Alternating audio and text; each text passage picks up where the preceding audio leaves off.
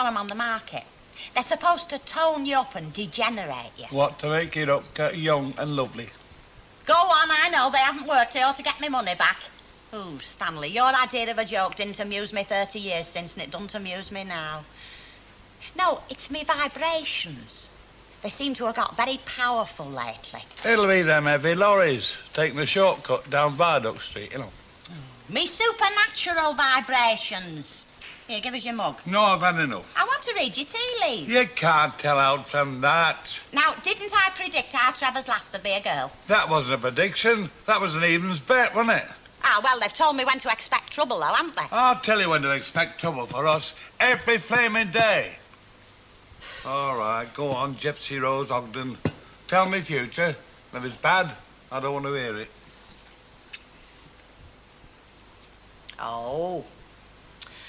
Oh, aye. I know. I'm going to fall off my ladder and break my leg. Hammer? There's trouble at work. Definitely. Trouble at work? Look, I was only joking when I said about falling off my ladder, you know. Oh, not trouble at you at work. Mine, it's my cup I'm reading. Oh, that's all right then, isn't it?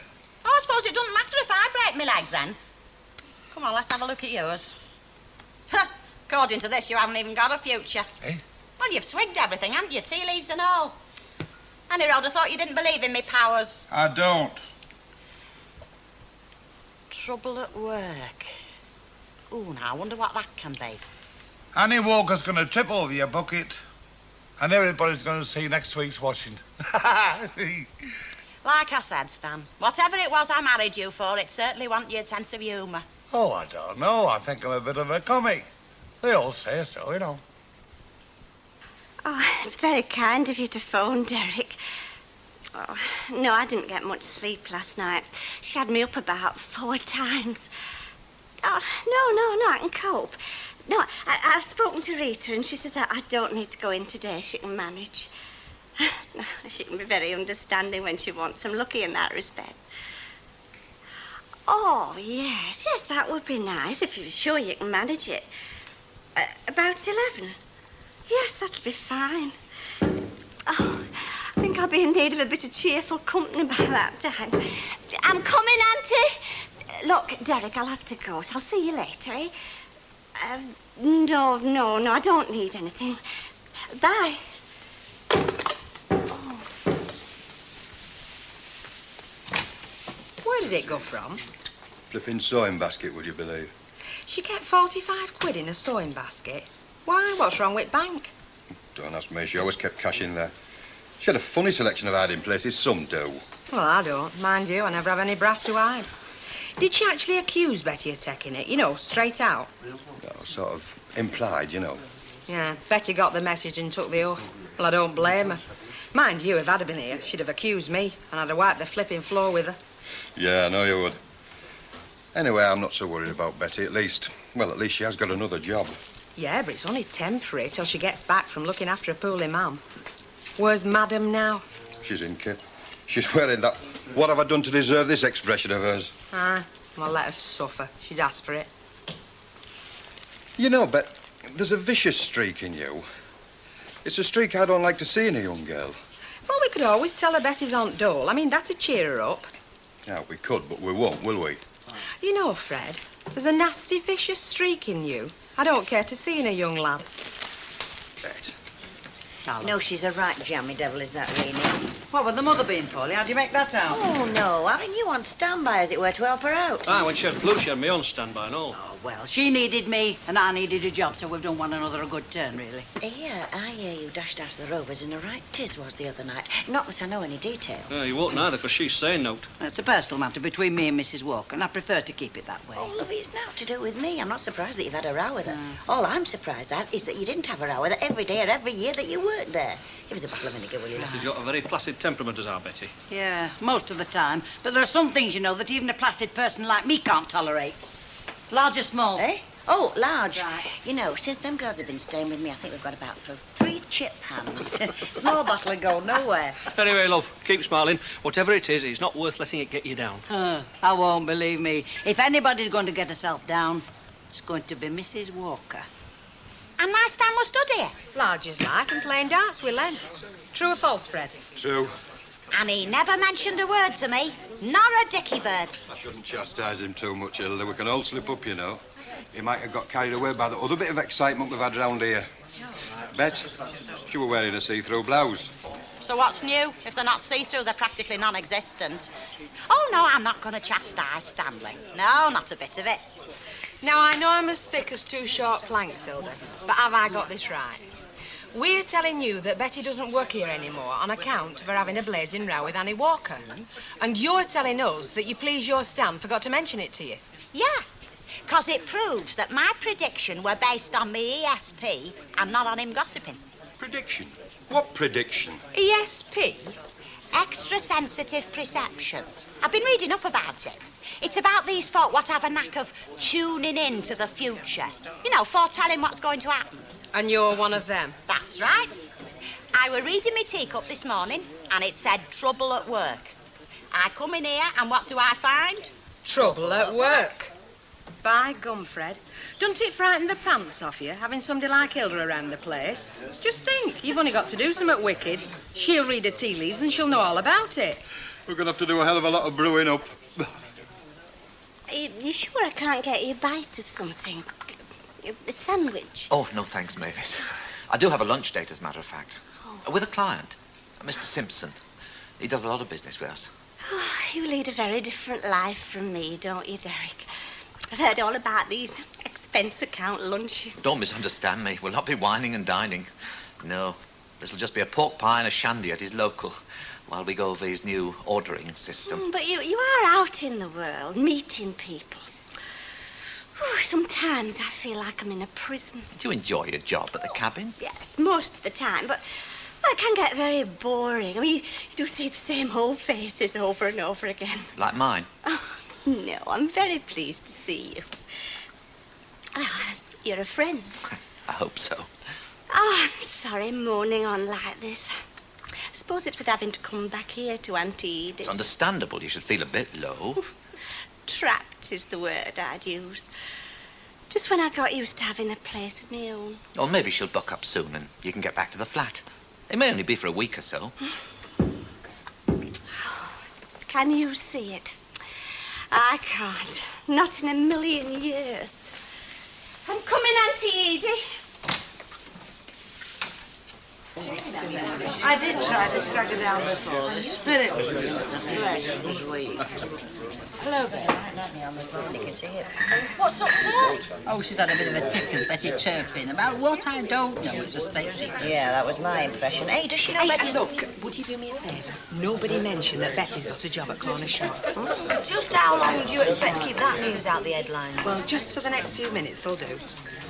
Oh, Mrs. Walker, you know that shopping that you asked Fred to tell me to get? Actually, I want two more things. Well, actually, I haven't been. Oh, dear, we haven't been all that busy. And completely without bread. Well, I would have gone, Mrs. Walker, but it was you I was thinking about.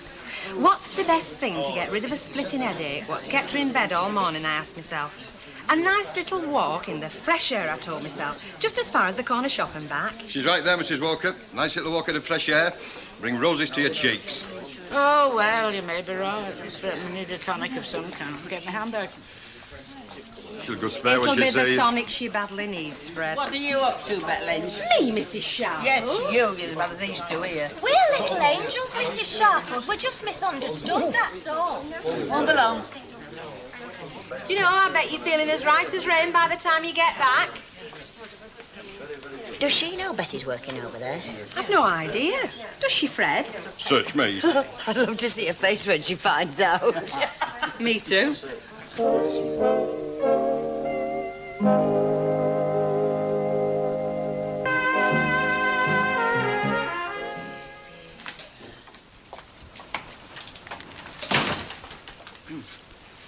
Good morning, Mrs. Walker.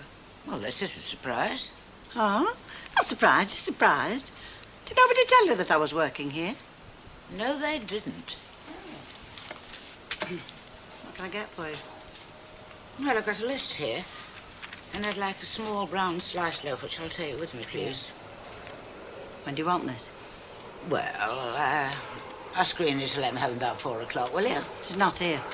Oh. Yes, she's away for 2 or 3 weeks. Oh, her mother, of course. So you're just standing in for her, yes?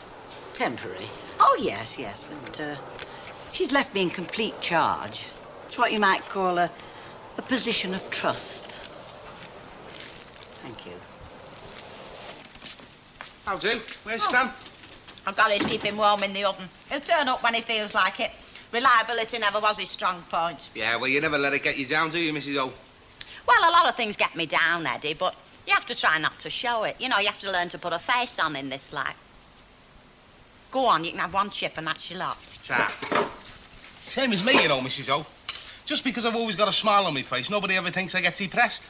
And do you? Of course I do, just like anybody else. What about? Well, the same things as anybody else. No money, not much cop at anything. And where am I going? Here, suck that up. Hey? Go on, unless you don't like drinking after me. Oh, I don't mind, sir, very much.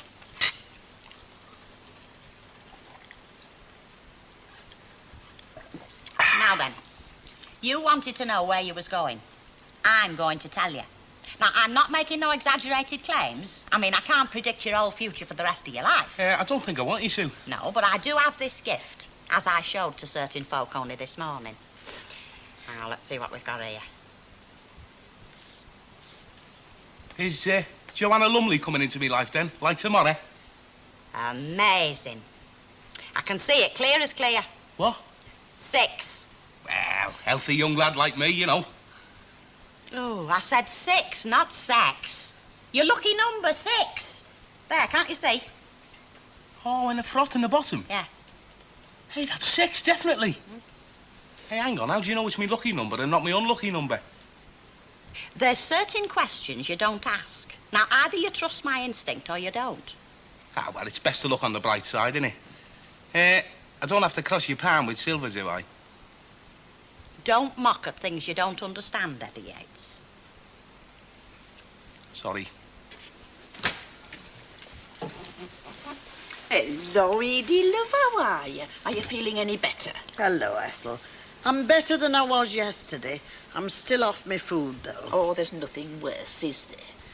Well, what's Mavis been tempting you with? Sardines on toast. Sardines? Nay, you'd be better with a bit of fresh fish. Nice piece of hake, steamed or poached or something. Now, you know she would, Mavis. Well, as a matter of fact, I wanted to get us No, we can't have you lying here an invalid, Auntie Edie.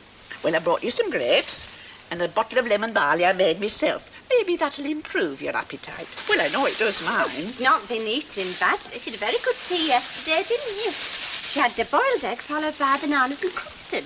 Yes, but I had to force myself, Mavis. And I wish I hadn't. I've still got heartburn from those bananas. Bananas? Oh, they lie very heavy when you're in bed. I thought you'd have known that, Mavis. Very indigestible. No, you want something nice and light, like a rice pudding. Now, you should know that, Mavis. Can you make her a rice pudding this evening? And I'll bring her a little bit of plaice or hake or something. You can cook fish, can you, Mavis? Of course I can cook fish. Oh, you are good to me, Ethel. Really, you are. Oh, well, I like to do my best, you know. Can I have one of your grapes? Help yourself. I'll try one, too.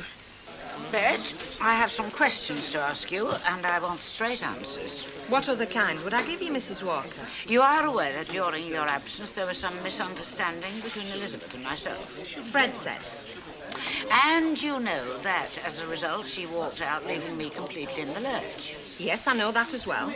You must also be aware that she is working at the corner shop. Of course I knew. Then why didn't you tell me? Because you'd been upstairs in bed all morning. Concerned about Elizabeth, wondering how she was going to manage for one thing. It now transpires I could have been saved all that heartache, that embarrassment. Mrs. Walker, you never asked me about Betty. In fact, you never so much as mentioned her name to me. And how am I supposed to know that you're suffering from a guilty conscience? One of these days, Miss Lynch, you will go too far. I mean that. But not while you're short as staff, cock. Now, where the flipping heck have you been? I've got soggy fish and chips in the oven on a low light. Betting shop. The little bedridden old lady on the round wanted 10p an horse. I couldn't refuse, could I? Do you know there must be more bedridden little old ladies on your round than there is in the old folks' home? Hey, Stan, did you happen to notice what won the 130? Happy Daffodil. I saw it on telly. Number 6. Fancy that. Number what? 6. 6? 6. You did say 6, didn't you, Stan? 6. He did say 6. Is this double act significant? I'm getting confused. Oh, very. Now what have you got to say? Something not fit for human ears. Well, not fit for female human ears anyway. I didn't have a penny on it. It's married. Didn't you have inside information or something? Only the best. Your Hilda practically spelt it out. Hey, Stan, she really has got a gift, you know. What gift? I'm a clairvoyant. Ah. No, Mrs. Sharp. A clairvoyant? Yeah. Oh, well, could you tell my future and mine and Gail's? Because if you see us lolling under palm trees with some monkey dropping coconuts on our heads, we'll know where we're going for our holidays. South Sea Islands. No, Bellevue Zoo. Yeah, I'll be happy to drop round any time. I mean, when you've got a gift like mine, you can't be selfish with it. Well, it's something I'm not in agreement with, messing about with the devil in his works. No good will come of it. Now, listen, Duchess, if I'd have backed Happy Daffodil at 40 to 1, a lot of good would have come from it, including 3 milk stouts for you, first off. Would you have said no if I'd have offered you a drink out my winnings? No. But then I wouldn't say no if you offered me a drink not out of your winnings. Oh, marvellous, innit? Some folks just don't need the blooming supernatural. Fred. I know. Milk stout for Mrs. Sharples. A milk stout for Mrs. Sharples. It was very good of you to come back, Derek. Did your meeting with Mr. Simpson go well? Oh, more or less. I had a Scotch egg. He didn't recommend the pork pies, no. But you don't look too full of the joys, Mavis, if you don't mind my saying so. In fact, a marked deterioration since this morning. I'm not the patient. You talk as if I were the patient, Derek. No, we don't want you being the patient, do we? No. How's your auntie this afternoon? Oh, she's worse. Oh, I'm sorry. Oh, I don't mean like that. No, she's had a very good dinner. It's just her and Cousin Ethel. Ethel's here. Oh, yes, she came about dinner time and she's been fussing around and ordering me about ever since. They both have been up and downstairs. Oh, talk about Cinderella, and she gets all the thanks. Then there was the fillets of place. Fillets of place? Yeah, for a tea. Well, really, she wanted them for a dinner, but she didn't want me to go out. You see, well, I can't be in 2 places at once, can I, Derek? No, of course you can't, Mavis. Then the doctor came about 2 o'clock, and, well, he said there's nothing seriously wrong with it. I mean, not more than you'd expect in somebody of her age. Isn't that what I said? You know what I think, Mavis? I think she's having you on. She doesn't need a full-time nurse at all. A full-time mug, perhaps. It was all a ruse to get you to come back here. Emotional blackmail. And she knows you're soft enough to give in to it. Well, I've just got a conscience about it. I mean, I did walk off and leave her. I did upset her. Yeah, but she upset you first. Anyway, the question is, what are you going to do?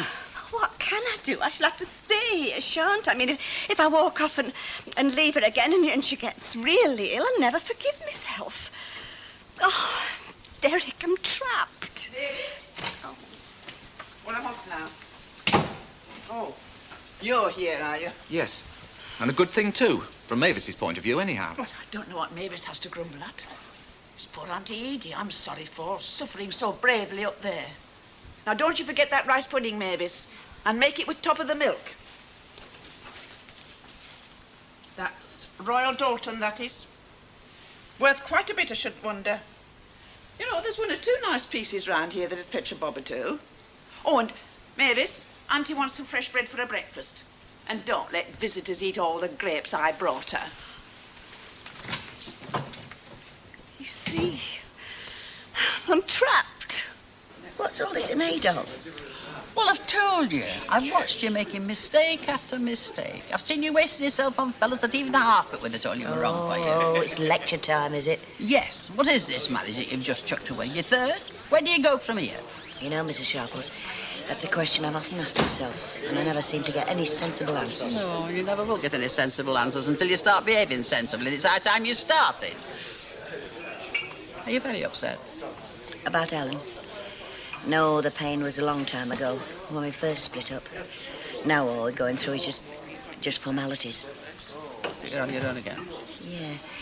You know, come to think of it, Mrs. Sharples, I've always been on my own, nearly all my life, even when I was married.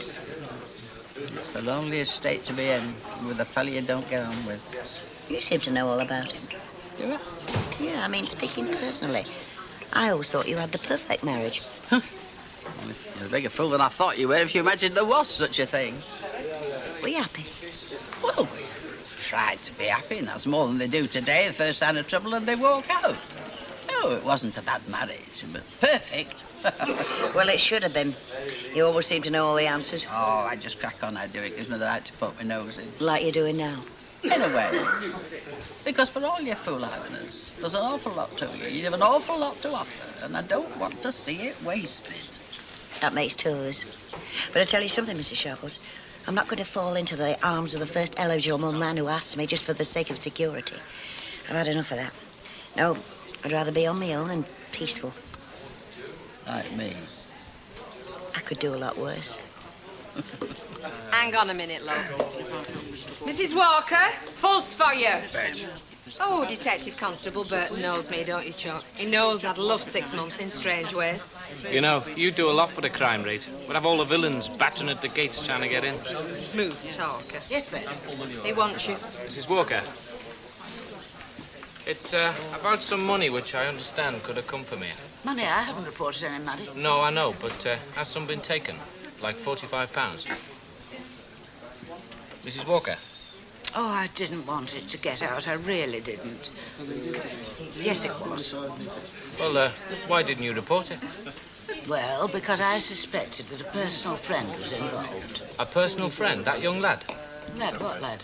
Gary Hankins. Works as a painter for the brewery. He did some decorating here a few weeks back. He took it, that boy? Yeah, he's been nicking right, left and centre everywhere he worked. We caught him for some other jobs and he admitted to this one while he was at it. But how? He wasn't even working here at the time. The crafty little beggar says he made an impression of your key while he was here, came back one night and Bob's your uncle. Anyway, we got him now. But you definitely should have reported this, you know. Oh, dear. So she really didn't.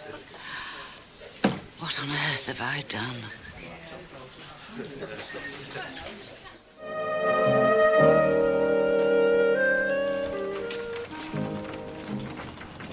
All right, Stan. Oh, hello. Are you coming in? Yeah.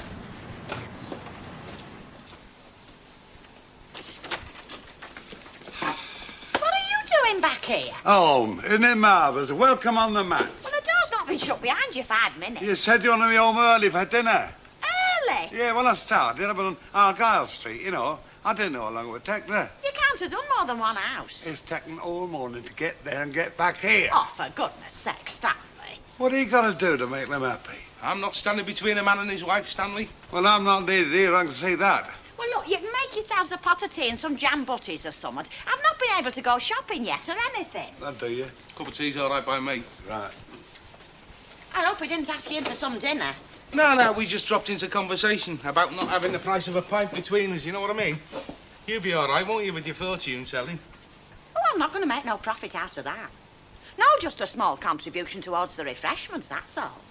I mean, the gift's not given to them who seek to profit by it. You want your head testing, Mrs. O. It's a guaranteed meal ticket, like a doctor. I mean, you see, they've got the gift of healing.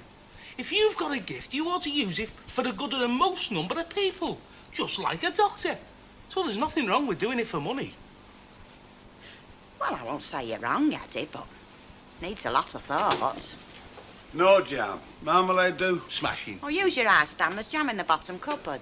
Jam it is. Very deep thought. Oh, mind you, you've said some very wise words, I know. Well, best shape, Mrs. Walker. Well, that first of them in no time. What am I to do, Fred? Silly woman's gone off. What am I to do? Well, first thing's obvious, innit? Mr. Sharples. I want my money back on them. Right. Good morning, Mr. Sharples. And I credited you with more sense, Honey Walker. I see. Then can I say, before you go on, valuable as your comments sometimes are, if you'll mind your business, then I'll mind mine. Thank you, Mrs. Sharples. Right, I'll get down and finish off in cellar, Mrs. Walker. Right, and if you're trying to be diplomatic, you needn't bother, because I'm not stopping to stay out. I'm going whether you're stopping or not, Mrs. Sharples. Not my place to stay out. Besides, what's never said never needs mending. But I don't need to tell you that, do I? Because you've a lot of mending to do. If I were you, I'd take a walk down to see Betty Turpin. I don't need telling anything by you, Mrs. Sharples, because you know nothing about it. So if you don't mind... But I do mind. When I see a woman that I've known for years, as honest as the day's long, and a policeman's widow too, called a thief all over town, of course I mind. This is a matter strictly between Mrs. Turpin and myself. But for your information, I never called her a thief. Did you not? No, I didn't. And when you say it's all over Weatherfield, well, that's just absolutely absurd. Is it? Well, it's got as far as the laughing donkey. And the tale there gets to be slightly different. Such as, I've had to sack the barmaid because she's dipping into the till. Who said that? It's common talk. Mrs. Sharples, I want to know, who did you hear that from? I don't think that matters. It's who did they hear it from? Now, if you know, you tell me, who did they hear it from? You. Don't be ridiculous. Then what did you say to Nellie Harvey? Tell me that. Because that's where they got it from. Can you deny it? You want to get back on the telephone to your friend. Unless you go and grovel to Betty Turpin first. Nice morning. Yes. Well, I mustn't mind, must I, Derek? She's my family's. As long as you make sure you can still, you know, lead your own life. Well, I can't. I can't just do as I like. Be realistic about it. There's no reason why you shouldn't get out. In fact, there's every reason you should. Oh, it's easier said than done, Derek. People get babysitters. She's not a baby. You know what I mean. You can get someone to come in. Who? Well, just someone to keep her company. There's more to it, Derek. I mean, it's a very different thing with a sick old lady, especially if she has one of her turns. If she decides to have one of her turns, you mean? There's a lot of that in Oh, it. now, that's not entirely fair. I mean, she is frail. Even the doctor agrees with that. She's been frail for years. She's still here. Yes, and I'm still here. Just when I got used to the idea of having a life of my own. Do you know, sometimes I think people are destined. I don't believe that. Well, I do. I know. I mean, well, I know this much. If you've got no place of your own, then you've got no life of your own. No, it just takes more... You've got to make more of an effort, that's all. But the only effort I've got to make is just to stop feeling sorry for myself. It's ridiculous. I mean, I'm here and I've got to stay here, and that's that. No, listen, Mary, I've just got a piece of advice. No, One don't piece. go No, on, I'm only... please, Derek. I'm sorry. It's all right. No, I am. I didn't realise we had company. Oh, yes, I'm here again, Mrs. So I see. Can I give you a hand? Look, I thought you weren't supposed to come down those stairs on your own. Well, there was nobody to give me any assistance, was there? Well, I didn't hear you call or anything. I can't very well shout, can I? And if you're busy talking, there's nobody to hear, is there? Well, come and sit yourself down. Oh, it's three of us eating, is it? Yes, Mavis did invite me to stop, Mrs. I hope you don't mind. It's not for me to mind, is it? But you'll realise when you're old and not so well, your house isn't your own. Not that I mind. I'm past minding. What have you made? Oh, just macaroni cheese. Oh, that's very nice. Bit indigestible, though, isn't it? Cheese. Like those bananas. Well, would you like me to make you something else? Oh, no, I wouldn't want to be any trouble to you. And I'm sure this young man likes macaroni cheese, don't you? Oh, I don't mind at all. We'll have to get used to eating what he likes. Still, perhaps it wouldn't be too much... just a boiled egg wouldn't be too much trouble for you, would it? It's the last thing I want to be is trouble. Anything else, love? No, just a sliced loaf, love, please. right. Are you going to order little do tonight, by any chance? What do? Have you heard? She's having a seance. Ever since she read them tea leaves, it's gone straight to her head. Oh, that one. No, I don't see how I can. But I'm not too struck on all that kind of thing. Oh, why not be good for a laugh at least? Well, there you are, you see. I mean, that's the wrong attitude. If there is something in it, I mean, it's not to be taken lightly, you know. Why not? Don't you think you've got a sense of humour over on the other side? I must say I side with Elizabeth. If there are those in the spirit world who have something to communicate, you'd think they'd choose somebody better than Mrs. Ogden. I never said there was anything wrong with Mrs. Ogden. Well, hardly a spiritual person. She's never done me any harm. Yeah, well, I'll see you, kid. Right, try Elsie. Bye. I was wondering if you'd heard. I suppose you have. What? Well, I had a visit from the police. Oh. They have arrested one of the decorators from the brewery. It seems he's been stealing all over the place, including the Rovers. It's of no great interest to me, Mrs. Walker. I can't remember which one it was. Can't even remember what he looked like. Is that all the news? Because, I mean, I have got things to do, you know. Elizabeth, You must not go on under the misapprehension. I'm under no misapprehension, Mrs. Walker. None at all. You are, if you continue to think that I harboured any suspicion about you. You harboured nothing. You said it straight to my face. Now, did I? Well, you did in so many words. Well, nearly. Never. Look, I can't see any point in this at all.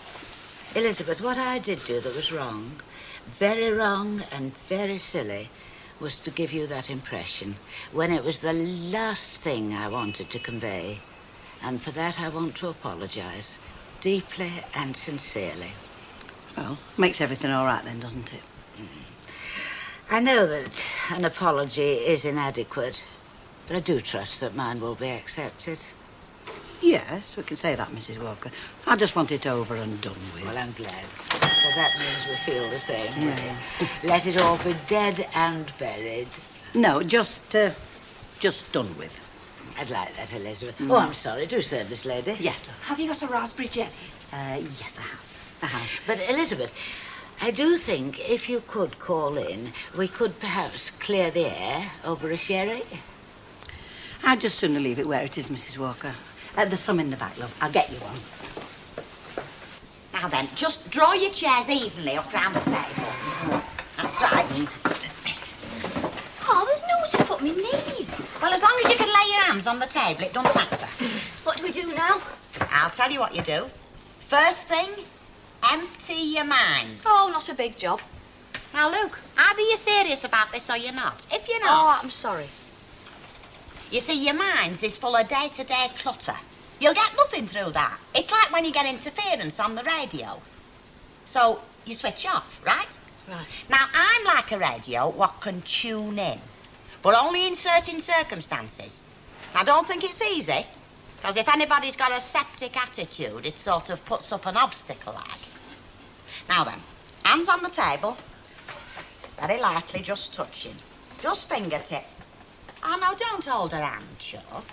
Well, I'm frightened. What if somebody comes? Well, it's quite natural to be frightened, but really there's no need. Now then, just touching. Right. Is there anybody there? Is there anybody there who wishes to speak to anybody here? Give a sign. Who's that?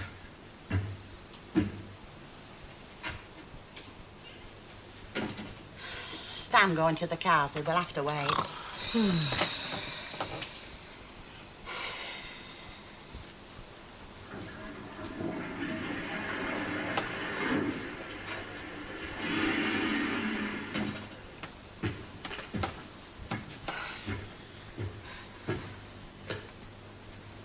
Right, join hands. Start together.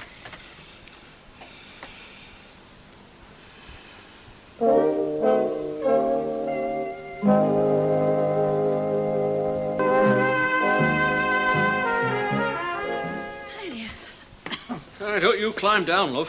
Well, she came round here to apologise in a row. Oh, very big of her. She told me she never said what I heard her say. I never said. Well, I know Annie. She'll convince herself she never did, neither. And she'll absolutely believe it. Anyway, as long as she don't convince you. Oh, she probably will in the long run. You know, you'd want more than a flaming apology if you took it to law. Well, I'm not doing that, am I? No, I'm just saying if she'd said it publicly, you'd have her caned in court good and proper. Hi. Aye. Hi, Fred. Coming back to us then, are you? Oh, what? Well, I understand you made it up with Mrs. Walker. I made nothing up. Oh, sorry. I just got the impression from Mrs. Walker that, well, Oh, did you? you know, you linked your little fingers and that. See? She thinks she's gone away already, vanished. She lives in a world of her own, does that woman.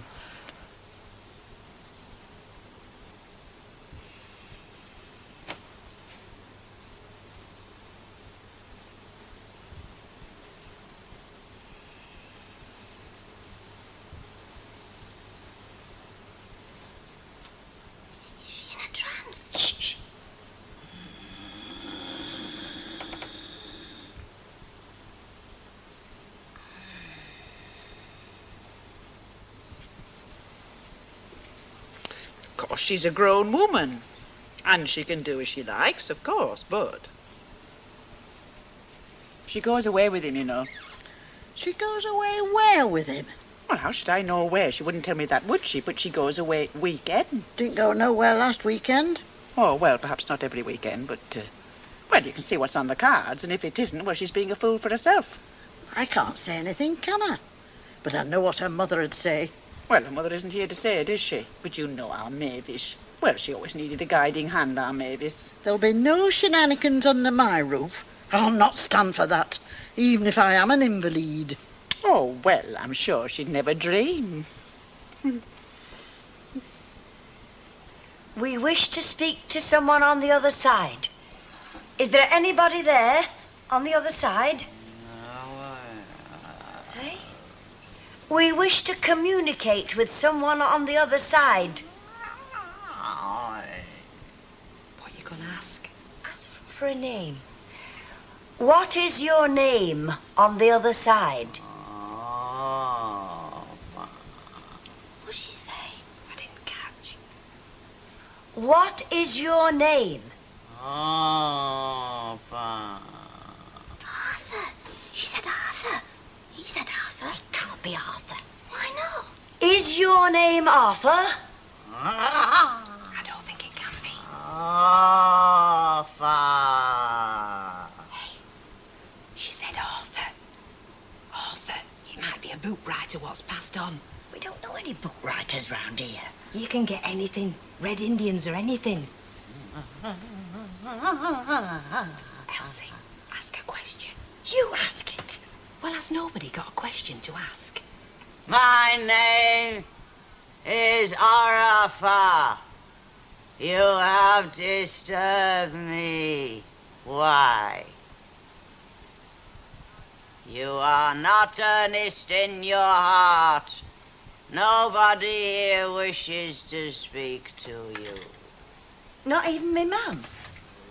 Who did that? It wasn't me. Oh, come on. Hilda. Put light on. Hilda, come on, Hilda. Come on, Hilda, love, snap out of Hilda, it. don't muck about. She is in a flaming trance. Hey, I've heard it can be dangerous. Pinch her, Elsie. What have you put a light on for? It's broad daylight out here. Oh. What happened? Anything? I think we got told off. I think we just had us leg pulled, didn't we, Hilda? What happened to my table? Do you really not know? Oh, no, my arm hurts. Yeah, well, I had to pinch you to bring you round, like. Don't so very much. Table went down with a right crash. It jerked right up first. Well, I wouldn't swear it jerked right up. Somebody kicked the table leg, that's what happened. Well, I didn't, and I just hope it was one of you lot. Oh, I feel all drained. Did you get any message from the other side? Well, I got a message, I think. What? Well, in fact, I think we all got a message. Either it's a load of hooey, or it's something that you don't mess around with. Well, I felt something spooky. Felt it in the atmosphere. You feel something spooky now, louder. Well, it's definitely time for a cup of tea. Definitely. Hey, come on, Hilda. Tell us. You didn't know what was going on all the time, didn't you? Look, if I'd known you was pinching me like that, I'd have give you a belt. Yeah, I reckon you would. Still, I'm not convinced.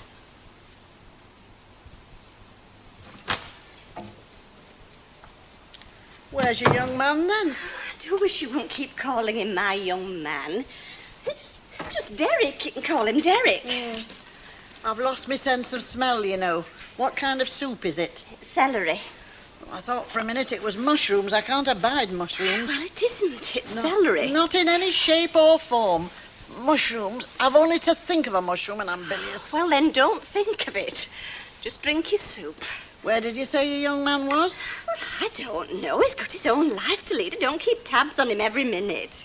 You don't want to be so casual in your relationships with men, you know. But it's not casual. It's just that sometimes I see him and sometimes I don't. He's not already married, is he? Of course he's not married. I've heard all about these. Sometimes I see him and sometimes I don't arrangements. And more often than not, he's married. Well, Derek isn't. Oh, not for your sake have you been going weekends with him. Who Who's been telling you that? Now, I'm only speaking for your own good. It's Ethel, isn't it? She never said anything ill about you. Oh, no, you can tell that. She's my best friend, is Ethel. Well, what would your mother say, going away with a man? Look, Auntie Edie, I don't have to put up with this. Not from you, not from Ethel, not from anybody. Anyway, it's not true. You mean you've not been away with him? I won't be questioned, Auntie Edie. Well, all I can say Look, is... you're letting his soup go if he'd cold. any respect for you, he wouldn't want you to go away with him, and not until you were man and wife. Has it ever struck you that I might not want to be married to him? He's a friend. I can have friends. Then he's one of your friends that I never want to see in this house again. You can't mean that. Derek's been very good running me round errands for you. Oh, yes, he's very nice. That's how they are, these men. That's how they take advantage. You very little experience, Mavis. And it's you I'm thinking of. And something tells me he's married. Oh, what's the use? Well, I think it's something you're very foolish to go dabbling in. Well, I don't think Hilda's up to it that much as a medium. Does that make it any different? You'll be conjuring up all night, and then where will you be? Now, we've not been at the Dennis Sweetleys or anything. It's not black magic are out. Well, you don't know what you're messing with. Hey, it was funny, though. Hilda really did go into a trance. Or at least I think she did. Well, maybe she thinks she did or not. 60p, lovey. Do you know when that table collapsed, little Gail nearly hit the ceiling? Oh, I say. Hope it frightened the life out of her. Oh, it has. Definitely. You know, if you want to go in for this sort of business, you want to go to a proper spiritualist church. Yeah. Hilda Ogden. She were very good with tea leaves after. Oh. Well, that's not the same thing. Well, she told Elsie she's going to be a divorcee again. Well, that's an earth-shattering prediction. An earth-shattering... Oh, dear. She's a good one. Yeah. She was taking a right swing at Annie Walker this morning. On your behalf, that one. She? Giving her what for, I'll tell you. Ah. What was she saying? That she ought to come grovelling down here to you. That's what she said. Well, she didn't exactly do that. She did give the idea that she was apologising because I've been stupid, if you see what I mean. I know the way she does it, don't I? You can get on the phone, says Ina, and tell your friends and all. Tell them what? Tell her friends what?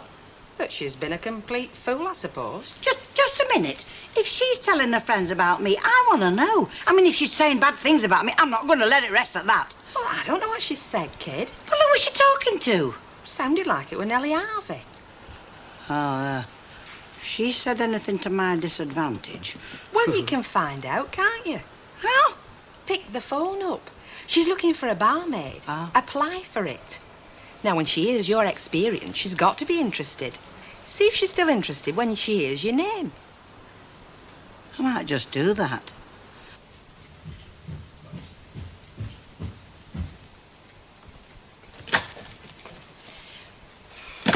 Auntie Edie, I just felt I should tell you that I've invited Derek to come round this evening and watch television.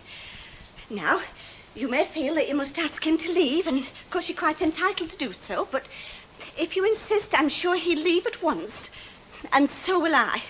Now, if you think that Cousin Ethel's going to come round and look after you, then you're very much mistaken, because she won't. And you know what that'll mean.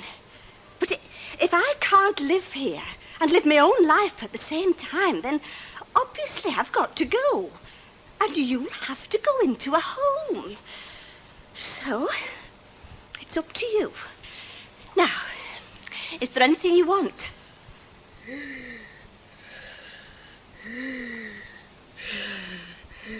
Give me my inhaler.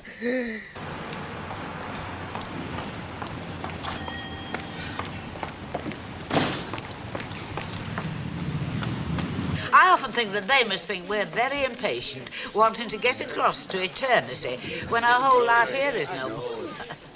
Will eternity seem long, do you think?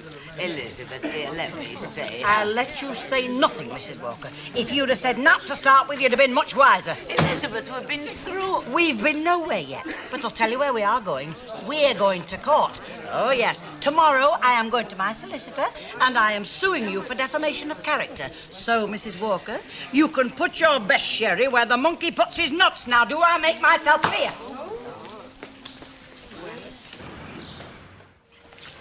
What's to do with this? Don't tempt me. Just prop it up against the curb here. What do you want it there for?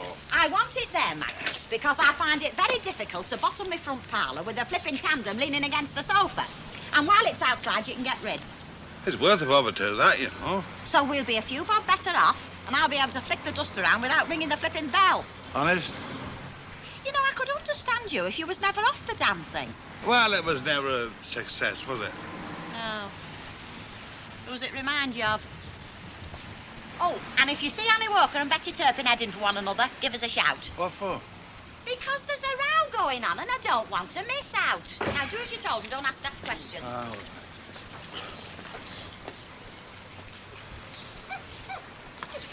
Now, do you know, we could just do with one of those kids.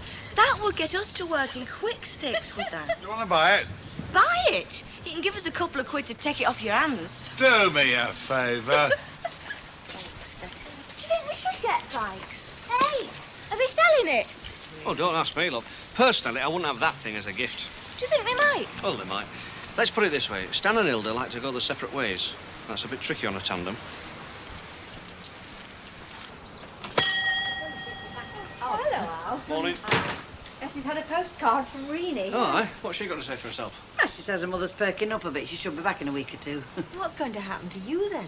You know, here. Oh, I'm never idle for long, lovey. I was born to work. Well, I certainly hope so. Yeah, ta-ra. Right. I wouldn't want you to go through what Ernest went through. Hey, what are you going to do, anyway? You can't go straight back to Rovers. Oh, manage. Well, if there's anything I can do... I'll let you know. That all you came in for, a gossip? Aye, more or less. Oh, and a tin of black boot polish. Oh. Here we are. Are you still set on taking Annie to court? Don't you think I should? Well, it gave us all a bit of a shock, you know. Well, I don't mind shocking that one, and that's a fact. Look, if she thinks she can go telling Nellie Harvey that I'm a thief and she's not got to give me a job, she's got another thing coming. She's not getting away with that. She never said that. Oh, didn't she? You asked... Oh, never mind. She didn't. Somebody heard her. Well, I can't believe it, Betty. Oh, I can't believe it. Save your breath, Al. I believe it. That's all that matters. Can you prove it? That'll have a damn good try. It's not good enough, Betty. Look, if you can't look after your own good name, I mean, what can you look after? Draw laugh, it's all I've got. Well, you might not even end up with that if Judge gets out of bed at the wrong side. Look, it's not that we don't sympathise with you, love. We know you're in the right, but all that judge is concerned with, if it goes into court, is facts. I mean, he don't give a toss if Fanny Adams thought she heard something, not about your good name, neither. I mean, if he's not absolutely satisfied, you could end up paying costs and everybody would still believe that you'd stolen flaming money anyway, in spite of that lad admitting it. So, weigh up. What do you think I do at night? I mean, I don't sleep, and that's a fact. I know. Look, if you know, you must see. If I say naught, folks will think the worst. If I take it to court, I stand a bit of a chance. Tip marvellous, Alf. I couldn't be worrying more if I'd pinched her blasted money. Please, I'd rather not talk about it. Thank you.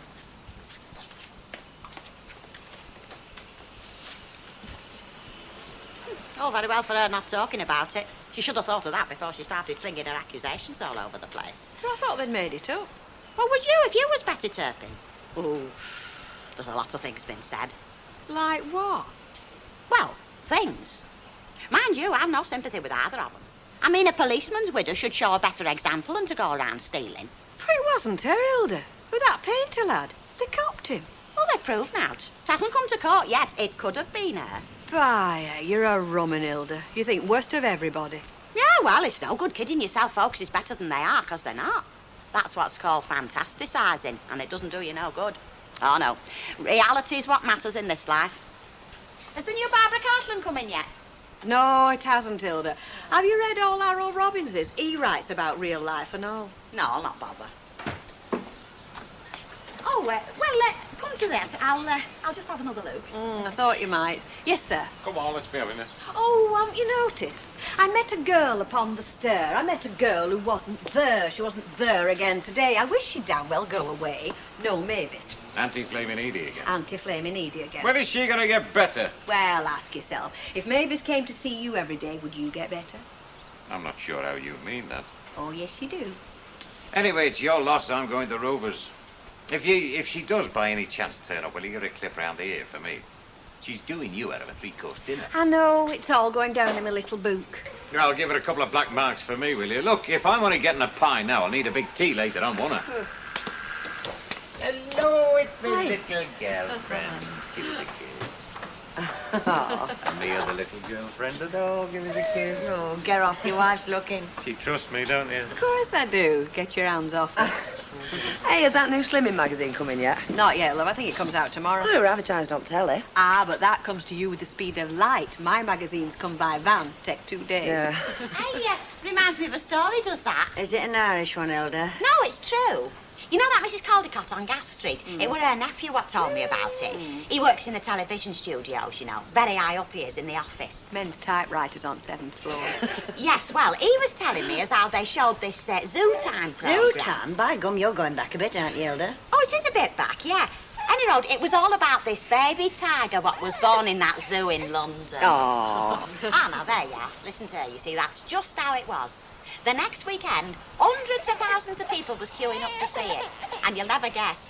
Programme were one of them repeats, 2-year-old. Tiger were 8 foot long. I like it, Hilda, I like it. Thought you would. Will you put one by for me? A tiger? No, a Slimming magazine. Yeah, Of course I will. They come in looking like pipe cleaners, asking for Slimming magazines. Oh, some pipe cleaner. Get exercising, that's the answer. Yes, all cycling machines and rowing contraptions these days, heaven forbid. Imagine waking up in the morning and facing one of them. 20 tip, please, look. Well, it's the kids, Elsie. If they can't get in a pair of skin-tight jeans, they're overweight. Yeah, we're all same, us kids. Aren't we, Chuck? I only want a minute, Annie. Surely it's time for a glass of sherry. Surely you've time for a glass of sherry. He's after their fortune, him. You know what they call him, don't you? What? The Weatherfield Wooer.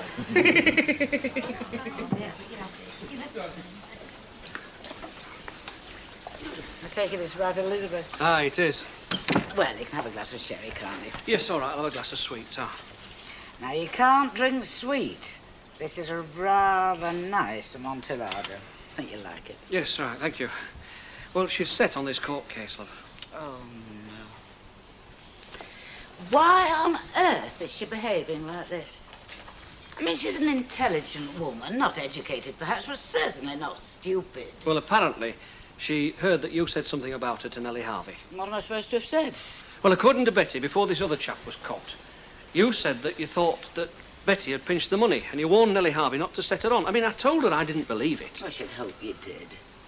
Who would tell her a silly tale like that? Well, she didn't say. No, I don't suppose she would. Surely it couldn't have been Mrs. Sharp. Never mind cheeky. I stick to what I said. When I see Annie Walker walking round with her face like thunder, I know who's behind it. Who, me? A simple little country girl. Shame on you, sire, for saying such dreadful things. Is chivalry a thing of the past?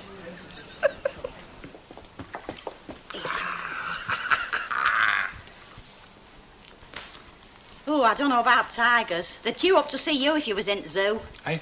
Never mind, get on with your dinner. And don't talk with your mouth full, just nod your head. Well. Now then, about this tandem. According to all them clever dicks in the cabin this morning, cycling is the latest thing for slimming. Oh, not you, you fat lump. It's not a bicycle you want, it's a flipping bacon slicer. No, them 2 girls next door. Now, they're always on about their figures, so get 'em interested. I talked to them this morning. They said they'd take it away for a couple of quid.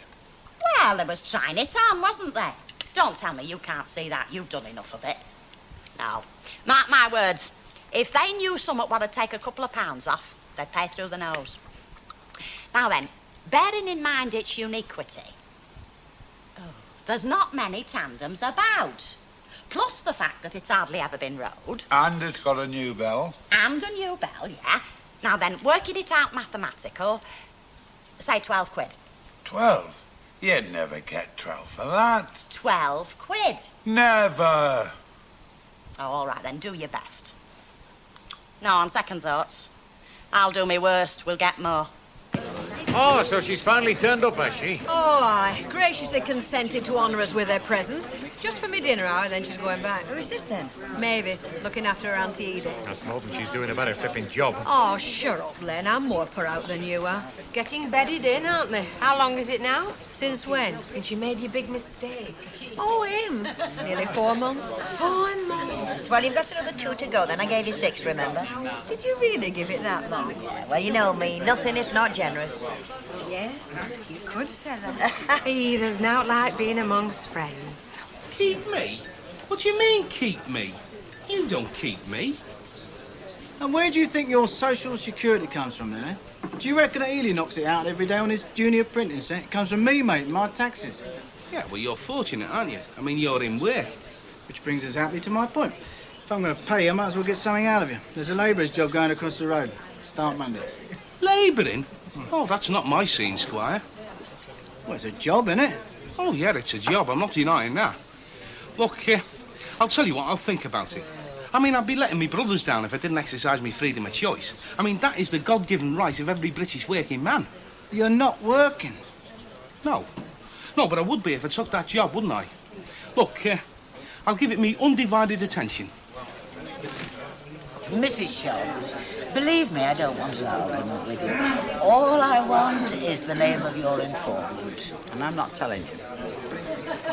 Mrs. Sharples, you come to me and tell me that I have made slanderous statements about a member of my staff. I now find that that rumour, which I told you was untrue, has spread, and in a most unfortunate direction. Now, I don't think it has anything to do with you, but it could be the person who told you in the first place. All I want is the name. And you're not getting it. Thank you, Mrs. Sharples, for your cooperation. I'm not sure I want you in here either. Oh, well, thank you very much. And in future, if you've got any stories to tell, go and tell them to somebody else. I just had Annie Walker there mathering about that Nellie Harvey business. Wanted to know where I've got it from. Did you tell her? No, I didn't. Well, you could have done, as far as I'm concerned. I'm not frightened of any Walker, you know. Any road, don't fret yourself. I'll tell her. All right, you tell her. I will. When I've had a drink.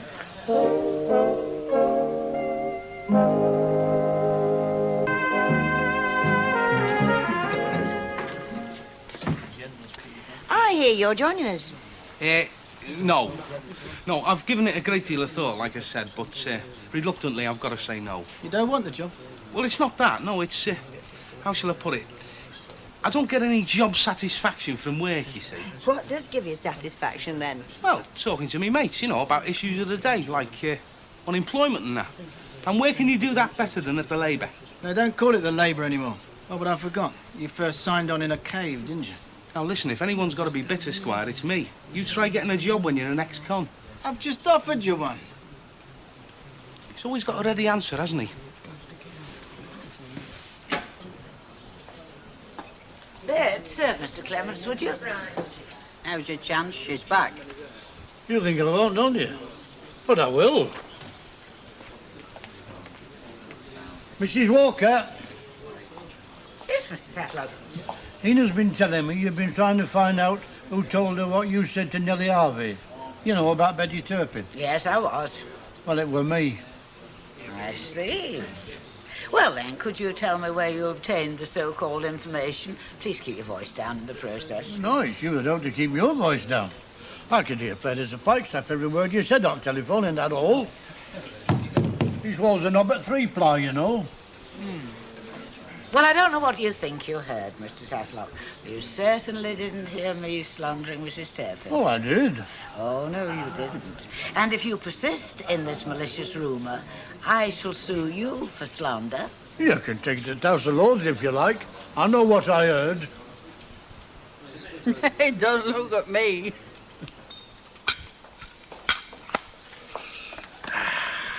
Ooh, every time I look at you, you sat at that table rubbing your pot. Any afters? Have you got worms or something?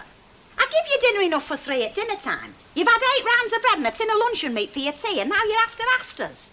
Oh, you can't have any room left, Stan, not even in there. Well, I'm hungry. I wouldn't be asking otherwise, would I? Ooh, you know, my father, God rest his soul, always used to say, you should get up from the table feeling you could eat a little bit more. Mind you, he had to, bless him. Never earned more than £3 a week in his life. Here, get that table sided. Right. We got your message. Oh, wait, yes, that's right. I left it for you. Come on in. I'm told you've shown an interest in my velocipede. Oh, would we try and break up an happy marriage? Have we shown an interest in Stan? Now, you misunderstand me, as I think you well know. Now, velocipede, according to the Reader's Digest I were reading in the dentist last week, is the old-fashioned name for bicycle, or in this case, tandem. Oh, your tandem. Yes, which is for sale, as it so happens. Now, by a strange coincidence, me and Stan happened to be talking over this evening meal, and, well, I happened to mention as how cycling was the latest thing for trimming your figure down, you know. And then Stan mentioned as how he'd noticed you two was getting a bit bonnier. You mean fatter?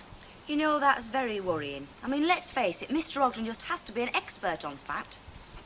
Yes, well, what do you think, then? How much do you want for it? We thought £12. £12? Well, of course, we could talk about that. We'd have to. And we'd want to try a run before we gave you the money. Oh, certainly. Yeah, we could try our new shorts out at the same time. Yeah, why not? Yeah. Well, we'll see you later then. Yes, all right. When you're ready, just give us a knock.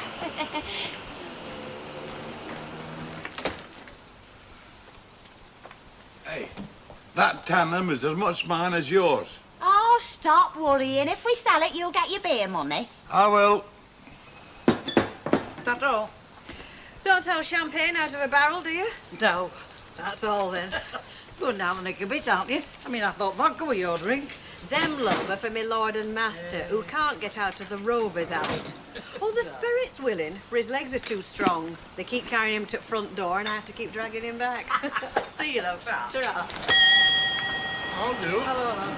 Oh, hang on a minute. Let me get my little list. Now then, what have you got for us today? Cabbage?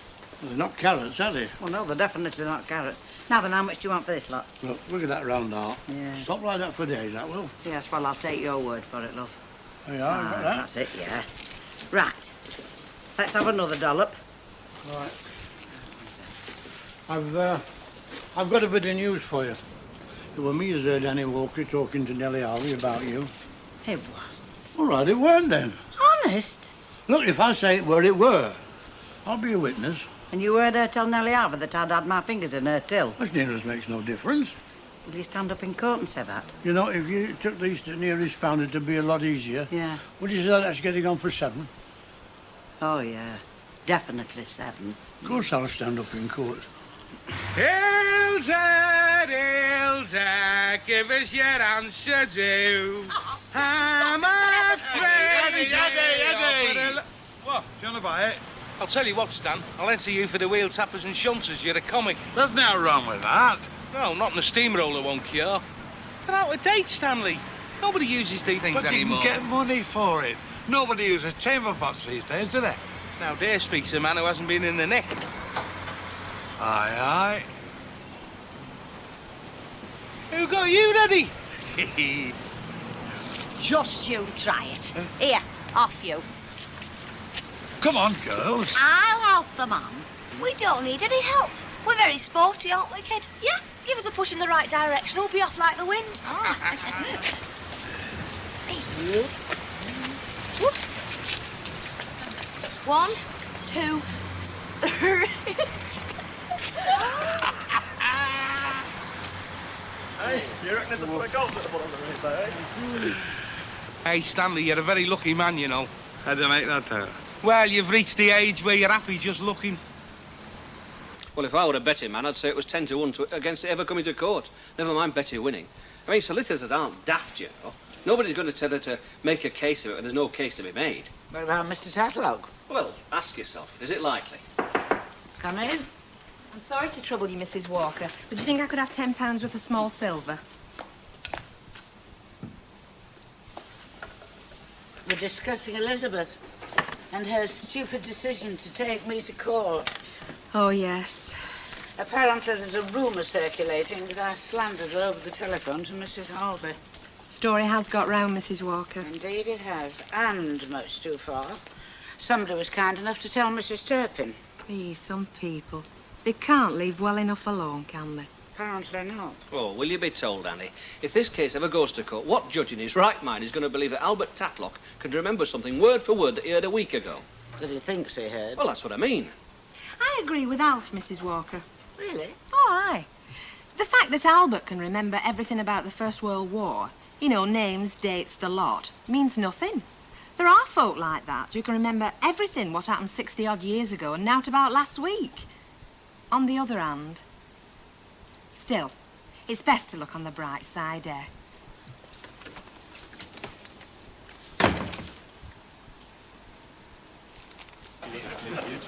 Right, what are you having? Hear that, Hilda? He's buying drinks for other women. Oh, well, it's an occasion. It's an occasion when he buys anybody a drink. Yeah, well, when you're finished, we'll have 2 bitter lemons. You are feeling more thirsty than exotic. It takes it out of the zacket after I've been 3 hours in a discotheque. My legs are killing me. Stan will rub them for you. And a pint, love, and a light bottle. Your pen, love. Right, come on, let's get down to business. Go on, you better do the negotiating, seeing as you're supposed to be the boss. Yeah, and I'm fighting for our side. Now, what's your opening price? £12. 5. 5. 5. 10. 6. 8. 7. You've got a deal. OK, £7.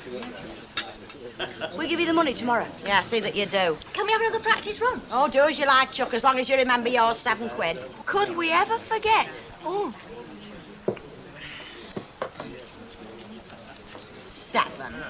We'll have to meet them halfway. Look, for your information, Bamber, 7 is not halfway between 5 and 12. And I don't know whether you noticed or not, but we was going down in 2s and they was going up in 1s. I noticed, Hilda. Oh, you flipping would. Oh, well, shut up, will you? Money's money, isn't it, lad? We sold a tandem. Ah, you don't have to tell me, Stanley. I know exactly who you sold it to and all. That fella in Eccles New Road. And I can tell you how much he paid you for it. 100 quid. 95? We sold it to the girls. We got 7. 7 quid? Oh, Stanley, I know there's one pawn every minute, but it'll always have to be you. 7 quid for a £100 bike. They're scarcer than back studs nowadays. Just keeps happening, doesn't it, Stanley? Just flaming keeps happening.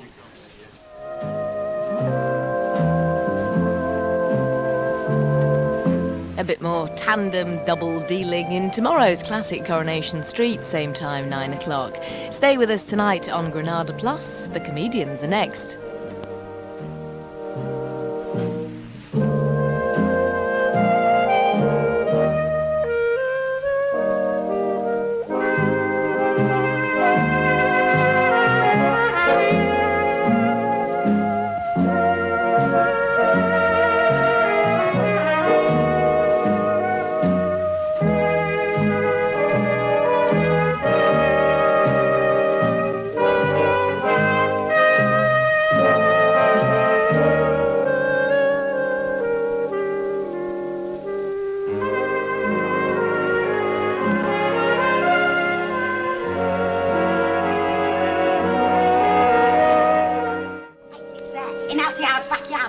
The drain pipe. What is?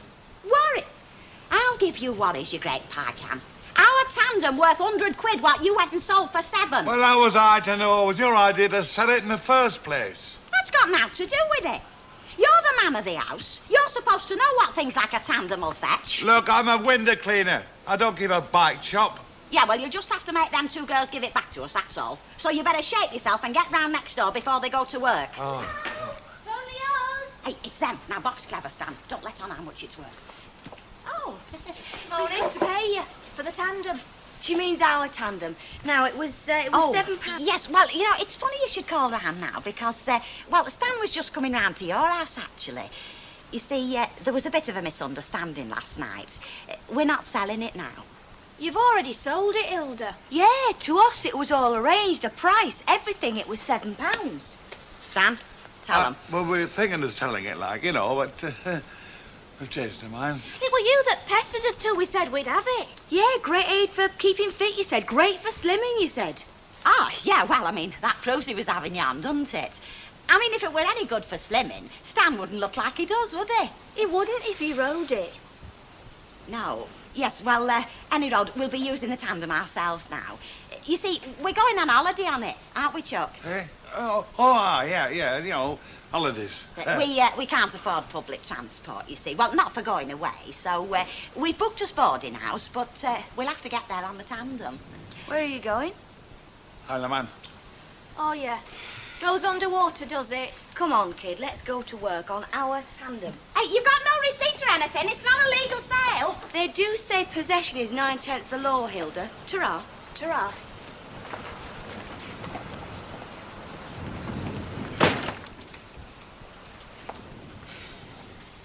The Isle of Man. Honest, I don't know why you waste your time getting out of bed some days. I thought so. Many a time. I just don't understand how she can persist in this ridiculous idea of suing me. Yes, well, it's not ridiculous to Betty, you see, Annie. Now, as far as I can make out, it's something she thinks she's got to do. The only thing she can do. I'm sorry, Al. I can't accept the idea that she can be so vengeful. Elizabeth, of all people. After all the years she's worked here, I thought I knew her. But apparently I was mistaken. Well, she's peaceable enough normally, is Betty. Always has been. But this time she's boiling mad. I just don't know what's got into her. Yeah, well, that's what I'm saying, you see. You said yourself it's not like Betty Turpin to behave like this. She must have had some provocation. I see. In other words, you believe that I accused her of being a thief. It's not a matter of what I believe, love. It's a matter of what Betty believes. That's what counts. I mean, as far as I can make out, there's that many tales going about who said what to who. You say one thing. No, let me finish. You say one thing. Betty says something else. Albert's got his version. Yes, well, what Albert Tatlow says is just malicious gossip. Yeah, but you see what I mean, don't you? As far as I can make out, there's only two folk in the whole of Weatherfield who haven't swapped tales over this. You and Betty. What are you suggesting? Well, you and her are the only two that can get this thing straightened out. Why don't you get together? Well, I'm sure Elizabeth knows that I'm prepared to see her here at any time. Well, I think in this case, the mountain might have to go to Mahomet. So we take this wall out here, you see, and make a separate entrance from the back there. Oh, so that whoever lives upstairs won't have to walk through here? That's right, yeah. I mean, if we're going to let the place off to strangers, we don't want them coming in right through the shop now, do we? Strangers? Isn't Mavis coming back to the flat then? Nah, she's with her Auntie Edie for duration. You don't know that, Len. She's like talking to Walt. I keep telling him she wants to come back here. And I always wanted to meet Madeline Monroe. Anyway, I'm being charged rates for that place, you know, so I want to let it off to somebody now, don't I? Poor Mavis. She does seem to have been behind the door when the luck was handed out. Oh, hello. Can I have my TV Times, please? Hey, hello, love. Did you manage to get your bike back off Gail and Susie? You know that Stan sold their tandem last night for £7. £7 for a £100 bike. What, that high wreck of a tandem? Don't knock it, darling. It's old, that, you know. It's very valuable now. I mean, some people would prefer that to money. True, that's the reason why I married you. I'll ignore that. Did you manage to get it back, then? Not quite, no. They're being a bit awkward. Ah, it's a pity, that. Because you know the address of that bloke I was telling you about, the bloke who buys bikes? I've got it here for you, written it down for you. Still, there's no point in giving it to you if you can't get it back off him, is there? Oh, I'd better have it just in case, because we are hoping to get it back, you know. You won't let on how much it's worth, will you? I mean, it is our tandem, really. It's not fair if somebody else gets the benefit. How much? Huh? To keep my mouth shut. You wouldn't. You flaming would, wouldn't you? All right, go on then, tell him, if it gives you any pleasure. You wouldn't, would you? Yeah, they can't stand any more disappointments in life, especially Hilda. Do you know, Fairclough, you're not half as bad as they say. Ah, she's a little belter. Can I give her a rust? Yeah, she likes them. Do you? You like rust? Hey, look now. Here you are. Look at that. You got stuck into that. There. You've got to keep your strength up, you know, if you've got some nasty teggies coming through.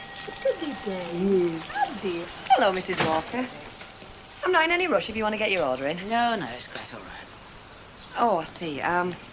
Betty, what else was it I wanted? Oh, yeah, bag of sugar. Oh. For the 24 and a half, please. 25, thanks. Sorry.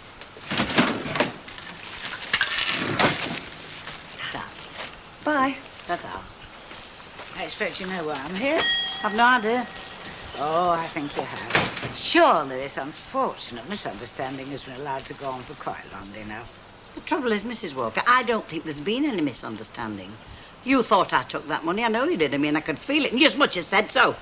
I won't deny that at the time, and you must bear in mind the circumstances, at the time the thought did cross my mind, but I dismissed it very quickly.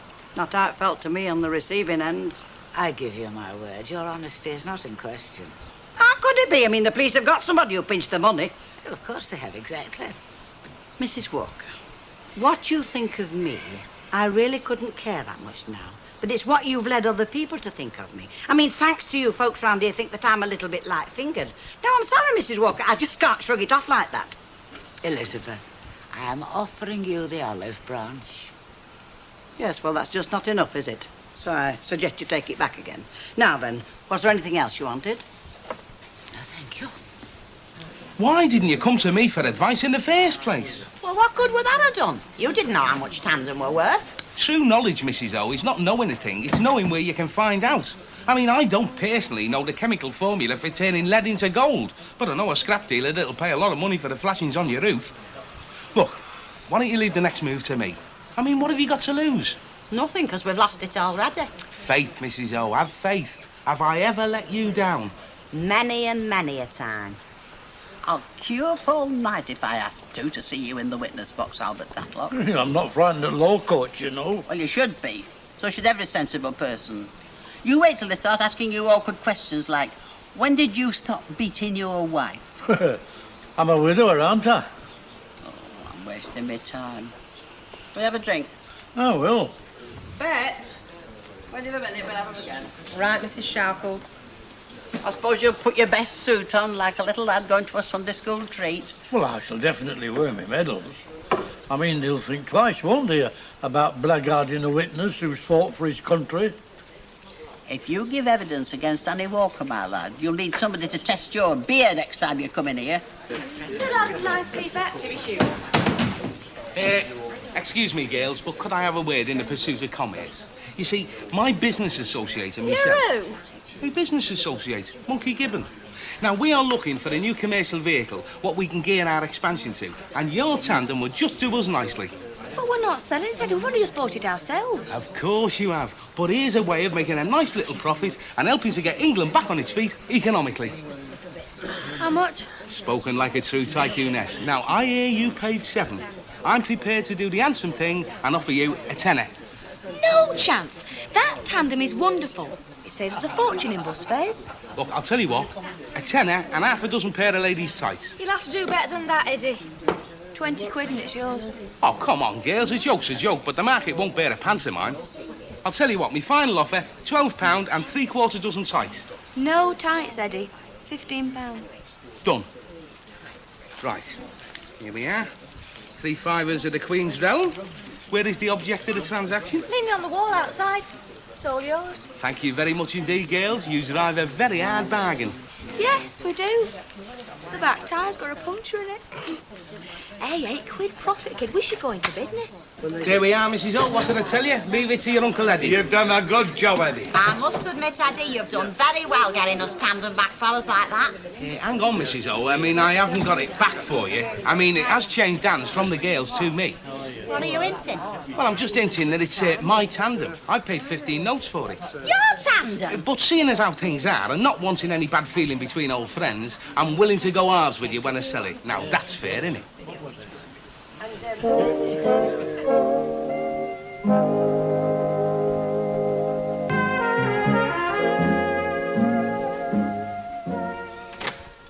I just popped in to see if you'd had any luck. You know, if you managed to settle things with Betty. Afraid not. Don't think it's for want of trying. Went along to the corner shop just as you suggested. And what happened? Couldn't have been more open or more generous, but it still wasn't enough. Oh, I'm sorry to hear that, Annie. Hey, how about me having a try? I mean, there must be something that'll satisfy. Well, I've been trying to write out a card which you could show in the shop window if you wanted. Have a read of it. Certain malicious rumours have been drawn to my attention. To put a stop to ignorant gossip, I wish to state that I regard Mrs. Elizabeth Turpin's integrity as beyond reproach. I have the utmost regard for her character and deplore any slur on her reputation. Signed, Anne Walker. Well, do you approve? Well, I reckon if she puts that in a window, she's bound to be satisfied. I certainly hope so. If humiliating myself in this way isn't enough for her, I'm sure I don't know what will be.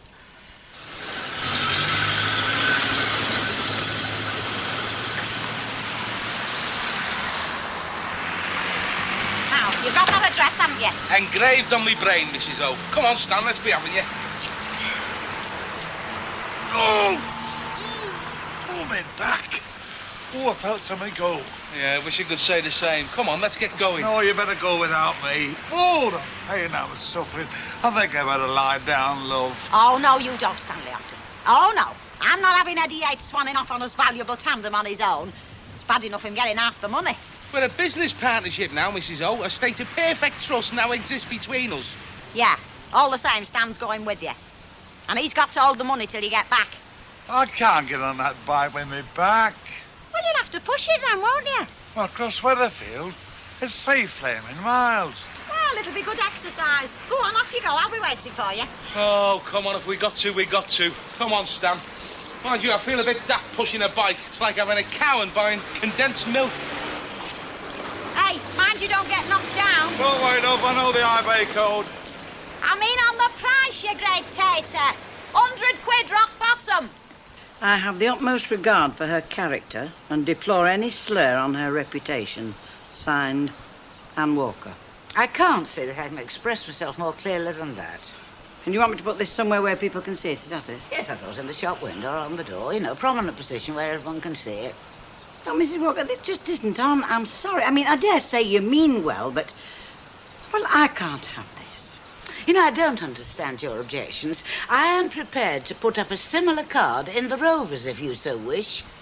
No smoke without fire. That's what folks round here will say. They all think there's something more behind it. Start reading between the lines, even if there's naught to read. No, I'm sorry. It just draws attention to the trouble and makes things worse. If that is your opinion, how can you contemplate taking legal action? Surely that'll have precisely the same effect, only 10 times worse. I don't think so, Mrs. Walker. Not if I can prove my case. And I can.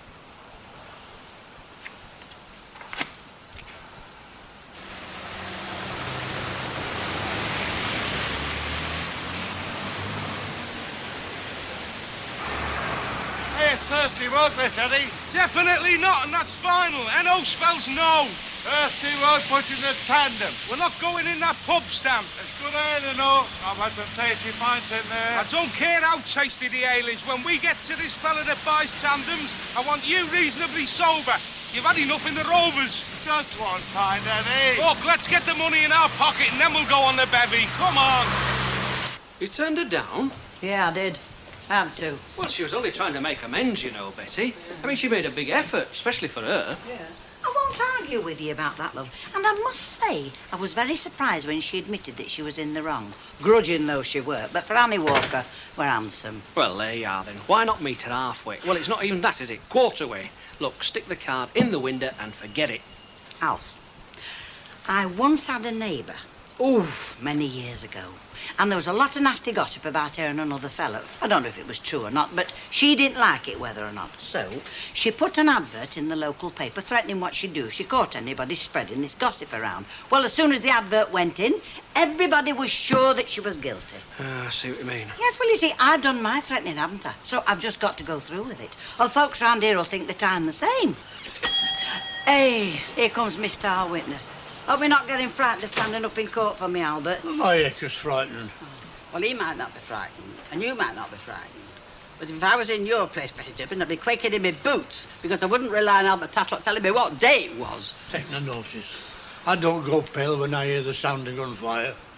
You can depend on me sticking up for you. Yeah, I'm sure I can. Hey, Albert, I hope you don't mind my asking, but I've heard that many versions about what you're supposed to have heard Mrs. Walker say to Nellie Harvey. And I've never had it from the horse's mouth, if you know what I mean. Well, I don't mind telling you. Look, I were in snow, weren't I? And I heard her talking on telephone to Nellie Harvey. And I know it was Nellie Harvey because she asked for her when they replied at the other end. Oh, get to the point, can't you? What did you hear her say? Aye. Well, now, hold your sweat, will you, the pair of you? Who's the witness, you or me? Well, anyhow, she must have said something, Nellie Harvey, you know, about taking Betty on. because Annie Walker said in that case, I reckon it was a duty to tell you that Betty's a bit light-fingered. Well, are you sure she said that? Well, I heard her. Just a minute, Albert. I thought you said that Mrs. Walker said that I'd had my fingers in her till. Well, that's what I said. It's not, you know. Well, that's not what you told me, Albert Tatlock. You told me that Annie Walker said that Betty had her fingers in the till, but there was nothing she could prove. I know what I heard. Well, there's a hell of a difference in them two versions, you know, Albert. No, there isn't.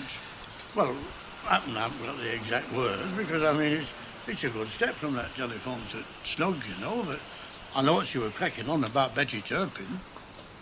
That's your star witness. Wouldn't hang a cat on that evidence. Don't be frightened, I won't stick up for you. I will. I'll tell them straight. Hey, Albert.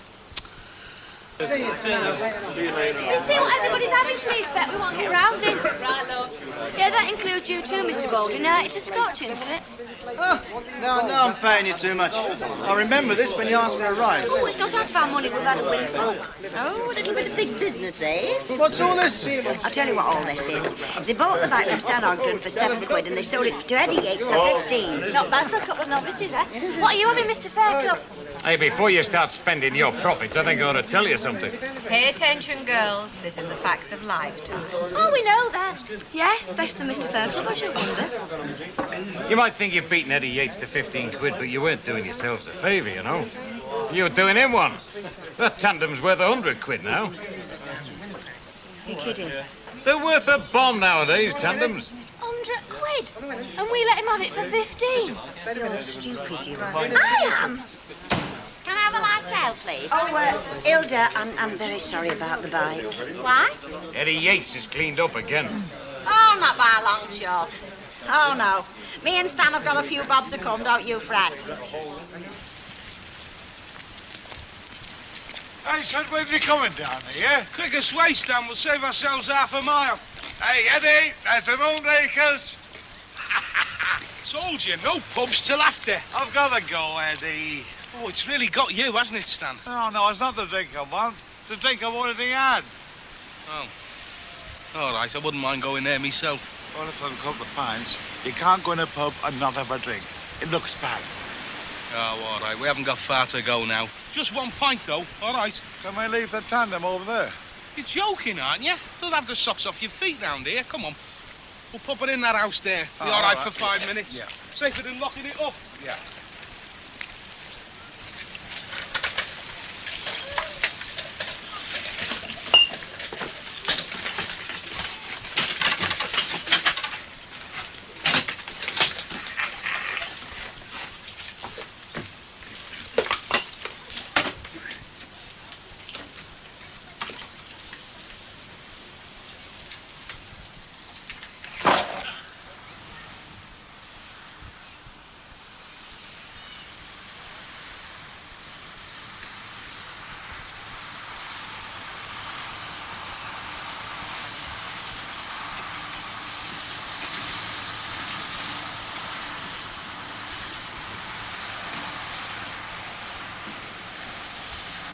Now, just one pint. Don't forget. All right.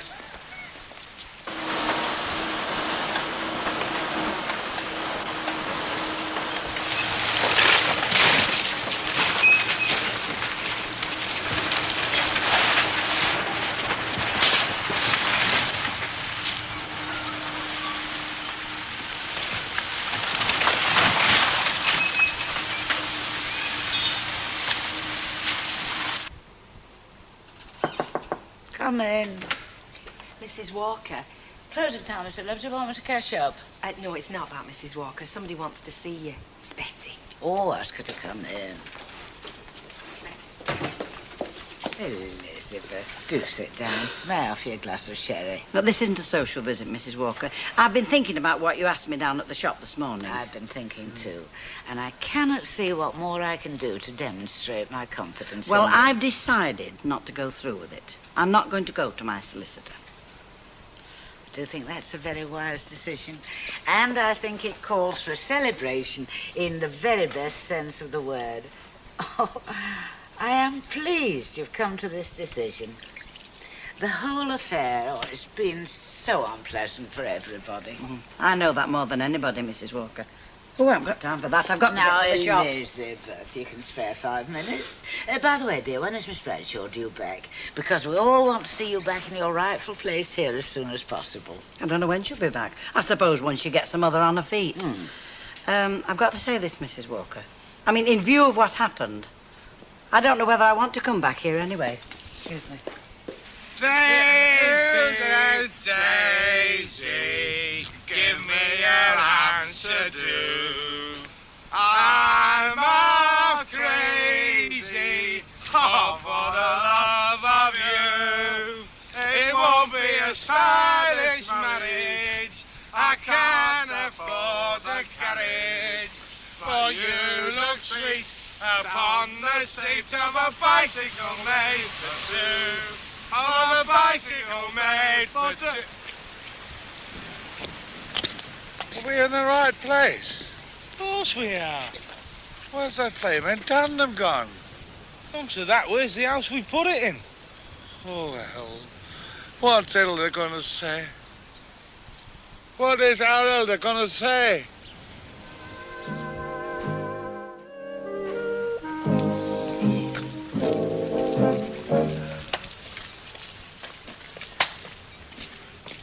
Oh, flaming no other shots. They are, Stan.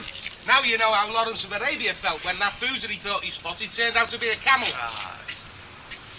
It's a bit common, this, you know, standing round a pub, waiting for opening time. Only be a few minutes. I know what your trouble is, Oggy. You think your Hilda isn't going to believe a flipping word of it. Of course she's not. Why not? Would you believe us? Would you believe us when we say we put a tandem in a house and the house fell on it? Would you believe us? Of course I would. And I'll tell you why. Because no one would be so daft as to make up a potty story like that, would they? Come on, let's get home and get it over. Just a bit longer. What, until the tide comes in under the viaduct? Till I think of something. Try telling her the truth. I've told you she won't believe me. Why not?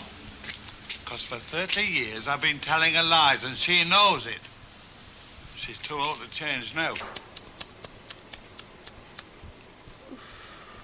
Are you laying an egg over there, Hilda? Oh, some of these male models, honestly, they're only just short of being indecent. Oh, come on, Hilda, love. You must have seen far worse sights than that living with your Stan all these years. Don't be so flaming cheeky. Any road, we're married. Oh, she's got a point there. Look, are you or aren't you going to order something out of there, or are you just out for a cheap thrill? Oh, yeah, I'm going to order. Well, get on with it. I've got a pub to open. See, there's a cup of tea there for you. Oh, thanks very much, Chuck. Oh, could I have a drop more milk in, please, because I like it weak? I just think, though, that old bag stuck in our parlour all this time. Me thinking it were only lumber and it's worth its weight in gold. Hey, you will invite us over, won't you, Hilda, when you get your villa in the south of France?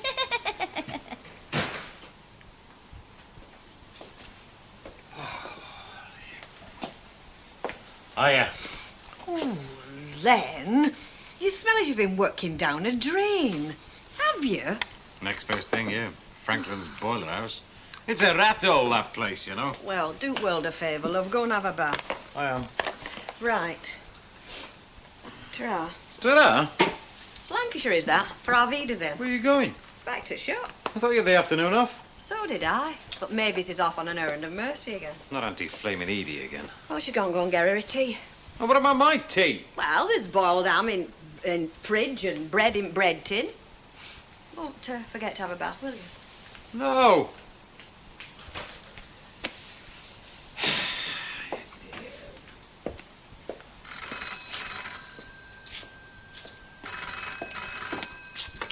Hello, yeah. Your cat's got what? Well, what are you telling me for? No, I don't even like cats. No, I'm not the No, I am not the vet, no. No, and I don't know his number either. Do you want to read the paper, Auntie? No, thank you. It'd only depress me. Why on earth don't they print some good news? Well, there isn't much, I suppose. There's not been much for a long time, if you ask me. You know, sometimes I think I'd be better off out of it. Now, that's silly talk, Auntie. You try lying here for a couple of weeks and then see if you think it's silly. Well, going? To the toilet. Can you manage on your own? Well, I shall have to see, shan't I? Oh, hello, Mrs. Up and about, are we? That's nice to see, very nice. Didn't I say you'd soon be feeling better? Now, don't tell me. You're off for a brisk walk round the garden, aren't you? I'm going next door to the toilet. Oh.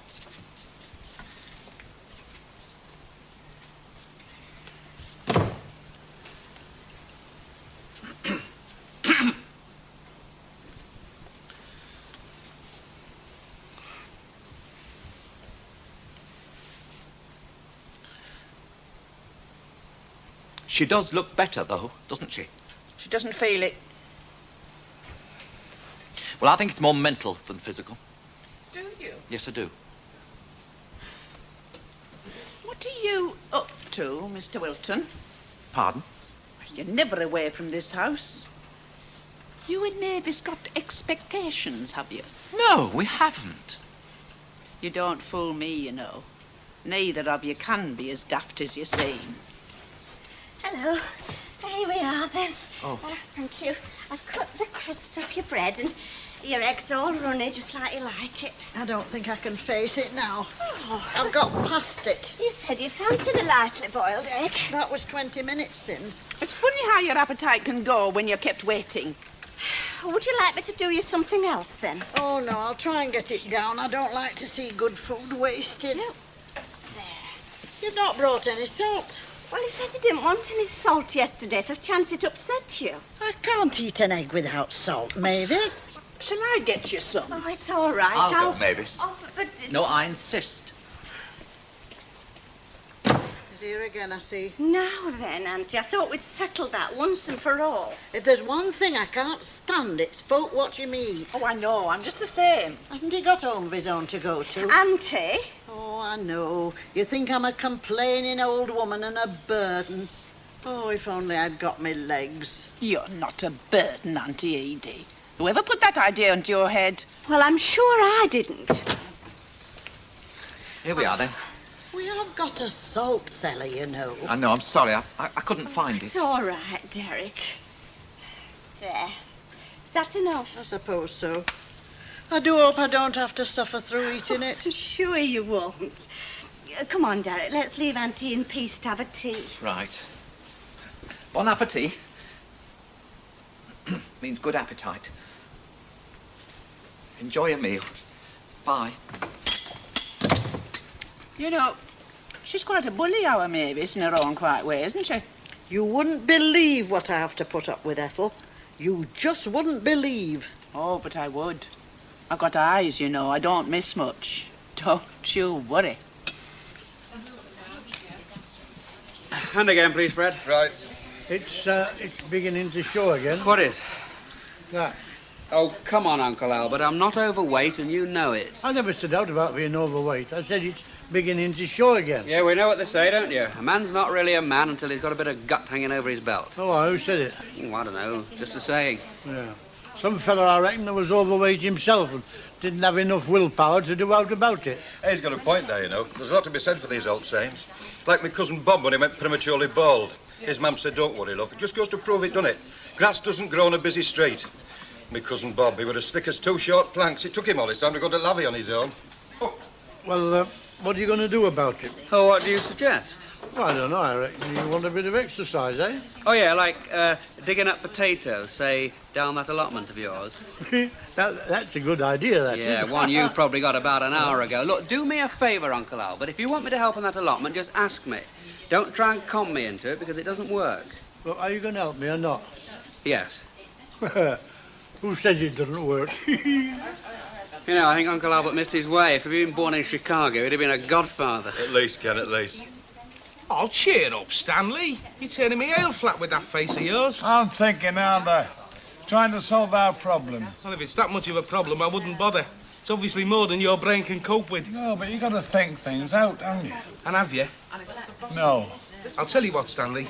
You'll think of something as soon as your Hilda walks through that door. Think so? I know so. Because there's nothing like facing death to concentrate the mind. Oh, very funny. I'm only trying to cheer you up, mate. Well, you're not succeeding. Now then, Stanley, what the X up with you? I would have thought you'd been on cloud 9 with all that lovely lolly you've picked up. Ah. Were Were it something I said, do you think? You have just intruded, Bet, on that man's private grief. Oh, tell me more. Is that baby all right? Snug as a bug in a rug. Hey, kid, it's your birthday. You what? Look what I've got here. What? Only a cheque for 150 quid, that's all. Where the heck's that come from? Well, you know Manley's, that firm we put new flues in for? Yeah, they went bankrupt as soon as we dropped them a bill. Well, they must have gone bankrupt again. Isn't it a nice surprise? Hey, definitely. I thought we'd have to write that one off. So did I. Hey, you know what we're going to do now, don't you, our kid? We're going to celebrate, aren't we? How do you guess? Because I know you. As soon as you get a bit of money in your pockets, you start burning holes straight through. You got any objections? And me object to a celebration, do I ever? Hey, Four Eyes. What? Anybody ever tell you you're a bit of all right behind them windows? Happens all the time. There's a lot to be said for it, though, isn't there? What? Having a wife and a secretary all rolled up in one lovely body. Raymond, you're getting that look in your eyes. Well, that's right. There's a time and place for everything, and this grotty office is not it. Ray. Oh, blasted. You see? She knows what you're up to, and she doesn't approve. Well, a blouse. That's right, Stan. It'll do things for you with that blouse that you didn't think you were still capable of. What else did you order? Now then, let's see. There an underskirt, weren't there? That's right. And several other further items that I don't feel at liberty to go into. Not in front of mixed company. A hairdryer. Now, that were a snip by hairdryer standards, that were. A shirt and 2 pairs of socks for you. Oh, yeah, and a set of paper plates with a picture of the Duke of Edinburgh on them. Paper plates? Yes, in case you decided to have a party to celebrate your good fortune. We haven't got a good fortune. So I hear. It's very worrying for you. Oh, flaming no. She's gonna kill you, you know, Stanley. Stone dead. And him. She can't blame me, Stanley. I've lost 15 quid in that bike already. It's a bit of a terrifying thought for us fellas, though, you know. What is? I mean, look at the size of him and look at the size of Hilda, and he's terrified of her. I'm not terrified of her. You're not? I'm my Eckers, like. Are you going to walk down that road then and tell her all about it? Right. Tell her who's boss? Right. When? Eh? When? When I've had another pint.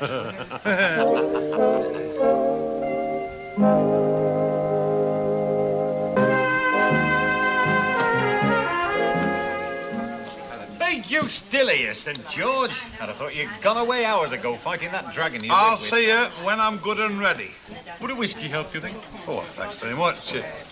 Not that I need it. Oh, no. Give us a small whiskey for my fearless friend here, will you, Freddie?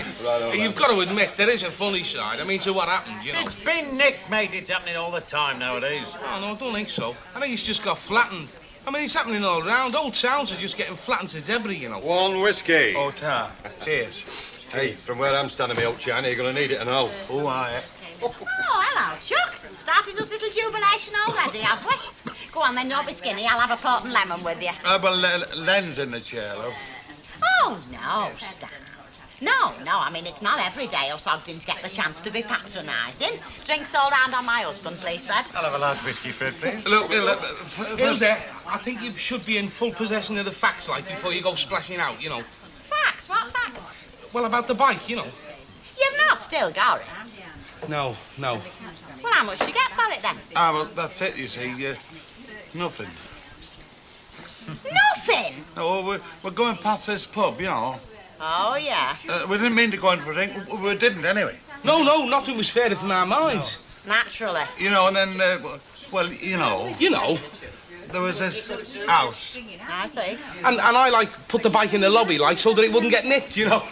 Go on. And the funny thing is... Hey, you laugh when you hear this. Try me. You all right then, love? Well, It's rotten when you feel badly, isn't it? yeah, I've never felt well for years, really. Oh, I know. I thought I'd left it in the car. I think you'll like this, Mrs. It's a very good story. Very interesting. It's not smutty, is it? Oh, no. My mother's read it, and she wouldn't. Well, you know, like you. I'll not look at it just now. When I start to try and read, my head starts thumping like a drum. Oh, would you like some aspirin? No, they don't give me indigestion. I don't think she looks so well to you. She looks all right to me. I thought she was looking a bit better, actually. I can hear you, you know. How are you feeling in yourself, love? I feel as though I'm draining down the sink a drop at a time. Oh, come on, Auntie. You're exaggerating. You know you are. The doctor thought he said there was nothing You'd serious. like to think I was exaggerating, wouldn't you? Then you wouldn't have to bother. Your heart's not in it, never was. Don't go upsetting yourself, love. Mavis has given up her own home to come here and look after you, Mrs... Oh, I'm well aware of how grateful I should be. I didn't mean it like Oh, it that. doesn't matter, Derek. Come on. Perhaps Auntie will feel better if we leave her in peace for a while. You're not going out, are you? Well, Ethel's here. She's got a bus to catch, you know. Now, come on, Derek. She pulled the plug out once, you know. When I was watching news at 10. She never. Right, where are we going then? I told you we're going out celebrating our windfall. 75 quid, eh? You never expected. 90. I get 60%, you know. 90? Yeah, I get 60%, not 50. I'm the gaffer. So you do. Hey, I hope you're not thinking of having your little blowout at Rovers. Would I think of going to the Rovers' return for a blowout? You don't really want me to answer that, do you? Come in. Hiya. Ah, you managed to get a babysitter then? Emily Bishop. Oh, I should be pleased. Yeah, chuffed to death. First stop the Rovers then, eh? Right. Hey, I thought we were going somewhere posh for this meal. So we are. Later on. Has it ever occurred to you that our two fellas are a bit lacking? What? In imagination? All the time, look. All the time. I'm going to talk to you about that. Hello. Oh, Bet, you don't happen to have such a thing as a first-class stamp, do you? Do you know, I think I might have, love. great. Hang on. There we are. Here we are. Give over, will you? Oh, great. I want to post it tonight. It's to Peter.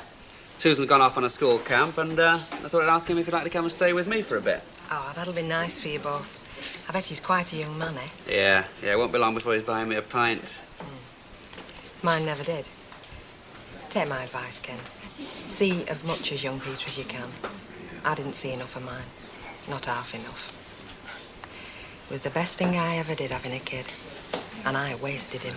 Yeah, well, I don't intend to do that. No. Not in the future, anyway. See, you don't. Right, thanks for the stamp. Bye. You know what I think, Mavis? What? I think your Aunt Edie's coming the old soldier. Do you think so? Well, don't you? Well, she's an old lady. I mean, you've got to make allowances. Yes, but she takes such advantages of you. Do you really think she does? You know she does. I think you're too weak with her altogether. I suppose I am in a way, but on the other hand, I mean, well, it's a common enough failing, isn't it? I mean, you know that if anybody does. Me? Well, yes, I mean, look at the way you are with your mother. I mean, now, you must admit she has you just there in much the same way. Yes, I suppose she does. But then she is my mother, Mavis. Yes, me Auntie Edie's me Auntie Edie. Oh, you get boxed in with people somehow, and then you just find it's too late to change. Yes. I've always been boxed in, come to think of it. My parents, they were very strict. They didn't like me talking to boys. Not that I ever did very much. For me, it was girls. My mother didn't like me talking to girls. And I never felt really comfortable at school. I think I was always frightened of the teachers. Oh, we had a history teacher. He used to burst into the classroom and ask somebody a quick history question at random. And if you didn't know the answer, he'd hit you on the head with a blackboard cleaner. I used to sit there, rigid with fear, when the history lesson approached. And it was always me he asked. I never knew the answer. It was always me the gym mistress asked to climb the wall bars, you know. I'd get so far, and then I could neither get up nor down. Everybody used to laugh. I had trouble with the vaulting horse. Right, what's the damage? No, it's my shout. I ordered them. Got the money in my hand. So have I. Listen, Ray, love, let him get him. After all, he's getting lion's share of money. Oh, yeah, I see what you mean. Well, that will be just too quick to you. I'm sorry, I can't make it any less. Hey, not as sorry as I am. There you are, sweetheart. Get that down. Just leave it there, I'll drink it in a minute. Is there some over? Why should there be? A bit.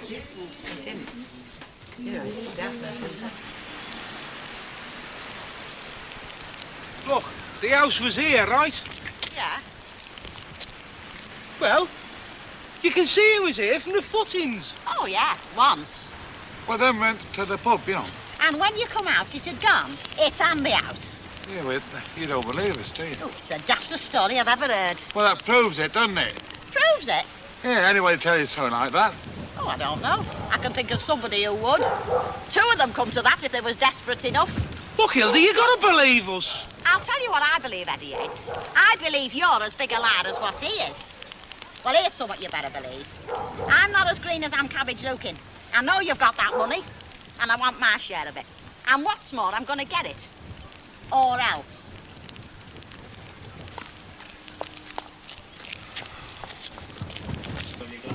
Hey, it's you.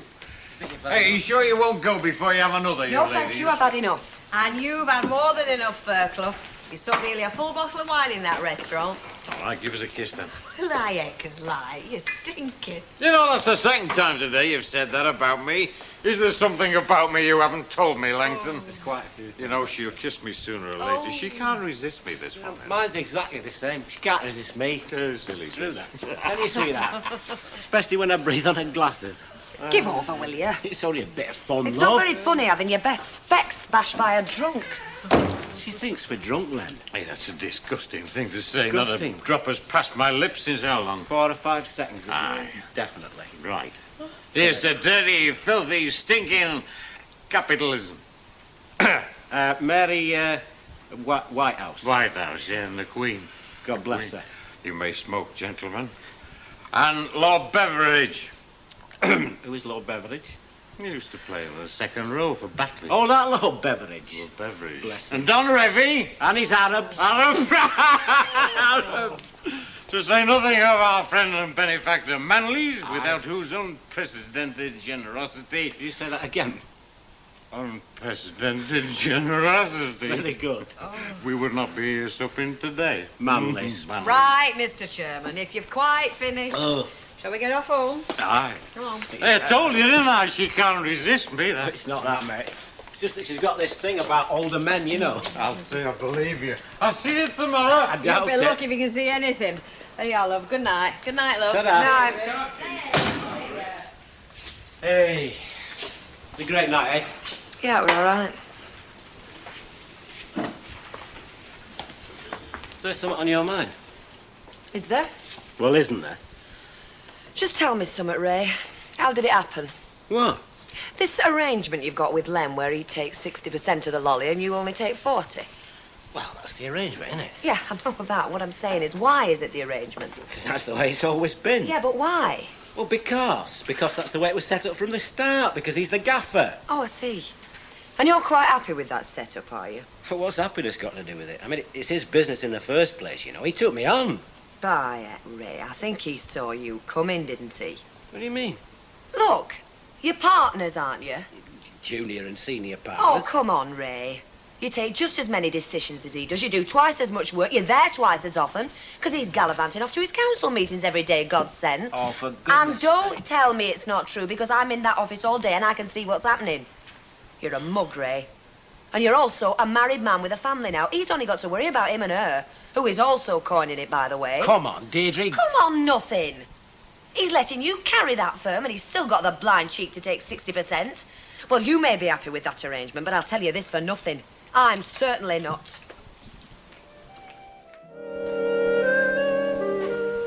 You know, all this lot wants chucking out. I've done things. Someone useful? Aye, to a scrapyard. They're all got holes in them. Have you lost something? Right, Stanley, I'll give you one thing. You can be brazen when you like. That 100 quid, where is it? There is no 100 quid, I've told you. I'm going to find it if it takes me all flipping day. There's no 100 quid. No, I know, and there's no bag neither, is there? Look, like I told you. I know. You parked it inside this house, and when you come out, the house and the bag had mizzled. Yeah. Come away from there. Eh? Listen, the truth is, you and Eddie Yates have flogged that bag without telling me. And I've just had another thought. You've probably hid your share here somewhere, like you did with your national winnings on red rum. And mine's out. Look, Elder. You'll have to wait. Elder, there's no 100 quid.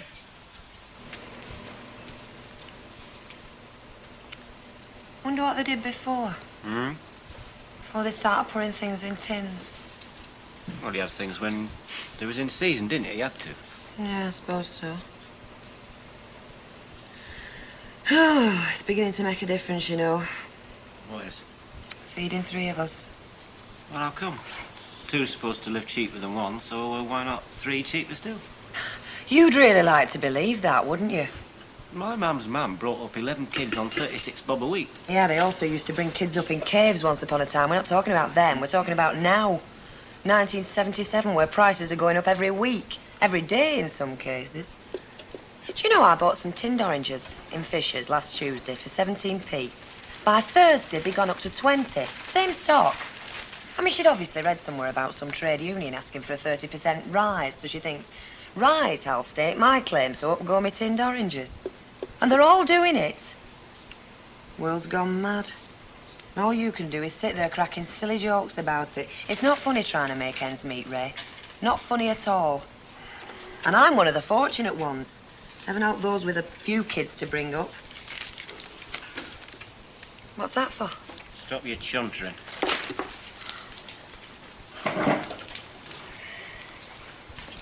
Smile when you say thank you.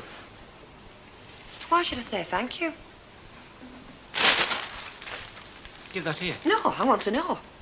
Why is it that fellas always act as if they're doing you a big favour handing out housekeeping money? That money's not just for me, you know.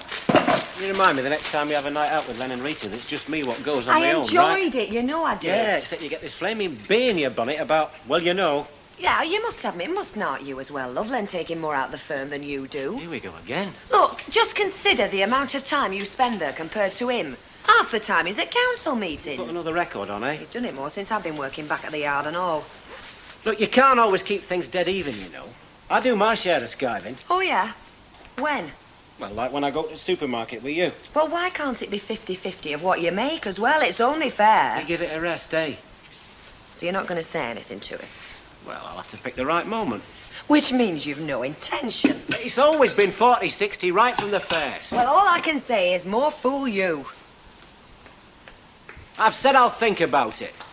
Thinking about it won't buy our Tracy a new pair of shoes. Not that flaming short already. I don't care. Just tell him we want it changed. Flipping heck, they've got it made, them two. I mean, she knew what she was doing, all right. That were a right good day's work married. Hiya. Hiya. You in a good mood? Come in. Because if not, well, I'll tell you the date of my divorce. What are you on about? Well, it's a long story, so can I start at the end? No, it's Len. Could you give him some dinner for me? You see, Mavis is on the blink again with her Auntie Edie, and that means I'm going to be stuck in cabin all day on my own. So if you could see to him, it'd save me having to shut shop. Yeah, yeah. Oh, thanks. Oh, don't do anything special. You know, just what you're having yourself. He's not fussy. What am I saying? No, if you could. Otherwise, he's getting that fed up with Mavis doing her disappearing. Yeah, yeah, all right. Oh, bless you. Hey, why don't we all have another night out together soon? That was smashing. Yeah, let's. Right. See ya. Hang on, love, I'm coming your way. What can I say? Either you've got it or you haven't. Hello. You'll not forget, Ray.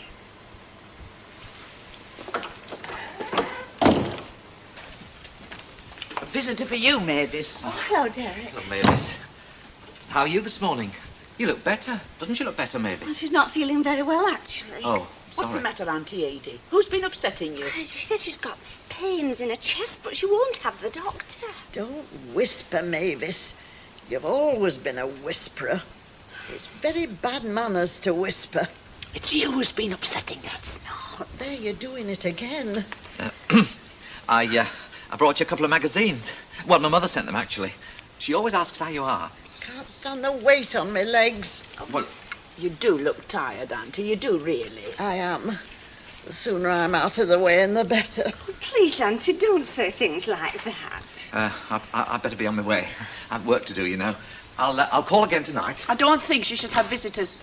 All right, then I'll ring then. Bye, Mrs. Well, I'll come down with you, Derek. What do you think? I told you. I think she's putting it on. I don't know. You're whispering again.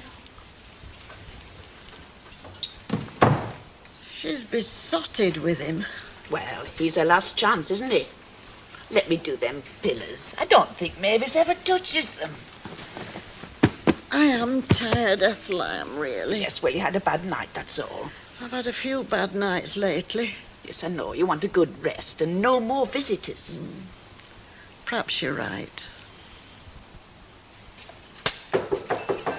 It's not locked.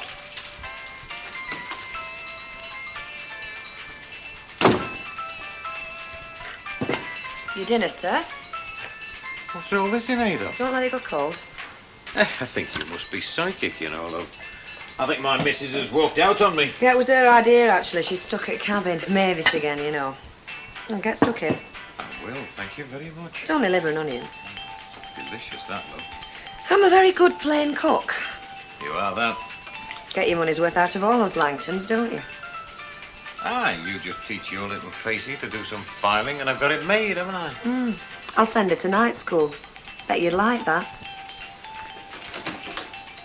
Thanks for the grub. Don't tell me. I've given you 2 bus tokens and a trouser button. I wish you'd shut up. And there we are. 2 more. That makes 15. You're not saving up to give me a tip, are you, Albert? No, I'm not. What's it for then, Albert? It's for the lad, isn't it? I don't see what business it is of yours, though. Any road, it soon adds up. By the time the lad gets here, I'll have quite a little bit. Oh, it's very good of you, Uncle Albert. You're Peter coming then? Yeah, I hope so. It's not finally fixed yet. Oh, smashing, Ken. What is it, just a holiday, that? Yes, that's right. Susan's gone off on a school camp, so I thought it's a good chance to have him down on his own for a bit. About time and all. If I'd my way, they wouldn't be up in Glasgow, so far away from the proper home. How much did you say you had? 75p. And I'm going to need every penny of it, you know, taking that lad around. Not free these days, it's money for everything. Yeah, anyway, I'll be footing all the bills, Uncle Albert. I don't want you out of pocket. I mean, after all, he is my son. Just but I've seen a heck of a sight more of him lately than what you have. Yes.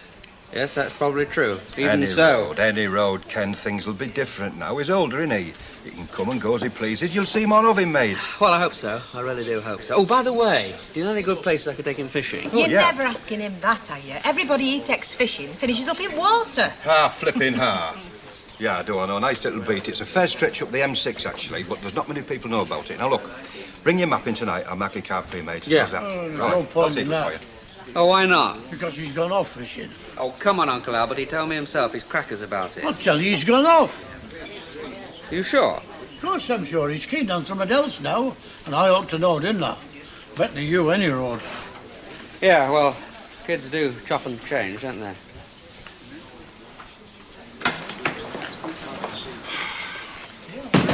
Where the heck have you been, Stanley? Harold has kept me. Your elder kept you for 30 years. I'm talking about here and now. Look, she's saying we had the 100 quid and we made it up about the house. I thought we'd settled all that. I wasn't born yesterday, you know, Eddie, yet. You saw it with your own 2 eyes. We showed you. All I saw were an heap of rubble. Look, now just stop and think. If me and Stan had wanted to make up a story, would we have thought up a house that was there one minute and gone the next? Now, would we? Why not? Because you wouldn't have believed us, that's why not. That's why it stands to reason we must have been telling the truth. QED, right, Stan? Yeah, QED. Right, well, just give us one bit of proof that our tandem's buried underneath that rubble. Now, you can't, can you?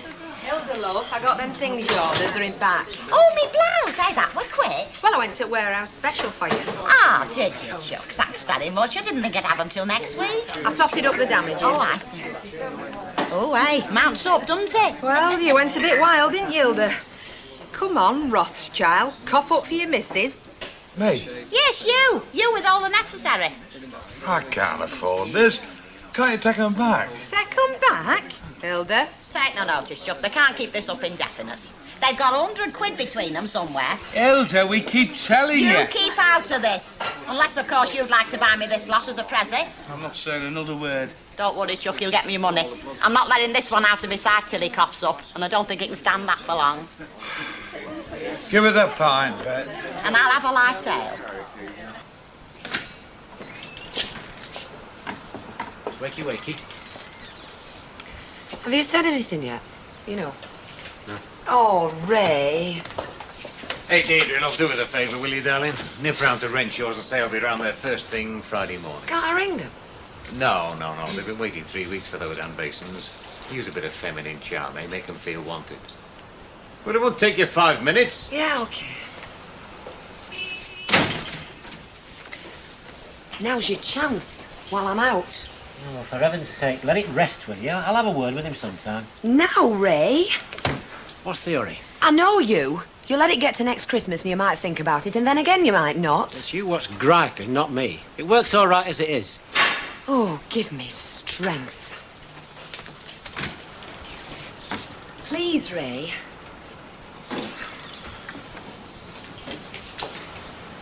Right, Friday morning. Yeah, they've got a soft spot for you. Could keep them quiet for a couple of days. You don't mind, do you? No, of course not. It's just that I thought you were a bit cool at dinner time. Me? Yeah. Actually, Ray wants a few words with you. Eh? Just something he wants to discuss. Oh, what is it? I haven't got all day. Come in here a minute.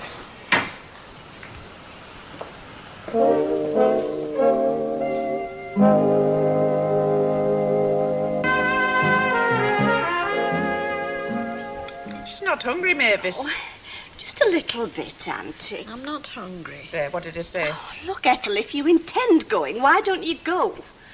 Don't you take that attitude with me, Mavis. I've already put off my hair appointment twice as it is. You understand, Auntie, don't you? I'll be all right. Mavis is here. Yes, Right, Auntie. then I'm off.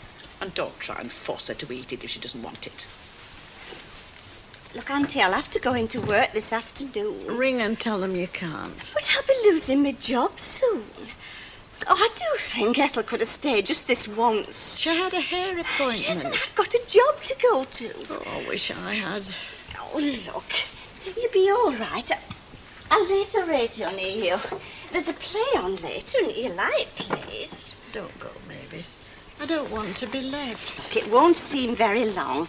I'll ask Rita if I can pop back about 4. See how you are. Make you a nice cup of tea. How's that? Oh, off you go, then. Don't worry about me. What do I matter? Oh, Auntie. Oh, it's not fair.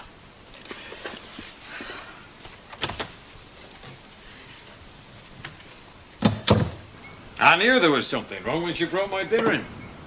But just tell me this. Why is it bugging her now? She's known all along the line. Well, it rattled her a bit. Yeah, well, it reminded her, you know, how you and Rita make a sight more than us out of this place. Yeah, well, now we know what she thinks. What about you? Well, I told her it's been 40-60 right from the start. Because I'm the gaffer. Yeah, I told her that.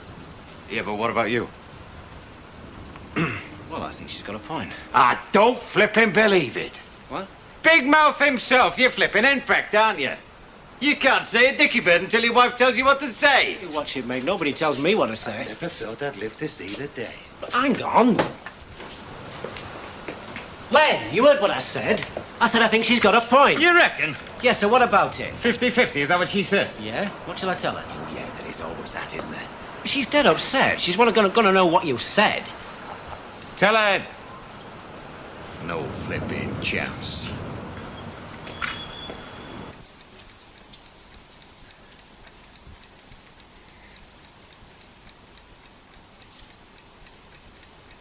Mavis.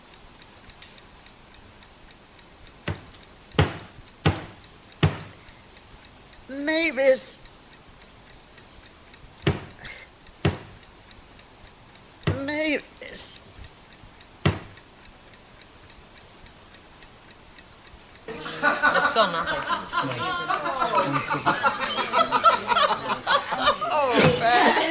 Oh, you'll have to get him to tell you that. Hey, it'll have to be censored, though. Rita, What's the matter? you said you were coming back to the cabin. I've been waiting all this time. No, I didn't. I said I might. I've had a lot of cleaning up to do. I wanted to see how my Auntie Edie was. You said I could slip out. Is she a bit worse, love? Well, no, I don't think so. But I mean, I've had to leave her on her own. Well, don't worry. They don't notice time, not at their age. Well, can I go now? I'll be ever so quick. I mean, it's only an hour till we close. No, you can't. Rita. I said no. Now get back to cabin till 7 o'clock, right? Well, just to put my mind at rest, please, Rita. For the last time, no. You've caused enough bother for other folk today with your toing and froing. Now, I am going home to make Len's tea. No more arguing. Look, they're like creaking gates, some of these old folks, you know. They seem to go on forever. I once knew an old dear at 92. She suddenly up and got wed. Didn't last very long, but she had a very, very happy 6 weeks. And he's right and all. You wear yourself to a frazzle over nothing. If you ask me, she's tougher than a lot of us put together. Just wait till you're old, Rita. Just wait. Oh, dear. Oh, she keeps nagging at me. I'll be old before my time. See ya. Ta-ra. Hey. Hello. Oh, hello. Sorry. How are you? Hi, Fred. Hello, Ken. Aha, I thought I might find you in here. Ah, well, I'm just on my road home from the allotment. And he's got the mud on his boots to prove it. Well, you have just missed a phone call. Not from Glasgow. He's coming on the 22nd.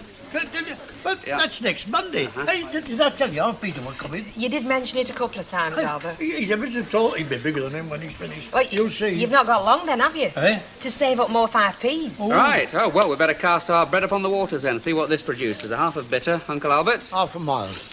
Hey, let me see his change, won't you? Next Monday, eh? Yeah. How long's he coming for? A week. Oh, that's going to be smashing, eh? Yeah, it is, Uncle Albert. Smashing.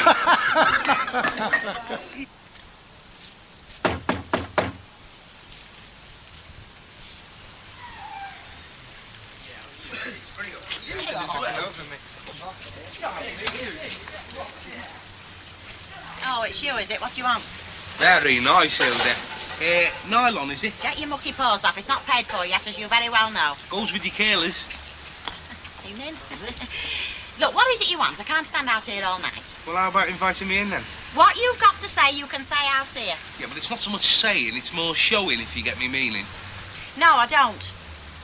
Look, you didn't believe that tandem ended up under the rubble, did you? No. Well, I can prove it. You what? So you better get ready to apologise to your Stanley, because I've been doing a bit of salvage. Nearly broke me back. Still, it's all in a good cause. Hey, what's going on? Well, Wonder Boy here reckons he salvaged the tandem, but I can't see it. Good lad, you got it back. Well, not all of it. Well, what's that? Proof you wanted, proof you've got. Is that all? All what's left? Yeah, the whole site was being flattened. Only just got there in time. Well, go on, take it. One flaming bell. And we could have had 100 quid. Hey, it works. I might as well be living in a madhouse. You better keep it. She'll keep reminding me.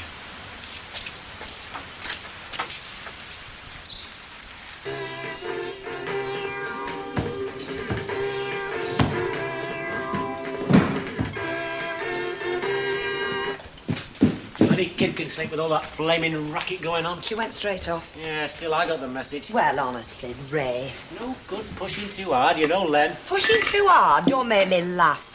I noticed you were both gone when I got back. Joint decision, was it? Now, look, I have to work with him, don't I? I said I'd put it to him, and I've put it to him, so just shut up, will you? Your job is looking after Tracy and seeing to things here.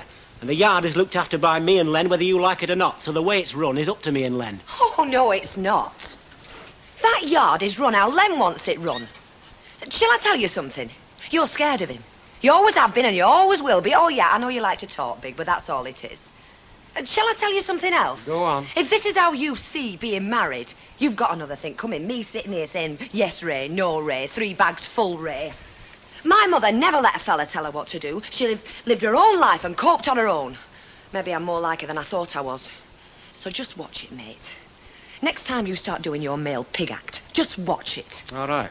And you better watch it and all, because from now on you can just keep your nose out of what don't concern you. Thought you were hungry. I am. So what's all this fratting with natives then at this time of night? It's disgusting.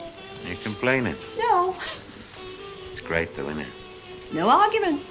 I don't mean nibbling your ear hole. I'm talking about me coming home finding you here every night. Well, nearly every night. Oh, I was determined to be home tonight. Mavis, I said, I've got a fella to feed, and I don't care if you got 10 aunties all yelling their heads off. Make no difference. I'm glad you did. Oh, it riled her, though. Still, I talked straight to her for once. I did a bit of street talking today and all. Oh, who to? Ray. Huh? Well, through Ray, it was Deirdre. She was making a few noises. What about? Hey, she wasn't not, because I asked her to give you some dinner, was she? No. She thought we should be on an equal profit-sharing basis at work. 50-50. She what?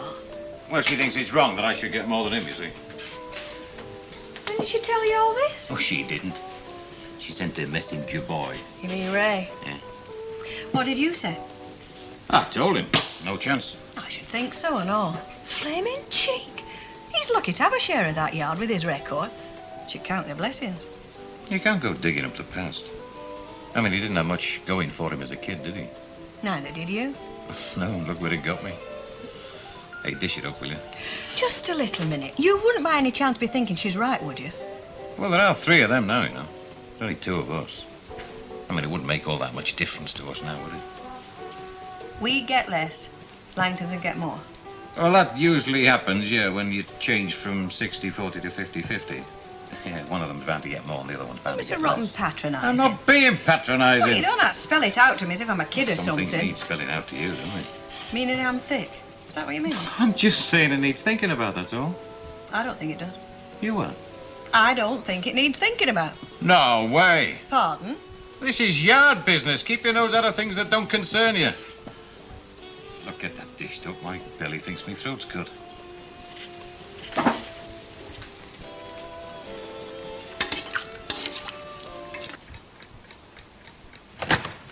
Did you think I was never coming? Oh, I'm ever so sorry, but Rita was so unreasonable. I think she did it on purpose, really, I do. Auntie? Auntie? Aunt... Oh. Oh, no. Oh, no. Hey, listen to this. Fella got killed with a Venetian blind. He was pulling it down, it rubbed on his nut. Uncle Albert. What? I'd rather read the paper myself, if you don't mind, than get the news second-hand. Yeah, but That is, if you ever intend parting with it. I got it first. Yeah, but you've got all day to read it. I haven't. Oh, take the flipping thing. Thank you. I wish you wouldn't do this. You've only got yourself to blame, you know. Pardon? For the state you're in. Come again? You're on pins, aren't you? Just like a cat on hot bricks. Just because that lad of yours is coming to stop for a few days. I'm not on pins, Uncle Albert. I'm as cool as a... Well, I'm perfectly normal. Well, it's your own fault. You know, you should have made sure you saw more of him. Well, I can't help wishing I'd let her go home sooner. You know what Mavis is like. She thinks if she could have got home 5 minutes sooner, she could have given the old lady a kiss of life or something. Oh, how old was her Auntie Edie, anyway? 69, wasn't she? Aye, that's right. Well, I hope nobody gives me the kiss of life when I'm ready to snuff it, which could be tomorrow, by the way I'm feeling. Who got you ready, Alf? Well, I'm going to the funeral, aren't I? I mean, Mrs. Platt was in my ward, you know. One of my constituents, you might say. One of my more difficult constituents. What, funeral in till 12 o'clock? Is it? No, but I've got a meeting at Town Hall. I'll pop back about 11:30 for you. All right, yeah. Alf, you make a smashing undertaker. Everybody says that. All the same, I can think of better things to do than spending the afternoon at a funeral. Well, I'm looking forward to it like a boil on me behind. I still can't believe it, you know. I still can't believe she's dead. Poor Auntie Edie. Poor Auntie Edie. She was rather an old lady, Mavis, well past her prime. And at that age, well, I suppose it isn't unexpected. I could have done something, I'm sure I could. I mean, if only I hadn't left her. If only I'd come home sooner. You couldn't have given her a new heart. But I could have done something, and instead I just left her to... May I say a word, Mavis? I'll never forgive myself, never. I've been rather inclined to burden myself with guilt, quite often without any justification, almost as if I enjoyed blaming myself. Perhaps it did give me a sort of perverse pleasure. Anyway, what I'm trying to say is you shouldn't do the same. It's pure indulgence, it really is. You've absolutely nothing to blame yourself for as far as your auntie's How do I know I couldn't have done something? I mean, how does anybody know? Here we are, Mavis. I found some ginger nuts. Very tasty, ginger nuts. We always keep some in the biscuit tin at home, you know. Thank There you. we are. You know, you're really going to have to buck up, Mavis. Didn't you, Mrs. Bishop? I've just been telling her that. Your auntie died because her heart stopped, if you see what I mean. And there's nothing anybody could have done about it. The doctor was quite categoric. Absolutely. Mavis? Well, perhaps I'm being a bit silly, a bit self-indulgent, but... It is a form of self-pity, it really is. You begin to enjoy it if you're not careful. Wallow in it. It's like mud to a Hippopotamus. Yes, and you really don't think I could have, well, helped her even? No. She died quickly and painlessly. I only hope I go the same way. Oh, me too. It's all right, Mavis, I'll go. Thank you, Emily. What for? Well, for coming today, for one thing. I thought you might need a bit of moral support. I do. Well, perhaps not quite so much now. I was being cruel to be kind. Hope I didn't overdo it. Oh, you have to with me. Half measures are no good at all. But I honestly did think that I'd let her down, deserted her. Mavis? Sorry.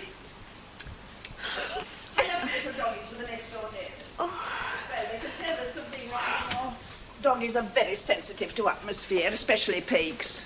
Mavis? No, this is Emily, Mrs. Bishop Ethel. She's a friend of mine, a very good friend. Emily, this is my cousin Ethel. How do you do? How do you do? Sad circumstances to be meeting in. Yes. Poor Auntie Edie.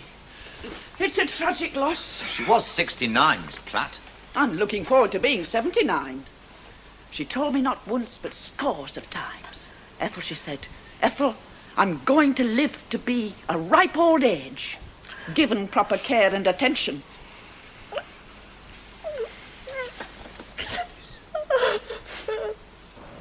Yeah, the coach was supposed to pick us up outside the Black Dog at about 12:30, but he didn't turn up till 3:30. So they had 4 hours supping before they started off on the trip. Must have been a good do. It was great by all accounts, yeah. But every man walked onto that coach with his back straight and his head held high. Aye, and then they all went into a coma, I'll The bet. yellers like they took some crates on with them, didn't they? Yeah, I wish I'd been there. Nah, it's out of your league, that, mate. Rubbish! Listen, the last ride-off I went on, we stopped at 15 pubs and we tasted 10 different brews. Now beat that. Aye, what's biting her? You know, get out of bed the wrong side. Yeah, it's like Rita this morning, you know. They're moody, aren't they, women? Hey, we're not like that, are we? No, we're not.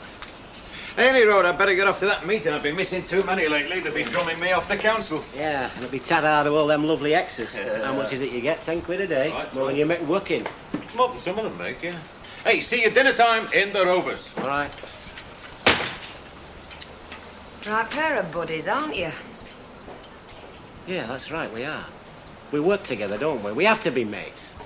If we weren't mates, there'd be no Just way answer me this. Do you reckon you do as much work as he does? Yeah, of course I do. More? Sometimes. Well, why does he get more money than you do? Look, I've told you, I keep on telling you, he's the senior partner, he gets a bigger cut, and that's it. 20% of a bigger cut. All right. Well, look how long you're going to let it go on. Do you know some weeks he picks up 30 quid more than you do? 30 quid! You do realise that? I've told you, I'll have another word with him about it. When? Sometime. Oh, yeah, sometime never. Today, then. Well, just see you do. That's if he's not at the town hall all day.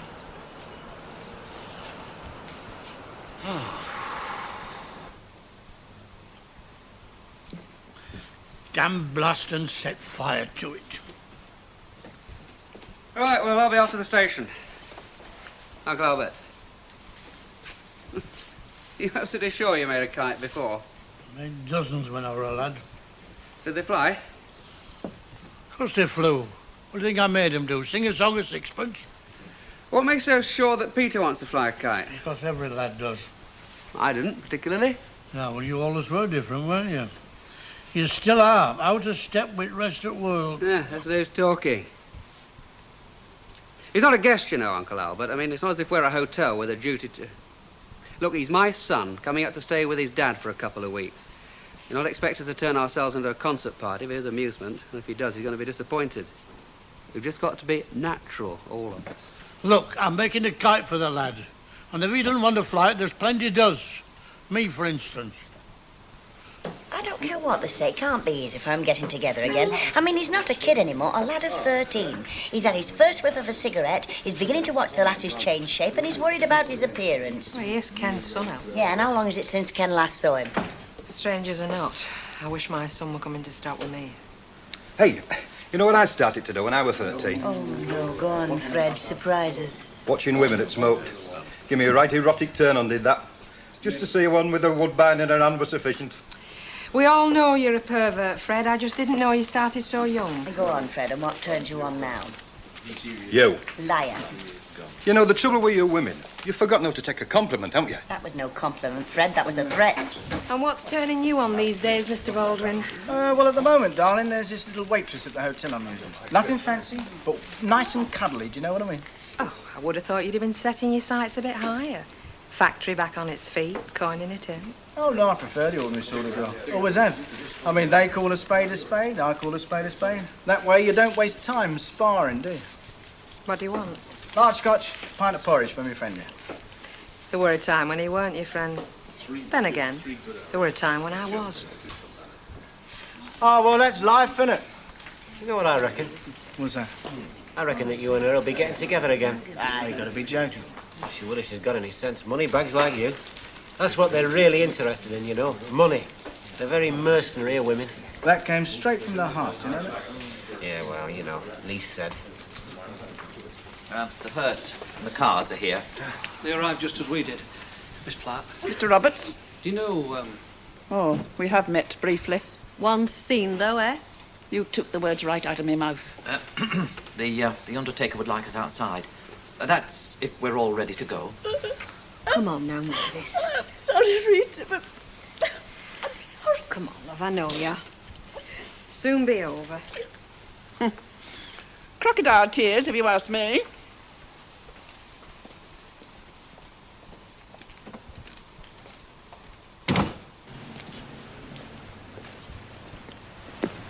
Oh, I forgot. Uncle Albert's making you a kite.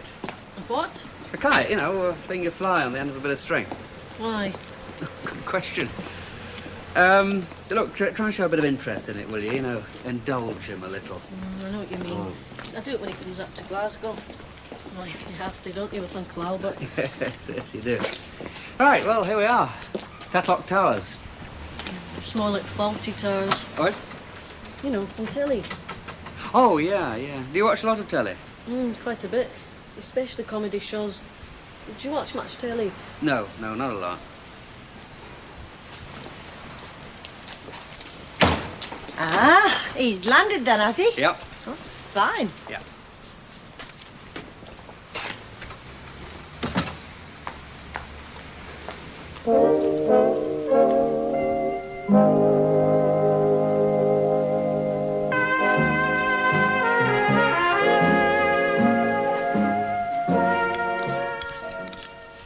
Don't scrape the shine off it. It was very good, was that, Uncle Albert? Did you make it? I prepared it, he cooked it. And I did the shopping for it. That you did. He's the king of the supermarkets, is Uncle Albert. Did you know he could spot a price reduction from 10 miles? Yeah, better than any women, that's for sure. That you are, Uncle Albert. I'm very pleased with you. In fact, I think we should have got married sooner. You're funny, you two. You've got to have a sense of humour to live with your dad. Yeah, that's true. Oh, by the way, that's the present from Bet Lynch. I think you met her last time you were down here. Did I? I forgot. Oh, sorry. Well, you certainly seem to have had enough to eat, anyway. He's scoffed enough for two. Right, well, I'll do the washing up, and then I've got to get over to the centre for a couple of hours, tidy one or two things up. What do you want to do this afternoon, Peter? You could come with me, or... You can come down to your lot bent with me if you like. I've got one or two little jobs I can find for you. Peter? I don't mind. Right, well, let's fix them. Well, I'll go and put my boots on. Can I help? Yeah, sure. Oh, by the way, did Uncle Albert say anything about that kite? No. I think he's having difficulty putting the pieces together. Did you think you should offer to help him then? No, I don't think that's tactful. Just pretend you don't know anything about it. Right. Oh, by the way, I'm taking next week off. We can do things then, you know, go places. Do you have anywhere in mind? I mean, anywhere especially you'd like to go? No. Well, we could go to Blackpool, places like that. Great. Did you see Lovely that? wreath. Yes, Lovely wreath. They must have... These are salmon paste and these are egg. Well, I'm not partial to either, really. I prefer something warm, like a nice mushroom patty. It was very drafty in that crematorium. Well, I'm sorry, no patties, just sandwiches. Mavis didn't feel up to cooking this morning. Oh, well, we should have gone out for a meal like I wanted. Mavis didn't like the idea of a meal. She didn't think it was right to go eating and drinking after a funeral. And I must say, I agree with her. Oh, well, you would, wouldn't you? You agree with everything she says. Got expectations, have you? Expectations? Don't play the innocent with me. Oh, well, I'll have to have a salmon paste as there's nothing else. Not the nicest of persons, is she? She's done nothing but complain and have a go at Mavis and Derek all morning. If she has one more go, well, I will. Salmon paste or egg sandwich, Rita? Oh, no, love, not for me. This tea's fine, honest. I can't say funerals give me appetite. They make me all too aware of my own frailty. I know just what you mean. I've had a pain in my side ever since I got up. Emily? Oh, no, thanks. I'm not hungry. Somebody's got to eat them. Go on, just have one, please. All right, just one. Any more tea wanted? I'd love another couple. So would I. I'll do it, mate. Oh, it's all right, Derek. Thank you. You've done enough. Thanks. Well, I'm only too pleased to be able to help. Been a great help, thank you.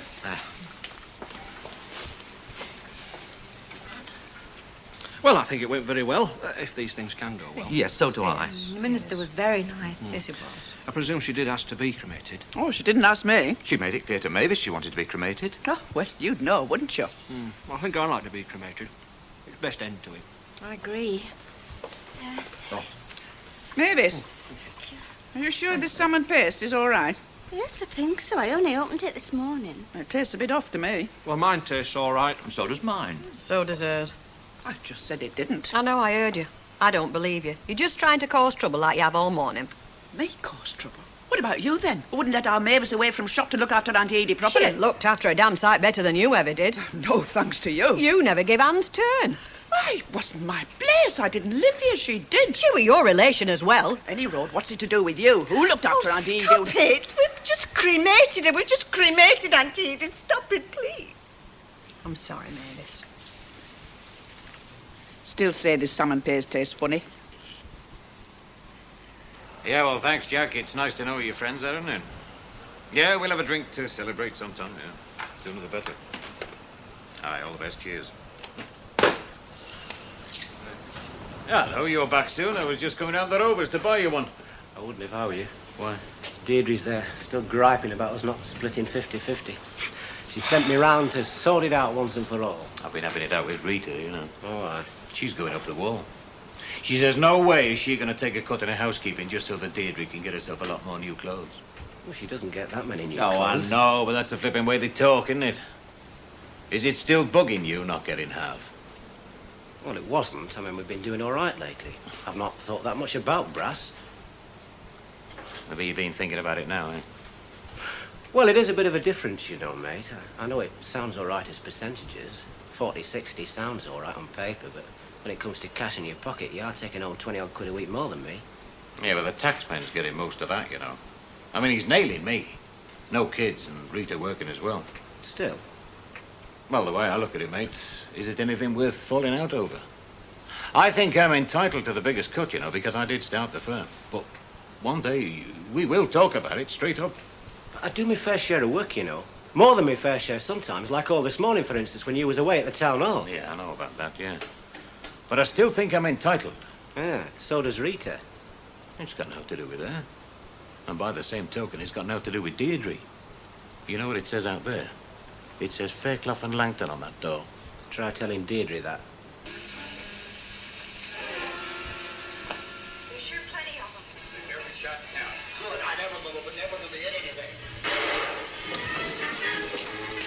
Hello, what are you doing here?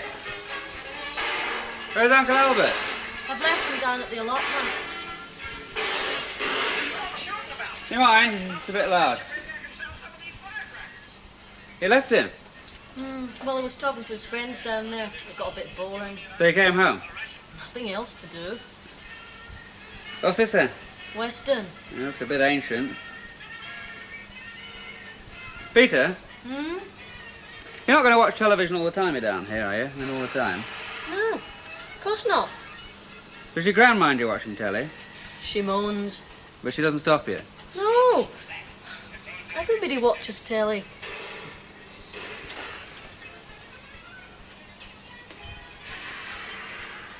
Have you got any hobbies, apart from watching telly? How's your stamp collection coming on? No, I've swapped it. What for? A bird book. Birds, eh? The feathered kind, I take it. Yeah. So you're interested in birds now, then? Mm. Do you watch them? I mean, are you a bird watcher? Mm. You don't seem to be particularly fired with enthusiasm. Oh, I've got loads of books. And I go bird watching every Sunday morning with John Dixon. He's a friend. Look, I'm okay, Dad. Honest. Right, well, I'll make a cup of tea then. I'd rather have pop. Pop it shall be. Oh, I needed that. Aye, so did I. Bit of an ordeal, were it? In more ways than one. Cousin Ethel, what a barracuda. Felt like hitting her. I did. I thought you were going to do. Sounds more like a punch-up than a funeral. Still, that figures remembering some at funerals I've been to. I never go to funerals on principle. Pardon? He says he never goes to funerals on principle. Well, what about relatives? You must have lost one. I went to my mother's, swore I'd never go to another one. Well, it wasn't for her, was it? I mean, she was always full of life, always laughing, not a care in the world. All those long faces at the funeral, she'd have run a mile from me. I don't want a funeral for myself either. I just want to be quietly disposed of. On corporation tip? Yeah, if you like. Yeah, well, I'll see what I can do, love. Hey, Alf, did Auntie Edie leave much? Search me, love. I shouldn't think so. First things first, Rita. Are you getting at me, love? If you like. Yeah, Len says you think Ray should have a rise. Just his fair share. I think he's getting that now. Well, I don't. But what can you do about it, love? Len says it's their business. Well, I'll just have to make it my business. So will I, lovey. So will I. No, I'm all in favour of cremation. It's quicker. It saves all that harrowing business round grave. You know, throwing sword and all that. I thought it was a very nice funeral, all things considered, didn't you? Yes, yes, it was. Dignified. Very. I mean, it was the least I could do for her. Make sure... Now, Mavis, I'm sorry. you've no need to reproach yourself. We've established that very firmly. Yes. Oh, there's just one fly in the ointment. Cousin Ethel. Still, no need to let her upset you now. You can tell her to go and take a running jump at herself. I'll tell her if you like. Oh, no, not today. I don't want any more trouble today. No, of course not. Well, I've finished washing up, so I'll be off now.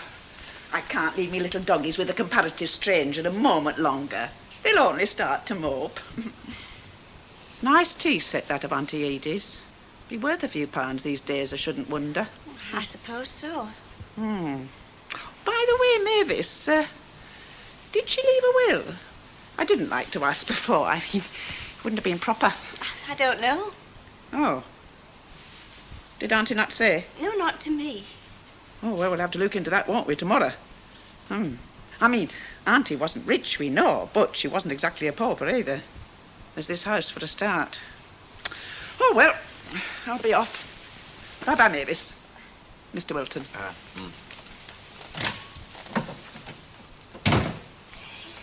There is a will, you know.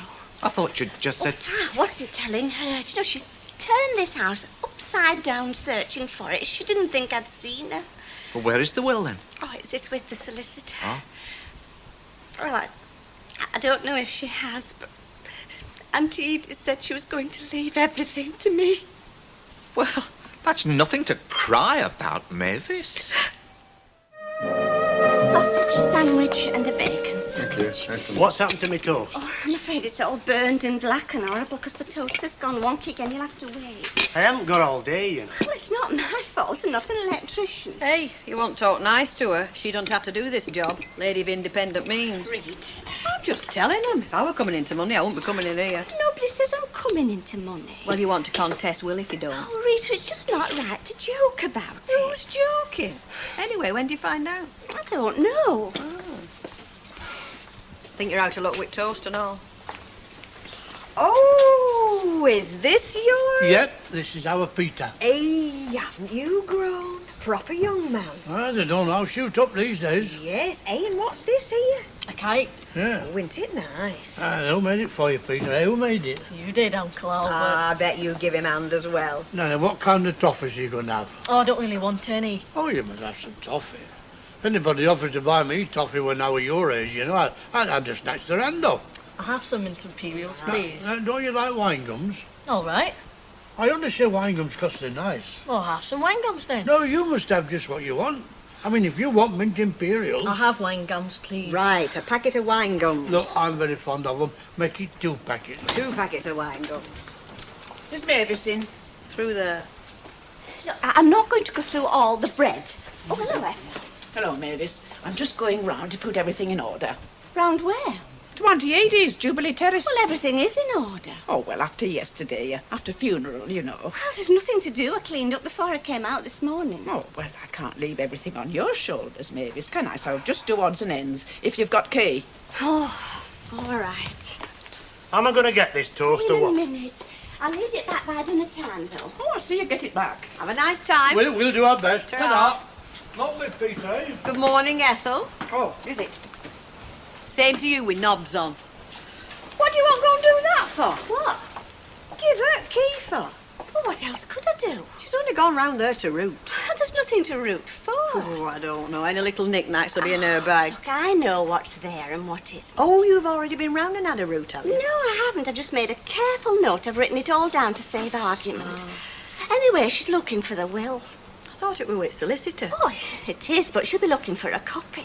Oh, she's obsessed with that will. I noticed it were on her mind yesterday. I just don't know how people can behave like that. I mean, you'd think they'd leave at least a decent interval. Oh, lovely. Where money's concerned, one man's decent interval is another man's head start. Should be a few thousand, shouldn't it? I don't know. Well, find out. Phone solicitor up. Get your hands on what's coming You're to you. as bad as she is. You've not had your toast. You don't say, love. I hope you don't make your living from flogging toast.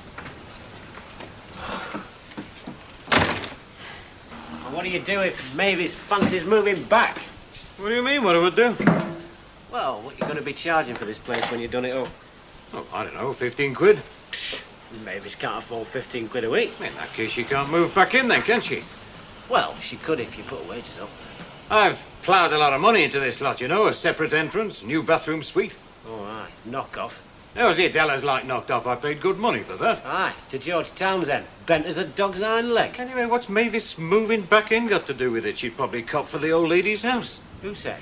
It's on the cards. Nah, can't see it. More likely left it to a cat's home. Hey, how's your missus, by the way? Be happy, would she, you screwing Mavis for 15 quid a week? I reckon she would, I suppose. I mean, money is money when it comes to your missus. All right, that's enough. Now drop it. Well, I can't drop it, can I? Because when it comes to money, my missus is exactly the same. Look, we got a partnership here. Either you're happy with it or you're not. Now, look, don't start getting aerated. Just getting aerated. I'm not getting No, I'm aerated. just saying, all right? I mean, I don't want to fall out with you. I'd be quite happy to go on as it is, because I'm stupid. But Deirdre's not stupid, and she just says that, well, things have changed. Well, they have changed. The 40% profit that you're making is worth a damn sight more now than it was when we first started. Oh, don't be daft. It's just inflation is all that is. Being daft now, am I? Look, I want to talk... Look, can we just leave money out of it altogether? Let's just leave money out of it. I mean, there's not left to talk about. Are we shaping or what? Look, the thing what's changed, the thing what's different is the way that this firm works. Now, be honest. I do far more than 40% of the work. And who gets the work? Well, I do, don't I? Oh, yeah, I know you're on the council and you're well in and all that. But who got Goldberg's? Who got that Werner's job? Who got that little development up Oldham Road? Who's well in there, eh? All right, so you get work. Well, that's what the job's supposed to be about, isn't it? You get the work, same as I do. Oh, aye. What have you come up with in the last 3 months? Well, I mean, what? Doing the flat up over your own shop and that's about it. Well, that was only one particular period of time, wasn't it? Yeah, it's called summer. It's when we earn us living. There are times, mate, when I've carried this firm on my back. And that includes you. And that's not too long ago, either. You know as well as I do, in the last 3 years, they've been shoveling building workers into the labour exchange. You're not there yet. There's been times when I've carried this firm on my back and all. I've carried you as well. Only you've not been around to flipping carry much of the time. All right. What do you want? 50-50. Well, I don't go along with that. And if you want to split up, mate, you know where all the solicitors are. Just get on the phone. Yeah, and I know why, I know. It's not the money, is it? Because you think it'd be the big come down. Because you wouldn't have that up there saying you're top dog. You want to be top dog? Well, it's quite simple, you know. All you got to do is do what I did. Start on your own. And to help you out to start on your own, I'll give you all that money back that you've ploughed into this firm. You got change of a quid, have you? Yeah, you know what you are, not your Fairclough. You don't have to tell me. I know. Well, she's always been like that, as Ethel. Always. Oh, I've told you what to do. Yeah, but I think you're supposed to wait for the solicitor to get in touch with you, aren't you? Heck. You know what solicitors are like. Well, yes. Well, no, I don't really. I've never had much to do with them. Nothing at all, in fact. Oh, well, solicitors let a thing drag on forever. You've got to be on at 'em all the time if you want outdone. It's up to me mother, really. I mean, she's next of kin, because she's not well enough to travel. Oh, you let do it then. You just phone him up. Nobody in there, is there? How do you mean? Hey, oh, that's all right. Look, bring us a strong cup of coffee, and remember, you haven't seen me, all right? Hey, who exactly are you hiding from? What do you mean, who? Haven't you heard? All over the country, it's phoned Mike Baldwin down. I thought they sent out circulars. Everyone's doing it. You're cracking up, you. It's all this executive pressure. I bet you got jet lag as well, haven't you? Not from Euston, not even on the Pullman. Look, all I want to do is to get a bit of work done. This is the quietest place I can find. That doesn't say much for my business, does it? Right, well, give us a couple of biscuits. That way you'll be solvent. Oh, you're a philanthropist, you are, ain't he, Len? Come on. A philanthropist. Oh, well, if he starts misbehaving himself, throw him out, eh? Where's the queer fella? He'll be along in a couple of minutes when I have done 60% of the work. Do us a favour, will you? Keep that out. All right. Must be one of those days. Hello, how do you get on? Oh, all right. Only we've got to mend it, haven't we, Uncle Albert? Not much of a job. Are you coming out with us next time? No, sorry, I've got meetings on just about all day. Did Emily pop in? No. Oh, well, don't worry about your dinner. She said she'd sit around with something. Why, aren't you coming in to your dinner? No, I've got a sort of working lunch with some people in Oh, town. lunch. Yeah, I just dropped in to change my suit, actually. Right, well, don't let us stop you. Why don't you go and get your lunch? Right. Well, enjoy yourself. Both of you. Your dad doesn't like flying kites. He doesn't know what he's missing, does he? No. Oh, well, come on, sit yourself down and let's see what's wrong with this now. Okay. Lots of packs here. Uh-huh. We'll have to do some of this and all. Thanks, love. Thank you. And don't you back down. Not for a minute. It's all they're doing, you know. None of this would have come up if she hadn't been shoving and pushing him. I don't see that it's got out to do with anybody but Raymond and me. Exactly. That's just what I'm saying. You shouldn't be flipping saying it then, should you? Of course I should. I'm your wife, aren't I? It's down to Ray and me, nobody else. When you start giving him 10% of our income, that's when it does concern me. I don't care what sort of partnership you have, as long as we don't lose money by it. You make it all so simple, don't you? He's a good lad, you know. Where would he be without you? Probably Nick. That's in the past. I've told you that. You don't owe him any favours. Don't I? No, you don't. Then him and me are quits, aren't we? You're weakening, aren't you? You're weakening. It's not a question of weakening, it's just looking after my own interest, that's all. Not by chucking money away. Well, I either chuck money away or I chuck my partner away, that's it, isn't it? Oh, don't talk wet. He's not going to walk out over it. Well, maybe not now. But I mean, supposing things improve. I mean, supposing next year we get a lot of orders in, what's he going to do then? Oh, cross it when you come to it. I think it's better crossing it now. And supposing things don't improve at all. I mean, I'm better off staying with him than in opposition to him. That's why he's not going to go, isn't it? But there's bound to be coming a time when he is going to go in there. And I'll tell you something else, he'll be taking Deirdre with him. And that girl knows the business, you know. I mean, she knows all the contracts, she knows the contractors. She's got a meeting out of her hand. She's an asset, that girl. Oh, meaning I'm useless? Well, in the building trade, I ask you. Oh, thanks very much. It's no good. I'll have to see if I can find a quiet corner at the Rovers. Me too. What did he say? Well, he wouldn't wear it for the umpteenth time. Do you know, I think he means it. Well, go ahead, tell him you want to quit. That's more or less what he said. Pick up a phone, he said. Find a solicitor. Well, find a solicitor. Tell him you want to take steps to dissolve the partnership. You can't bluff him as easy as that, love. He's too smart. You wouldn't be bluffing, would you? Do you not think so? I do. Oh, come on, you manage and he knows it. Have you any idea how many builders are out of work? 250,000. Well, if you found work, you wouldn't have any trouble getting labour. Well, he wouldn't have any trouble replacing me either for a site less than 40%. Oh, good God, Ray, you must have a pretty low opinion of yourself if you think somebody could walk in tomorrow morning and replace you. Well, this flipping lot's got my head going round. Have a drink.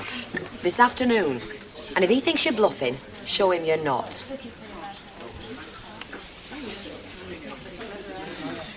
They'll go down, I tell you. Go down? They won't be relegated, not necessarily, but you look at the record. United, Derby, Wolves, Spurs, they all did great at first, then they took a dive practically. Liverpool won't go down, I don't care what you say. It's the kiss of death, is that the European Cup? All right, then. Straight pound, Liverpool for the league. Oh, don't tell me football's started again. Gets like Christmas sooner every year. Of course it hasn't. Don't you know nothing, woman? Look, considering I'm not a boring old man or a football hooligan, I know not about football, except it should be banned. And I will second that. It's the unsexiest game in the world, bar none, and the most you're making. Well, if it weren't for football, what other flipping pleasures would there be in life? You fellas know naught about it. It's called reality. You usually leave us women to deal with that. So shut your face. I will. It's going on. Well, you're all right, Mavis. I've disturbed nothing of yours. I put Auntie Edie's things back in that rosewood box. I didn't know what else to do with them. Well, I don't think there was anything important. I've dealt with the insurance policies. They weren't worth very much. And about the will, I've been on to the solicitor. Oh, there is a will then? Yes, didn't I tell you? It's with the solicitor. No, you did not tell me. Oh, I'm sorry. Have I kept you waiting? I got held up with a couple of clients in Levens Hume. Hello, Miss Platt. Well, go on then, Mavis. It's all right, Derek. I didn't notice the time at all. You said you'd been to see solicitor. No, I rang him. I rang him up this morning. Well? Well, he says there's no need to gather all the family. Oh? No, he says there's a number of small bequests, like little sums of money to various charities. Well, they're not worth very much. She left more than that. Yes, well, there's only one major beneficiary. Who? Who? Me. Is that right? Well, I'm seeing the solicitor this afternoon. He's coming round to the house. Oh, you're an heiress, then, Mavis. It seems so. Yeah. What time is this solicitor coming round? About 3 o'clock. Why? Because, as it happens, I wish to see him as well. She can't do anything, can she? I mean, to stop him. Well, I shouldn't think so.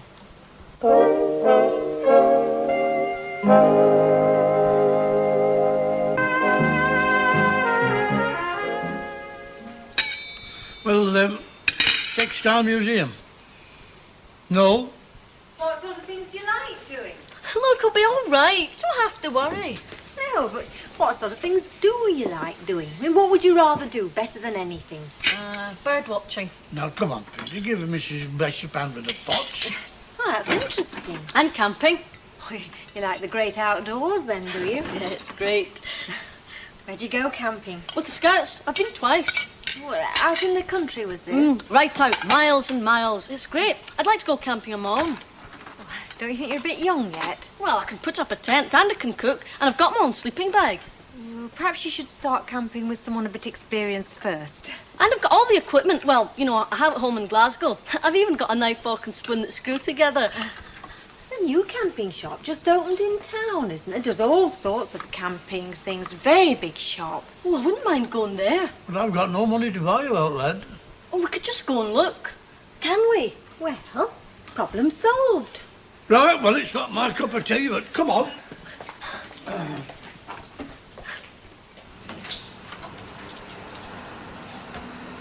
Hey, you know, you were talking about Mavis. Aye? She's done all right. She's copped for the lot. Is that a fact? I was in the cabin when she was talking to the solicitor. What's she worth, then? Oh, I don't know. It must be money. At least she won't come crying to me for a flat, will she? I thought you were supposed to be down there. I am, but I think things need sorting out here first. That's right, Squire, they do. Is that fighting talk, Langton? Not fighting, I'm just saying I've decided to take your advice. I didn't give you any advice. I just gave you two alternatives, staying or going. All right, then, I've decided I'm going. Have you been talking to your missus again? It sounds like it. We all have to live with them, mate. You don't have to let them run your life. Why not? She's smarter than what I am. Anyway, I'm sorry we couldn't agree and all. I mean, I am, because we've been mates and everything. So you're going, eh? Well, it was you what said it. The only way to start is on your own. You'll starve before me, mate. It must be the worst time in history to start up on your own. We'll have to see, won't we? You must be out of your tiny mind. It's not even a good bluff. I know it's not a good bluff. It's ridiculous. The trouble is, I can't back down. You see what I mean? Once I've said it, I can't swallow it. I've had my missus onto me, you know. Argumentative lot, women, aren't they? All right. So we should be able to negotiate, but we can't. We either fall out or you go and strike over not talking or something. Here. You got a pen? What's this about? Well, this argy-bargy could go on for weeks, couldn't it? It already has. I want you to write down on there exactly where you think we're going to end up. Your honest opinion. And I'll write the same down on this bit of paper here. And then we'll just see how far apart we both are. No, you write a figure down there and show it to you. Oh, aye. Well, you don't have to stick to it. I mean, you can still walk out. I'm writing down nothing. Well, I am.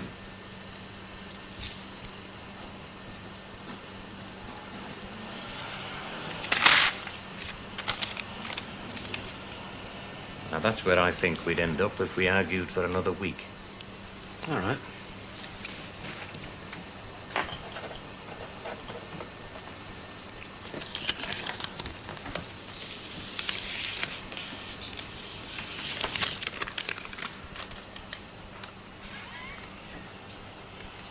Snap. Well, it saves arguing for a week, doesn't it? How do you feel about it? Great by me. I'm going to have a clause written in about you hitting old men. And I'm definitely going to have a clause written in about you and I not telling those two what we've got written down on these 2 bits of paper. Total secrecy. Secrecy. Can I get you a cup of tea, Mr. Lewis? No, thank you, my dear. Are you sure? It's no trouble. Mr. Lewis doesn't want a cup of tea. You have a passion for forcing cups of tea down people, Mavis. Well, Miss Riley, your aunt's intention is quite clear. This is the last will and testament of Edith Mary Platt, 23 Jubilee Terrace, Weatherfield. I, Edith Mary Platt, being of sound mind... Ah, but was she? I don't think any suggestion has been made to the contrary, has it? She went very funny at the end. What did she leave? Yes, let me see. From the general estate, I bequeath to the People's Dispensary for Sick Animals, £10. To the Armada Home for Unwanted Cats, £10. To my niece Ethel, I leave my 2 black and white pod dogs, knowing her to be a lover of animals. These bequests having been made, the residue of my estate I bequeath entirely to my niece Mavis. Now, there are 1 or 2 things that I ought to say. Aye, there's 1 or 2 things I want to say and all. I believe it is possible to contest a will. Well, it is possible, but I don't think there are very reasonable grounds, not in this case. There are grounds, all right. You'll have to see a solicitor, my dear. Well, I'm sat here looking at one, aren't I? Hardly proper for me to act for you, as I helped your aunt draw up this will. Then I shall see me own solicitor. If I may carry on, I may. The estate is somewhat encumbered. Unfortunately, it was clearly your aunt's intention, Miss Riley, to leave her house to you at the time that she made out this will, which was drawn up 4 years ago. Since then, she raised an annuity on the strength of the deeds. So the house now reverts to the finance company. The finance company? You don't mean it's mortgaged? Oh, no, Miss Riley, no. The finance company actually own the house. You understand, your aunt sold it to them in return for an income. The agreement allowed her to continue living in the house, but it was no longer hers. Do you follow me? So there's no house, then? That is right. The house is not to be considered part of the estate. We are sitting here now on sufferance, as it were. Oh. There are, Chuck. £1.15. Thank you, my loves. Now then, there you go. I've got some news for you, ladies. So, ladies and gentlemen, raise your glasses, please. Come on, spit it out. This afternoon, Ray and me did something that wasn't very easy, but we think it's for the best. We have dissolved our partnership. So here's to the future. The future. What a bad old partnership while it lasted, wasn't Not it? a bad one while it lasted, yeah, but all good things must come to an end, mustn't they? You are joking. Take no notice. They're daft pair of them. That's what you wanted me to do, isn't The it? old partnership is now kaput. It's finished, it's dead, and we've formed a new partnership, haven't we? Hey, do you think we ought to tell them what the new deal is? Well, there is one important detail I think they ought to know. Yeah, there's one important detail you ought to know, and that's that you're going to find out nothing at all about the new partnership, so how are you going to fight about that? Shove on. Yeah, get lost, will you? We mean it, you know. No, leave them to it. I mean, while they're hating us, they're not going on about partnerships, are they? You know, I'm glad I've still got you as a partner, mate, because you're a genius. True. What would you like? Oh, have less sweet sherry, please. And a lager and lime, please. Sweet sherry lager and lime, certainly. Well, at least you'll have a few £100. Yes. But what I won't have is somewhere to live. I mean, that's why, you see, that's why I never wanted to give up having a place of my own. Oh, there's Len over there. He looks cheerful enough. I'm sure you've only to ask. I'm going to have to. Sure. Hey. Thank you. Well, you'll have to ask your dad. I mean, I can't take you. And do you think he will? I'm sure he will. He likes to get about a bit, you know. You ask him nicely, he'll tell you. Be great. Dad? Oh, hi. Had a good day? Not bad. Hey, look what I got. Oh, what's this? It's a compass. Yeah, I was almost there. And it's got a skill for measuring how far it is on a map. Ah, yes. That's a proper job, isn't it? Where'd you get it? The camping shop in Weatherfield. Really? Yeah, and he spent his own money and all. Very dear, but no else would suit him. What were you doing in the camping shop? Because he wanted to go there. Oh, you're interested in camping now, are you? I thought it was bird watching. Dad, Uncle Albert says you might like to go to the Peak District. You know, walking, don't mean camping. Well, we haven't got a tent or anything, have we? Oh, did he now? I said if you asked him nicely. Please, Dad, eh? Well, we could go Saturday or Sunday. Yeah, maybe Sunday. Oh, great! Yeah, we'll go up Mam Tor or something, and then you can do your stuff with that thing. We could go up Kinder Scout as well, Yeah, you fancy a hike over Kinder Scout, Uncle Albert? No, I'll get my pleasure seeing the condition you're in when you get back after he's run you ragged round Pennine Way. Any road, I'll bet you don't walk as far as I did 2 or 3 years since. Oh, we'll do 20 miles, won't we, Dad? At least. I'll look after you, Dad.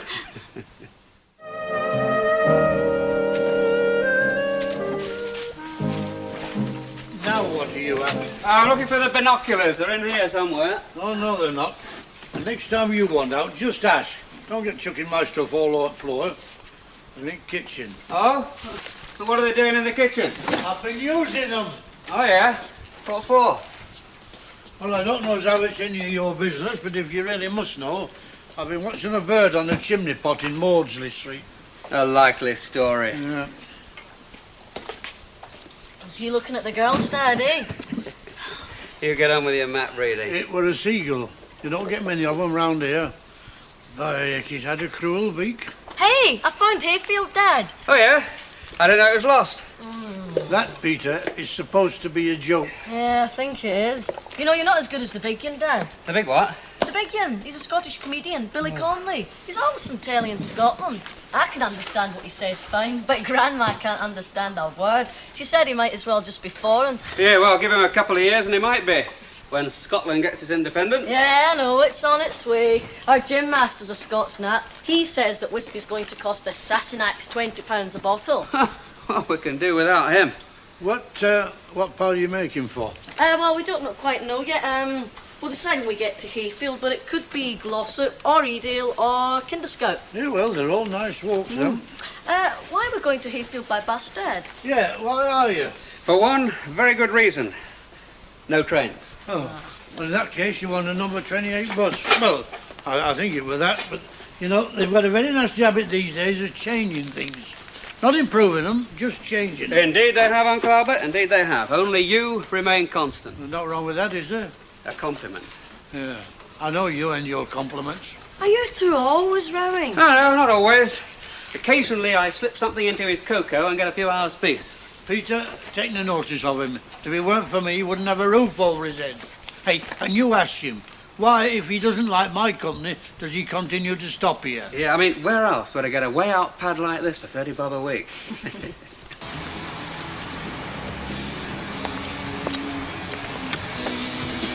God help us. What have I got myself into? Well, you just turned it down. I should hope so as well. I could hear it across the factory. I thought the place was on fire. You're kidding. A little, but not much. I can tell you it's definitely me. Be even more me when I've lost a couple of pounds. Any time, darling. Always something to spoil a bit of fun, isn't there? Well, I'll put it right for you. You'll look so great in that, it's yours. No thanks. I don't take presents from strange men. Strange? You're one of the strangest I know, Chuck. Well, see, that's what I get for being a nice fella. I can't hear a word you're saying. What I call a smart girl. Don't worry. I know my weaknesses, and I learn from them.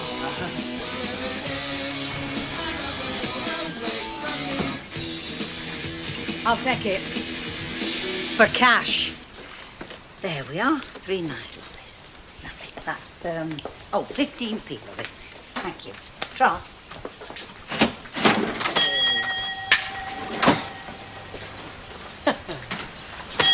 Hi, I'm back. Hello, lovely. Oh, thanks a lot, Len. You're a good lad. You know, I seem to spend half my time looking cases round who. It's not you, it's Annie Walker. Ah, but who's best? You are. Yeah, I bet that what he just said to Madam Walker. No, that's because he's a clever lad. Now, what can I reward you with? Pennyworth of Dolly mixtures? With womanly charms? Or a cup of tea? 50p says I know which you'll choose. I was going to say the same myself, love. Well, let's see, the first is bad for me teeth. The second I'd need a bit of warning about. And well, I think I'll settle for a cup of tea. Foregone conclusion. No danger. No, it's all right. I can manage it that fast, thanks. Hey, where does that leave you, Betty? Hey? Well, is she keeping this job open for you? I'll have to think about that. Well, you can always go back to the Rovers. I'll have to think about that, I know. Well, she'd jump at you. I'll jump at her, I know. Well, if it isn't our intrepid explorer. Yeah, reluctant explorer more like. I must be mad. I'll give over, you love it. Well, I must say that the idea is beginning to grow on me, very slowly, but it's beginning to grow. Don't tell me, not another pageant. No, he's going hiking in Derbyshire with that boy of his. Oh, is he over? He is, and eating me out of house and home. Right, I've come for the supplies. 6 packets of bacon crisps and the largest bottle of lemonade known to man. I've got the very thing. Oh, Lord above, have I got to carry that? Why didn't you drink it before you go? It'll save the weight of the bottle, then. Mind you, it defeats the object. It's chocolate you want for energy, lovey. Here, little present for your Peter. Oh, thank you. It's all right. I'm putting the money in the till. I never doubted it for a minute. No. As a matter of fact, I think it's a very good idea. Here, that's for you. I'm not as daft as her. And as I own the shop, then I don't have to put money in the till. Don't let the tax money hear you saying that. He'll be after you. Do you know I'm past caring? 95p, lovey. Right, there we are. Thank you. Oh, bar of chocolate for one, cup of tea for another. Do you know something's got to happen? Thank you. Anyway, you enjoy yourself. I don't know, going out there in all that lovely fresh air. You'll think about us back here slogging away in the smog. Well, carry on. You're making it almost sound attractive. It is attractive. Yeah, well, I hope it is. I'll see you. Bye. Rather him than me. Yeah, you said that again. Yes, lovey. Annie? Well, Mr. Cresswell, whatever we may have thought about those decorators of yours, they've certainly done a good job in here. Even made my furniture look shabby. Still, one can't have everything. Yes, of course, you're a very busy man. Bye. That was Mr. Cresswell from the brewery who wanted to know about the decorating. Oh, great. Just back from his holidays, and his first thought is for me. Great. Reenie's back and all. Really? Hear that, Bet? Reenie's back. Won't be long before we have a visit from Elizabeth. She'll be lucky. Fred, would you do me a favour? Certainly, Mr. Walker. Would you call round at Kenneth's and ask him to pop round before he leaves, with his son, of course? No sooner said than done, Mrs. Walker. Thank you. So you'll pop in then, Ken? Yeah, I promise. Right, I'll get back then. Oh, hey, steady on. Whee! Hello. Oh, glad I caught you. Little gift for the pilgrims. Oh, chocolate. Great. Yeah, great. But Thank you've you. got... Yeah, hey, Uncle Albert, do you think this right strap's tight enough? I mean, the left one. I know the right one is. Of course it's tight enough. I was doing them things before you were born. Yeah, well, you might have forgotten, Uncle Albert. It's a long time ago. Yes, but there's some things you never forget. Well, you're certainly dressed for the part. Oh, yes, if we don't make it, it won't be for lack of sartorial elegance. Well, possibly. Sartorial elegance, never. I'm sure you'll have a lovely day. Looking forward to it, Peter. Yes, thanks. Only I hope Dad doesn't lag behind too much. You just watch for your own legs, clever Dick. Tell them where we're going, will you? Okay, well, cheerio. Boy, you'll need this to find your way to Rovers. Some people have no faith, do they? Come on. Bye. Ta-da, ta-da. Oh, I do envy them. It really can be heaven in the Peak District, with its fells all brown and green, and those sparkling little streams and the dry stone walls, and the sheep and the silence and the blue, blue sky. Not so clever when it's raining. Ah, Mrs. Walker, visitors for you. Now, I want you to look after him because he's getting on a bit. Yeah, okay. Where's you do look splendid. Don't they both look splendid, Sept? Just a minute, just a little something for Peter. There you are, dear. I saw some chocolates or something. Oh, thank you very much, Mrs. Walker. Yeah, what a polite boy. It's a credit to you, Ken. He certainly is. Hey, Ken, am I driving you to the bus station or am I not? Are driving us to the bus station. Right, well, thank you very much. Thank you. Bye-bye. Bye-bye. Bye. Bye, chicken.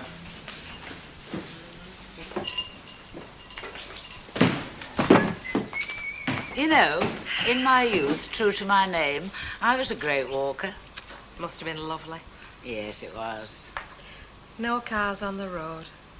Just the clippity-clop of the hansom cabs. Lovely.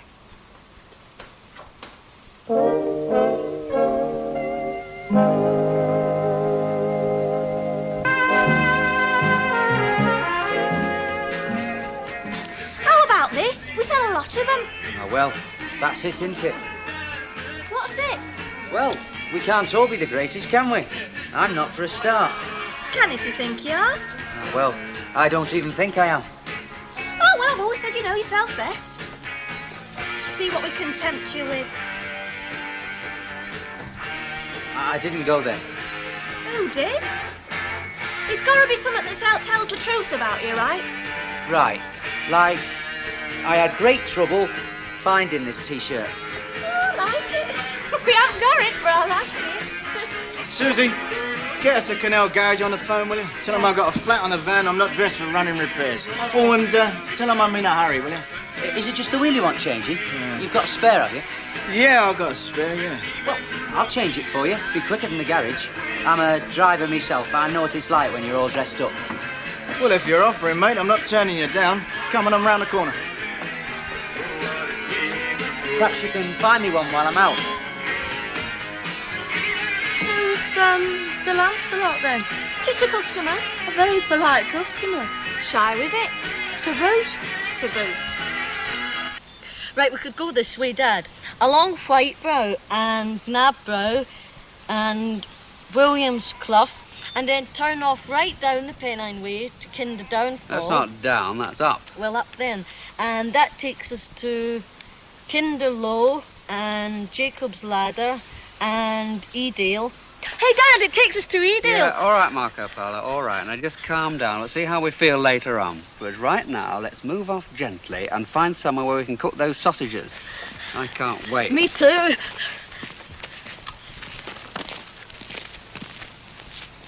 Hey, Arlo. All right. Oh, that is very nice. It really is. I'm going to take that, are you?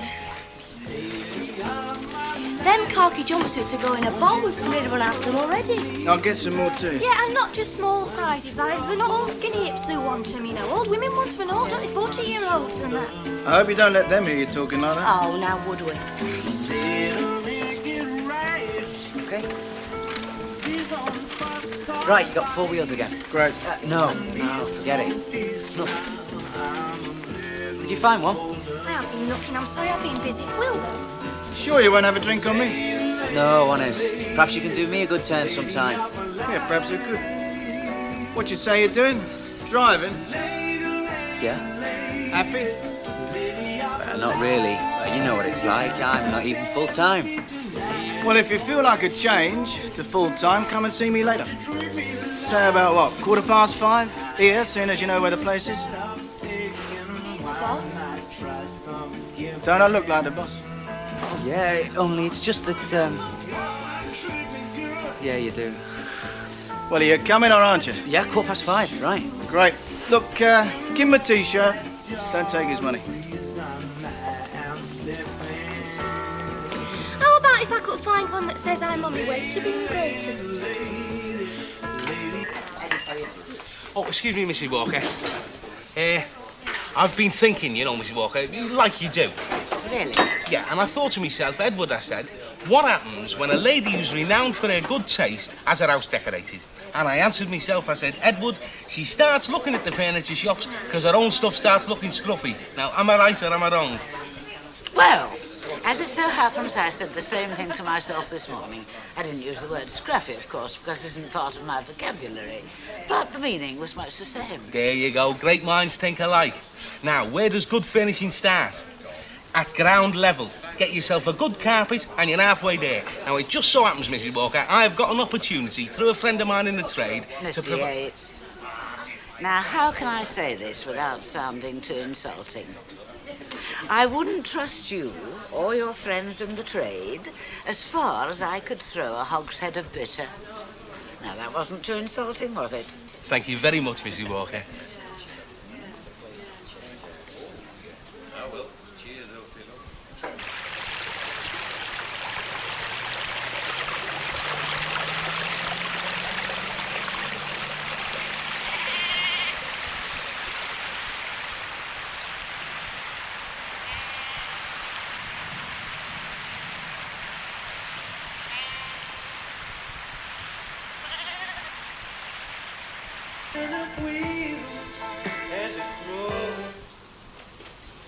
What qualifications did you actually have?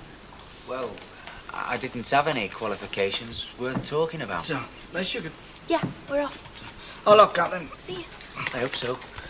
Sorry. Yeah. Well, so you left school without any qualifications and you've had all these jobs, all part-time? Yeah. And you got your first job when you were 18 and a half, and since then you were on the dole?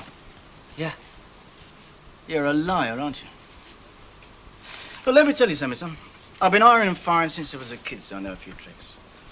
Like phoning your last boss and finding out a few things. That's why I took the number off the van this morning and gave him a ring. You weren't on the dole till you were 18 and a half, were you? No. I don't understand it. I mean, if you'd done time or been in ball slit, it makes sense. Look, serious. Stephen Fisher, Weatherfield Comprehensive, 5 O levels, 2 years at Tech, 2 A levels, left and trained as an electrical engineer. What gives? Well, you wouldn't have given me the job if you'd known all that, would you? Well, why not? Well, after I was made redundant at Fraser Electrics, I went to Job Centre to ask them for anything that was going. But nobody wanted me, except for a shoe shop for a couple of weeks. And they just wanted a dead leg for a dead leg job. They didn't want anyone with brains who might start answering back, asking questions, causing trouble. My present boss is a mate of a mate, so he knew I God was... help us, what a flaming country. You're trying to tell me the only way you could get a job was by underselling yourself? Well, it's the system, isn't it? There's nothing doing in electrics, and if I go for driving or portering or something like that, nobody wants to know. I can't get my own job, but I'm too good for them. It's daft, isn't it? You're not kidding, it's daft. But once you met someone that likes bucking the system, you're hired. Honest? Yeah, when can you start? Tomorrow I can walk out, no sweat. Right then, 9 o'clock. But not here. Down at the denim factory in Coronation Street. Ask for me, Baldwin, all right? Okay. Right. Oh, one more thing. Don't let me catch you changing strangers' wheels on my time, all right?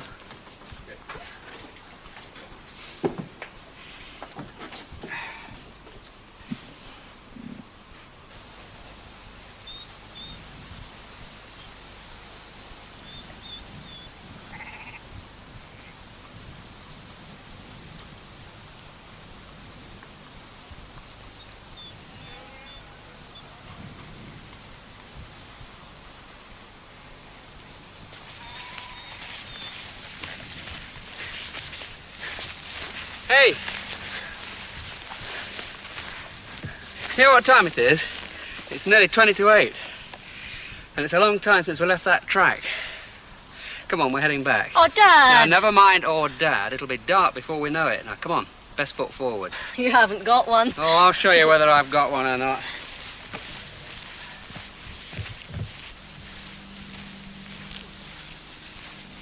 There we are, my dear. Thank you.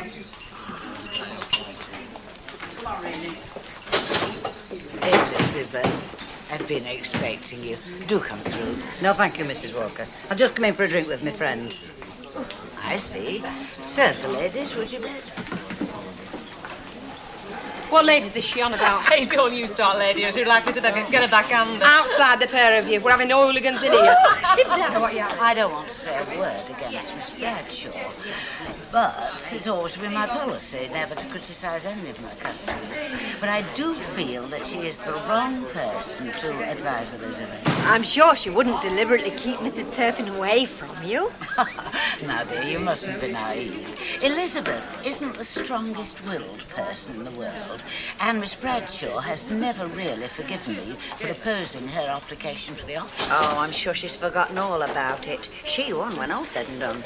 Well, I wouldn't put it like that exactly. She got her licence. That's what I'm saying. She won. Excuse me, Mrs. Walker. Yes, Mr. Yates.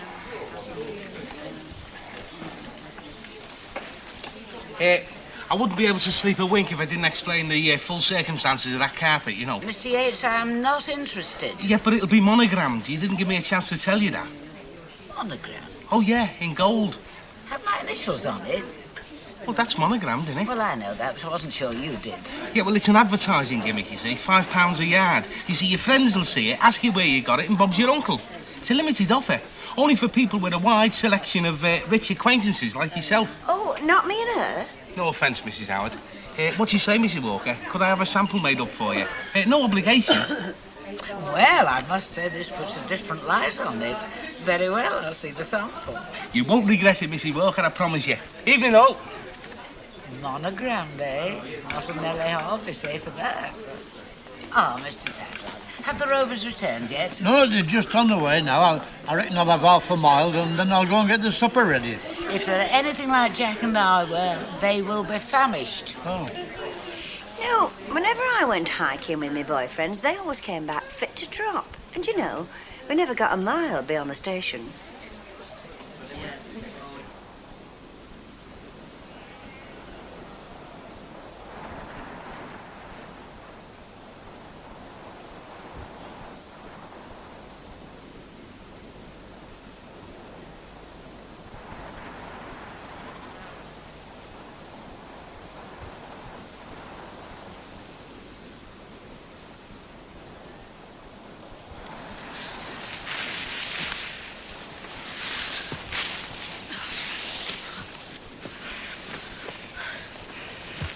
We should have taken that right fork. We're going the wrong way. We're not, Dad. We are, you know. We're heading towards Kinder Downfall. We should be heading towards the Snake Inn and get the bus there into Glossop. That's the way.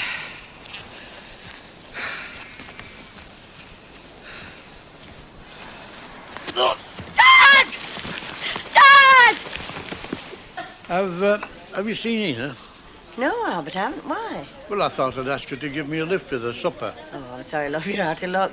Your Ken not back yet? Is he yet? Oh, well, I should relax if I were you. He's probably making the most of his freedom.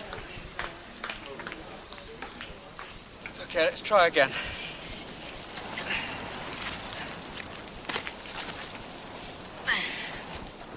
Oh! Ah! Oh! Is it broken? I don't know. It'll be all right. Right, if we just wait. But, Dad, why won't you let me go and get some help? Because it's getting dark, that's why. No, you just stay here. We'll be all right. You can stay here all night if necessary. We'll come to no harm. Oh! Look, I'm gone. Now, don't worry, I'll bring help. No, Peter! Peter! Peter!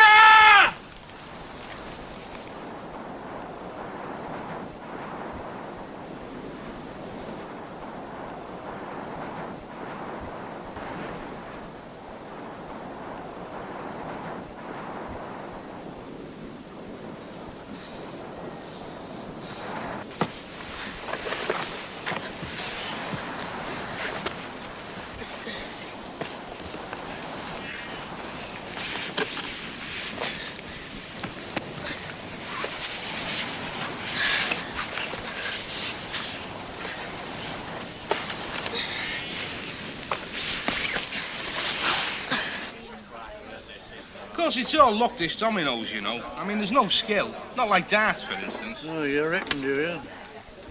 It stands to reason, doesn't it? I mean, if you don't get the dominoes, you can't play them. No. No, I suppose not. That'll do, will it? Flipping heck, you've been saving that, haven't you? That's 5p, you owe me. Here. You ever thought of going professional?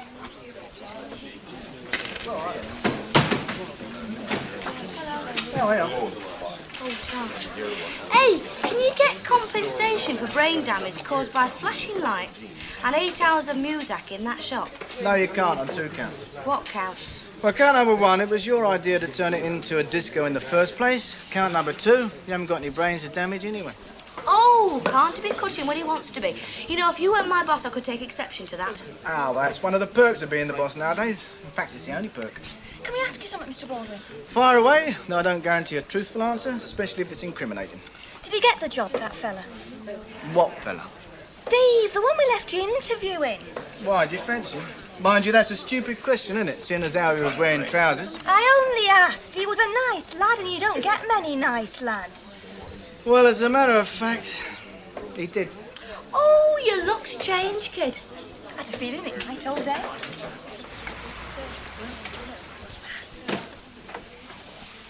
Have you a key, Mr. Tatlock? Let's go and set the table.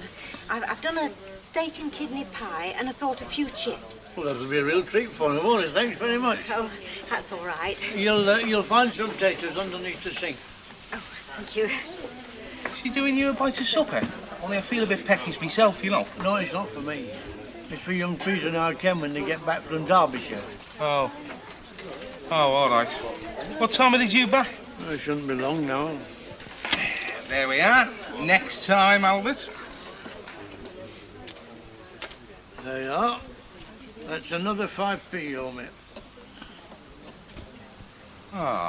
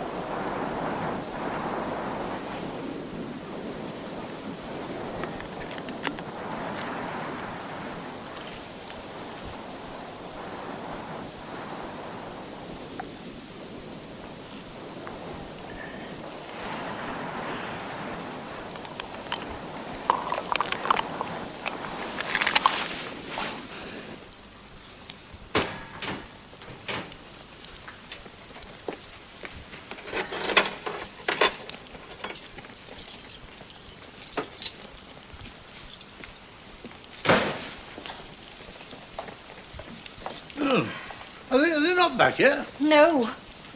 I'll bet they're hungry after all that walking. Yes. Were you winning at dominoes? Not for the first time either. You know, they think because you're on a pension and wear a flat cap, you've just got off boat. Hey, did you find them spuds? They're all ready for the chip pan. I don't suppose there's aught I can do to help, is there? No. Good. That steak and kidney pie, will there be enough for 3? I think so. You know, I wish I could have gone with him. Me too. The spirit's with him, but the flesh is weak, you know, like with a lot of things. I know just what you mean. Peter seems to be enjoying himself while he's down here. I mean, he and Ken are getting on a bit better together, which is as it should be, because, I mean, after all, they are father and son. You wouldn't have thought that a couple of years back. Where is it they've gone, actually? I don't rightly know. Didn't they say? Well, they said something about it might either be Edale or Kinder Scout. They'd make them on it when they got there.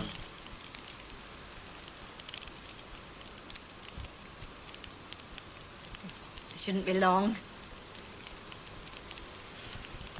Are you sure there's enough for 3? Certain.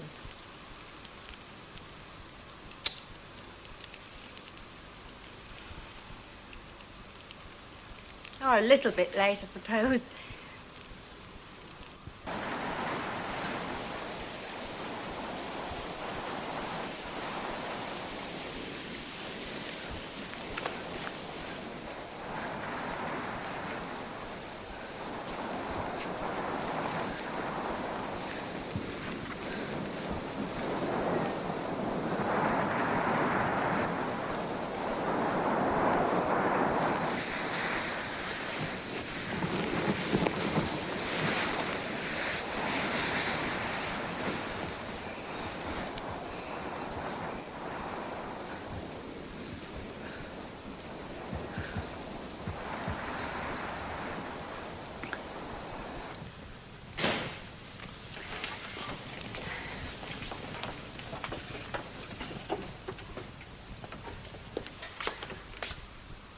not back yet. What the heck is like? Flipping supper ruin. I can easily make some more chips. Well, Ken will have found himself a boozer somewhere. Buy his laddie's first pint. It'll hear from me if he has. Least he could have done was let us know. Well, perhaps they couldn't find a telephone. Look, there are such things as telephone boxes in Derbyshire, aren't there? Yes, I If he could suppose- find one that wasn't vandalised. What time were they supposed to get back? Around about 9. What time is it now? 10. Well, you get the length of my tongue with our Ken, keeping the lad out so late. He is nearly 14. Still. Would you like to have your supper, Mr. Tatlock? No, I'll wait until... Oh, all right, go on. I suppose I'd better get back and all Rita's making me something on toast. Tell Ken I'll see him tomorrow. It was just a query about the community centre. Be good. Right, be good. I don't suppose aught could have happened to him, could it? Of course it couldn't. We'd have heard if it had. Aye.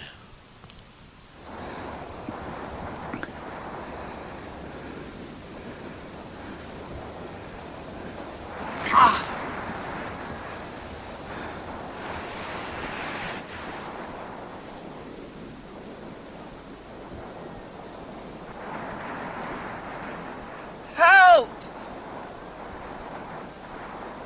Help!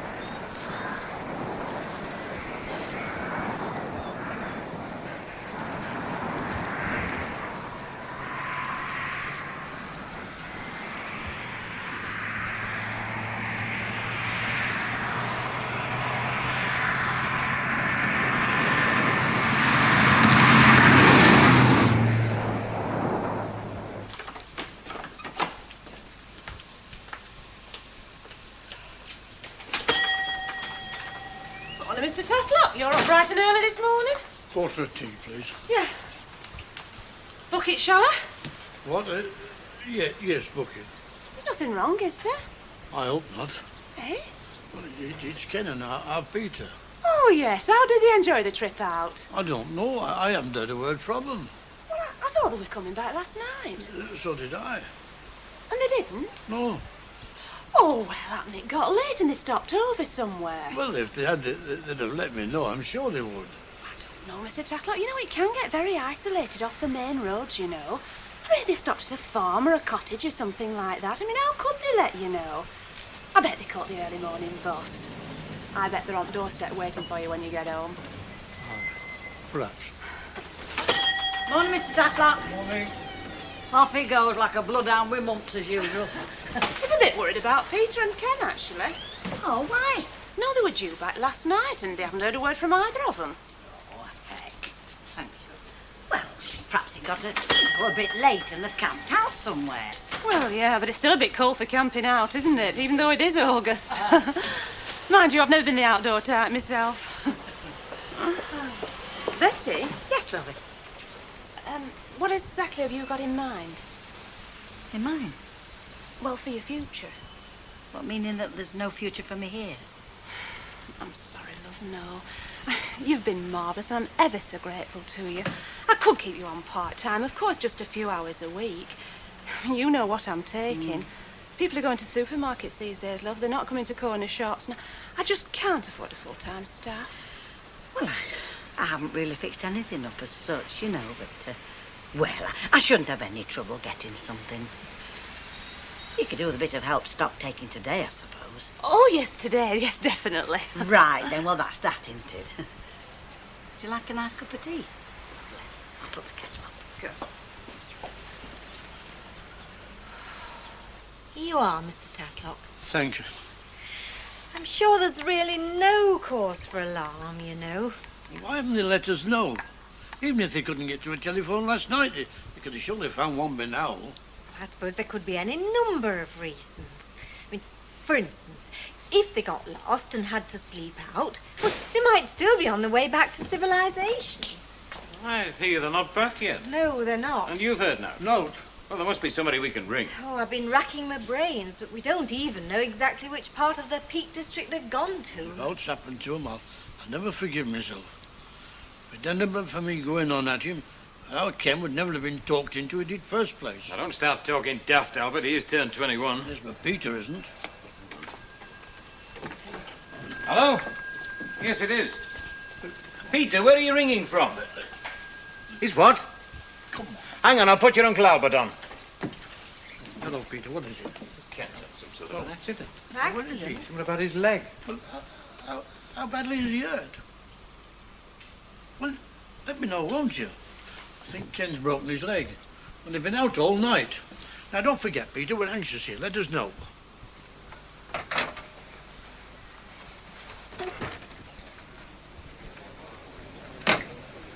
Happy now? Yes, thanks.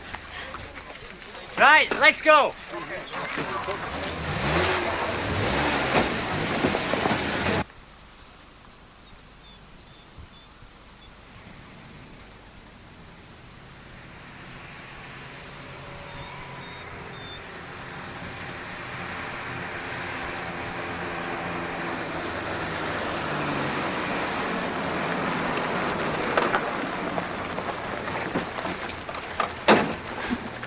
Now, this is where you finally got the lift, right? Right.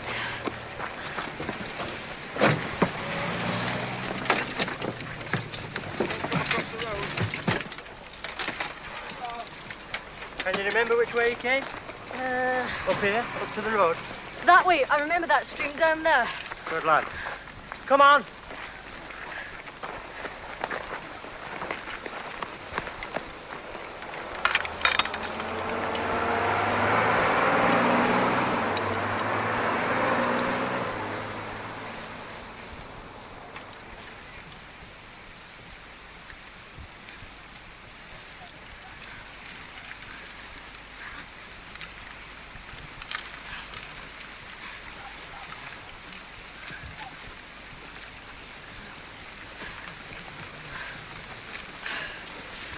This is where I stopped. When I found it was too dark to walk. Right. Now then up there's Black Ash up Moor. Did you go anywhere near there? Before the accident, before my dad fell, we were near Sneak Path. Go on. Then we got to this flat bit. Probably Kinder Scout Plateau. Yeah, that's it. Go on, you're doing well. Well, after that, we got a bit lost. We should have been going towards the Sneak Inn, but we weren't. We were going towards Kinder... it's not Scout. Downfall? Yeah, that's it. Go on. Well, after that, he fell. Right. Well, that's a good start anyway. Now you've been out all night. You sure you're up to more walking? I want to help find my dad. Right. Well, let's find him then, shall we?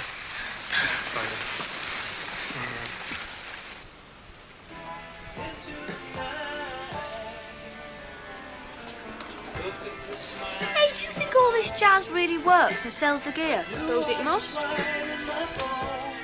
Oh, don't look now, but Steve McQueen has just walked through the door. Good morning. Well, let's just say it's just this minute brightened up. Have you something I could jam the door open with while I bring the stuff through? You can't do that. That is a fire risk. There are shops burning down all over Britain because of people like you. You push it back far enough, it jams itself. Oh. Is your name really Steve Austin? Fisher. Oh, shame. I was just about to tell you to jump over the house. Hey, are you married? Susie! No, thanks. Will you give over? You're embarrassing me. Hello?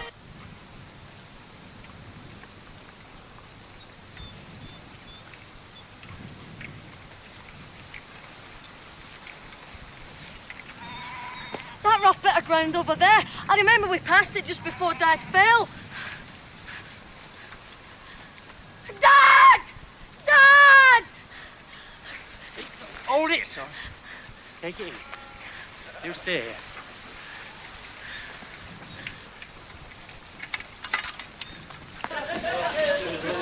me, girls. What are you doing? A pint of best bitter and the lady of the house, if you don't mind, darling. In that order or both at the same time? I'll tell you what, give us the pint first. It'll put the silver on me tongue, if you know what I mean. No, but I'll serve you anyway. Hey, what's the crack, Eddie? Brought me a present, have you? Not exactly, Fred. Yeah. Seen it, then? It's the best thing that's ever happened to this public convenience, that's all. All right. What was that, Mr. Yates? Oh, hello, Mrs. Walker. I brought something for you, something you want. I found that extremely unlikely. You know, our conversation yesterday. Oh, the, Yes. Well, it just happens I've got a sample of it here. Could we go somewhere private for the unveiling, say your living room? You'll find a snug on your left. Oh. Fred, be along, would you? Certainly, Mr. And, Bet, I think we could do with some more pies. There's been quite a run on them today.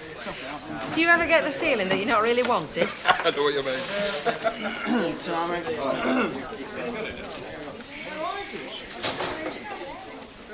Well, now, Mr. Yates, what have you got to show me? What about that then, Mrs. Walker? I say, that's rather nice, isn't it? Didn't I tell you? Me word is my bond. And very good quality, too. Would I offer you any rubbish, eh? Well, I must say you do tempt me. I'll tell you what, Mrs. Walker. Just imagine Mrs. Harvey's feet sinking enviously into that lovely pile. How much are you going to say it was? To you, Mrs. Walker, £5. £5 for carpet of this quality? That's absurd. Oh, no, it's shrewd business thinking. You see, they're not offering this carpet to the general hoi polloi at these giveaway prices. Like I said, it's only certain selected people. Really? Oh, yeah, only people what are going to do the firm a bit of good, with influential friends, you see, who'll see the carpet and fancy one for themselves. What do you think, Mrs. Walker? Well, you have to know the measurement, but... Well, it's by a strange coincidence I've got my little tape measure with me. Oh, by the way, before we go any further, there will be one other thing. What's that? Well, it will be subject to a small deposit. How small? £20. Rather high. 10. Much better. Right then, Albert. What's the situation? They've just this second rung up and said they found me. Is he all right? What sort of state's he in? Well, that's all they can tell us, no doubt. Well, it's something, Mr. Tatlock.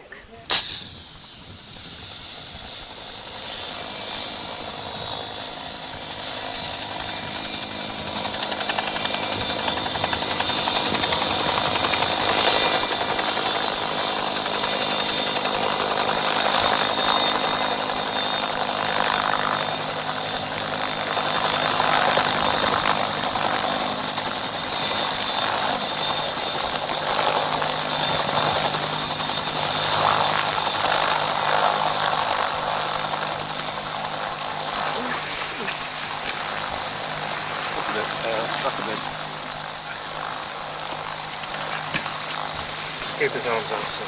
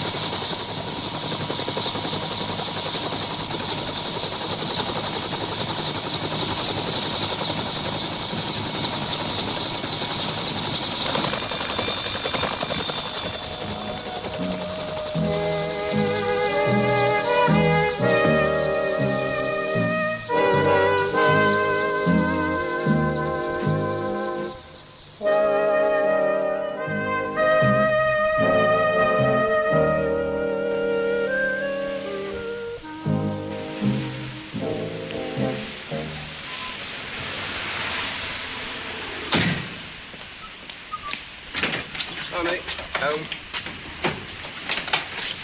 You got a reception committee. Ah, hello. Yes.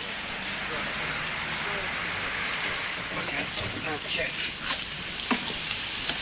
Right, get your balance. Well, I'll put both of those down onto this next step. Now, sort of skip. That's it. Hello, Peter. Uncle Albert. Let me help you. Oh, it's all right, thanks, Uncle Albert. I've got to learn to master these things. Oh, thank you very much. I'll Very get kind. it. Oh, back on me one piece then, eh? Oh, just about, Hilda.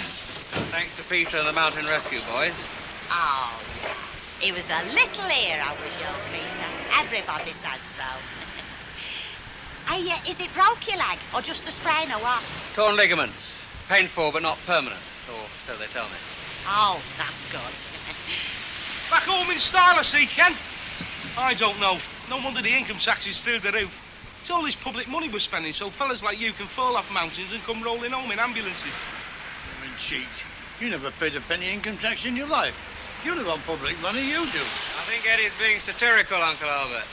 Yeah, I was. I think. Woman cheek, Uncle. You know, you're not entitled to make remarks like that, Eddie Yates. You have to be hard-working and conscientious before you can go around making remarks like that. Only them what work are entitled. Well, like me. I could have said it. What about your Stan? He couldn't. Good morning, Mrs. Ogden. Morning, Mrs. Walker. Oh, it's lovely out. One of them good-to-be-alive mornings, isn't it? I particularly wanted it really this morning. I wanted to scrub the living room floor in readiness for the new carpet. Is that the carpet Eddie Yates is supposed to be getting you? The one with my initials woven into it. What do you think about that? Well, I don't want to be a wet blanket, Mrs. Walker, but I know Eddie Yates, and I think you're heading for a disappointment. And you give him some money too, didn't you? Really, Bet, I am a very good judge of character, and I am quietly confident. Do realise that you're 20 minutes late, Mrs. Ogden? Oh, yeah, well, I started off in good time, but I got held up. The wounded soldier coming home. Ken's not back, is he? Yeah, come just now in an ambulance. Well, I had to have a word, welcome him home, like. You do if you're a good neighbour, don't you? That's what being a good neighbour's all about. Doesn't take 20 minutes, Mrs. Ogden. Ah, well, yeah, you can't be a clock watcher and a good Samaritan, Mrs. Walker. Any road, I had a word and he's not broken nothing. He's just torn his lineaments. That's like his muscles. Ooh, it sounds nasty, does that? Hope it never happens to Stan. It only happens when you exert yourself, Hilda, so Stan's in no danger. I wish everybody had stopped saying my Stan's lazy. What is he then? Well, it's just he believes in conserving his energy. He must have conserved enough to run a railway. Now, Mrs. Ogden, I want you to start in the living room. Oh, I generally do in here first, Mrs. Walker. In the living room, Mrs. Ogden. I want you to take up the carpet, scrub the floor. I don't want an expensive new carpet laid on a dirty floor. Well, if it's that carpet Eddie Yates is supposed to be getting you, I think I'm wasting my time and your money. Bet, I don't want her sidetracked from the living room today, dear, so I think we ought to arrange the cleaning in here ourselves. I've only got one pair of hands, Mrs. Walker. I can't do any more than I'm doing now. Bet, a job shared is a job halved. I intend to pull my weight. Why don't you get Betty back? I've asked her more than once, dear. I cannot keep running after her. Anybody in? Yeah, in here. I heard you were back. I thought I'd better just pop in and see the wounded hero. Oh, no, you got it wrong, Len. I'm wounded, but he's the hero. Dad! Yeah, that's what I heard. It's a good job you were down here from Scotland to look after him. And he's not fit to be left out on his own, you know. Yeah, we'd have never let him be Edmund Hillary if we'd have known. When was my dad Edmund Hillary? Oh, didn't they tell you that? Oh, we let him get dressed up as Edmund Hillary. Conqueror of Everest in the Jubilee procession, you know. Then he goes and falls off a hillock in Derbyshire. Hey, I tell you what, next time your dad and your Uncle Albert go upstairs, I'd make sure they were roped together if I were you. Morning. Lovely day. I wouldn't know. When you work here, you never get to see sunlight. Morning, Annie. You wanted to see me about something? Yes, I did, and thank you for coming so promptly. Don't go, Bet, this concerns you. I've nowhere to go, Mrs. Walker. Alf, I'm going away next week, and Bev will be left here holding the fort on her own. Now, I was thinking, instead of the place being empty at night, who better to fill the breach than you? Oh. Me? Yes, I thought you might move in, sleep here, and simply be on the premises. Well, you've no family ties, have you? And they do say a change is as good as a rest. Well, I'm sorry, Annie, love, but it's not on. I mean, as it happens, I've got a lot of things to do next week. Even if I hadn't, I don't think I'd take it on. Oh, dear, and I was rather banking on you. You see, with Fred away, the place will be deserted unless I cancel my holiday. Well, I'm sorry, Annie. Anyway, it's a bit short notice, isn't it? I was so looking forward to it. Look, Mrs. Walker, I don't mind moving in here while you're away. It doesn't bother me being on my own at night. What bothers me is being on my own behind this bar. There'll just be me running an entire pub on my own. Oh, that's a bit rough. Well, you're not kidding. Honestly, Mrs. Walker, I do wish you'd ring the Labour Exchange and see what barmaids they've got. I don't like going through the Labour Exchange. One can easily get the wrong sort of person. They're only out of work, that's all that's wrong with them. Well, I'm sorry, but it's not a medium I care to use. I like to have personal knowledge of anyone I'm going to employ. Oh, well, I might be able to help you there. There's a lady lives near me, Mrs. Perks. Now, her daughter's a barmaid, and I think she's looking for work. Do you want me to ask her to come round? Oh, if you think she's suitable. I'll ask her now. Can I use the phone? Hello, Hi. Can I have a packet of my usual coffee nails, please? It's years since I heard him call that. You know why, don't you? Too close to home. I read somewhere that everyone you smoke, takes minutes off your life. Yeah, I read that. As a matter of fact, I feel guilty sometimes selling them to people. Ah, well, you let us smokers worry about that. And just remember, if it wasn't for us smokers, you non-smokers would be paying double tax on everything. As a matter of fact, we're keeping the country going. Have you tried this substitute stuff? No, I have not. If I'm going to smoke, I'm going to smoke tobacco, not that chemical stuff. Ah, well, back to the treadmill, eh? Hey, it must be all right for you two running this shop together. It must be a right doddle for the pair of you. Try, love. She's right, I mean, now I'm a bit superfluous, aren't I? Now, come on, be honest. Well, it was very good of you, Betty, stepping into the breach like you did when I had to go and see my mum, but this shop just will not pay two people's wages. If you don't believe me, ask Alf. He knows about business. He'll tell you. What's that? Well, Rini was just saying she can't afford to keep me on. Don't you go backing her up. I mean, I know that. I suppose I'll just have to accept Annie Walker's peace offering. Oh, heck. Why, what's up? Well, I wish you'd said something sooner, Betty. Only Annie's been looking for a barmaid, and I think I found one. I got her interview this morning. Oh, well, that's that then, isn't it? Oh, you don't know for sure, Betty, love. I mean, Mrs. Walker might not like this girl. Oh, that's true enough. You know what Annie's like. Very hard to please. You've caught me in rather a mess, I'm afraid. Only I'm having a new carpet laid. Something rather special.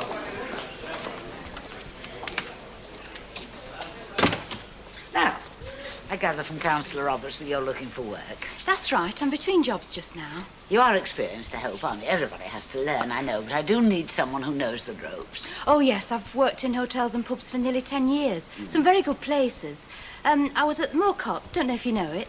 Very nice place, yes. Well, I was in cocktail bar there for 2 years. Worked at commercial in town. Round table have all the do's there.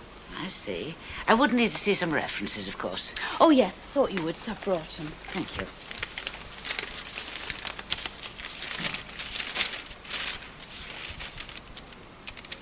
Very glowing. You certainly seem to have impressed Mr. Heptonstall. Cyril Heptonstall? Oh, I know him well. Where exactly do you live, Miss... Alexandra Terrace, just off Park Road. Not far, is it? Quite an easy walk.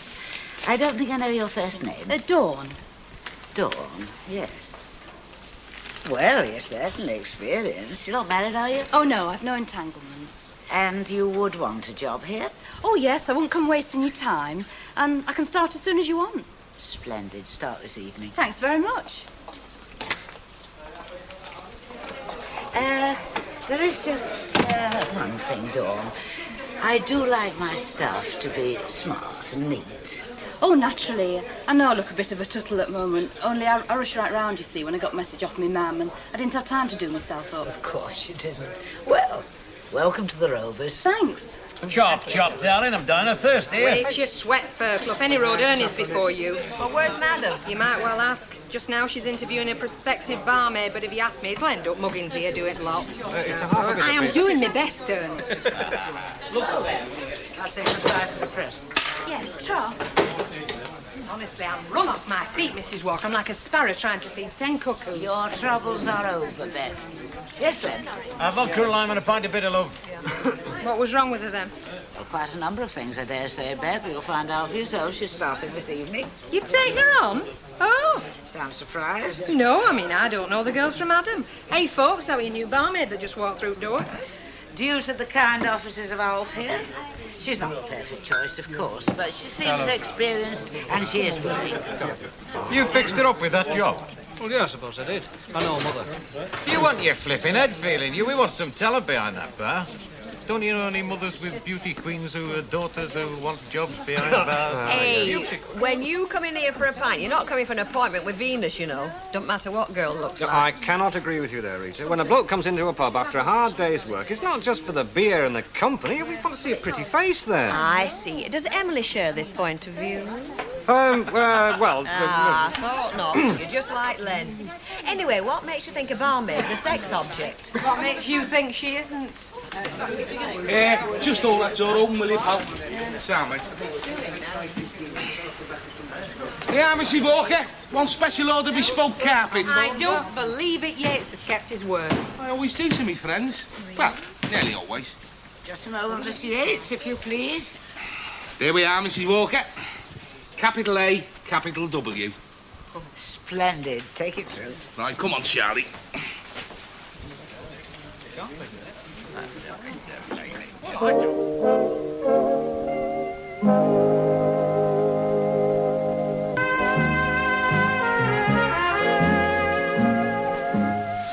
this where the Kenneth Barlow lives? Oh, why, who is it who wants him? I'm Jim Hinton, one of the mountain rescue team that got him off Kinder. Come on in, come on, mate. He's sitting on settee with his leg up. Hello again. Hello. Chap from Mountain Rescue Team here. Jim Hinton. I helped get you down off Kinder. Oh, hello, Mr. Hinton. I'm afraid I don't remember you. I wasn't taking much in at the time. Had to come into Manchester, so I thought I'd call in with your binoculars. We found them in the gully where you fell. Oh, well, thanks very much. I've given those up for lost, actually. You're not dashing off, are you? Take a seat. Uncle Albert, how about a cup of tea? OK. You know, you did a right good job with our Ken and Peter. That's what we're there for, Mr... Tetlock's the name. I'll just put kettle on. Well, I'm very pleased you dropped in, Mr. Hinton, because, well, I wanted to say thank you to you and to the team. I'm very grateful. Very kind of you. Anyway, most of the credit goes to your lad here. He kept his head and didn't go running around in circles. Yes, I've been telling him he did a good job. Tell you what impressed me, Peter, the way you used your powers of observation. We could have been hours finding you, and he got some landmarks fixed in his mind. But if he hadn't got you fairly quick, well... Yes, I realise that. You get colder and colder and eventually hypothermia. That's why it's important to use the proper clothing. Anyway, Peter, you did a real good job. Yeah, well, that runs in family, you know. We can look after ourselves when things get tough. He's an artist at laying, this lad. He can lay anything except hard-boiled eggs, can Charlie? It's a beautiful carpet, it really is. Not bad, is it? More than I hoped. Do you know you could walk into any front room in the land and you wouldn't find another carpet like that? The Queen hasn't got one. That AW in the weave there, that is your guaranteed distinction. And do you know something? You could have had a long wait for that carpet, only I pushed it through, you know. I mean, even Nellie Harvey hasn't got a carpet with her monogram in. Mind you, it wouldn't really suit, would it? NH in the old weave, put you more in mind of the National Health Service or the National Lumps. Yes, it would. Well, I'm most appreciative. Would your friend care for a drink? Well, Charlie? Oh, no. You don't want to disturb him when he's in flow. It breaks his rhythm, you know. Mind you, I could do with a pint without doing any harm, you know. Right, come through to the bar. Keep grafting, Charlie. Must be marvellous to have a talent like yours. Do you rescue a lot of people, Mr. Hinton? More than we like, Peter. Like the odd rock climber who starts something he can't finish. And mostly it's just people that go out for a hike and get lost or sprain an ankle or something. You know, I used to do a bit of rescue work at First War. Mine, it was a different sort of what you fellas do. And a damn sight more dangerous, eh? Oh, well, you don't have Jerry shooting at you when you're doing it, do you? That's the worst part, you know, not knowing whether Jerry had us in his sights or not. Remember once, one of our fellas, Jack Andrews, he was a corporal. He lay wounded about 50 yards out in no man's land, moaning and groaning. And after dark, me and another fellow, we thought we'd sneak out and try and bring him in. Did you manage it? Oh, aye, we got him in all right. And he got sent home. That was the end of war for him. I used to see him every now and then. He lived round here, you know. Died not but a couple of years since. Every time I saw him limping about, it used to give me such a funny feeling. But it did. Hey, let's show Mr. Hinton your medals. Oh, I don't Yeah. think Mr. Hinton will want I'd to love see to. that. Would you? Hang on, they're here somewhere. There they are. They're great, aren't they? Isn't this their men? Yeah, that's right. They didn't hand those out with the rations. What about young Peter here? He's going to get a medal of some sort, isn't he? Uncle Albert. I don't think so. Well, I'll tell you what, I could write a letter about him. You know, to Queen. Oh, no, look, you're not going to write any letters to anybody. You won't let them, Dad, will you? Better than getting medals is if you avoid running into trouble in the first place. Yeah, that's well understood. The next time we play it straight, the right gear and the right precautions. Yeah, and let us know where we're going to be. Tamo's making tracks. Right, I'll let you out. All right, well, goodbye and thanks again, Mr. Hinton. Cheerio then. Bye. Next time we meet, Peter, I hope it's not in the line of duty. Unless maybe you join a mountain rescue team when you grow a bit older. Yeah, that'd be great.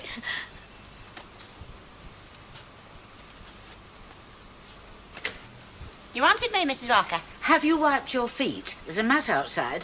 Oh, yeah, they wasn't dirty, but I wiped them anyway. Oh, I say. Is this it, then? The carpet, yes.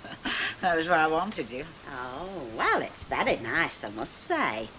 Not quite what I'd have chose myself, I don't think.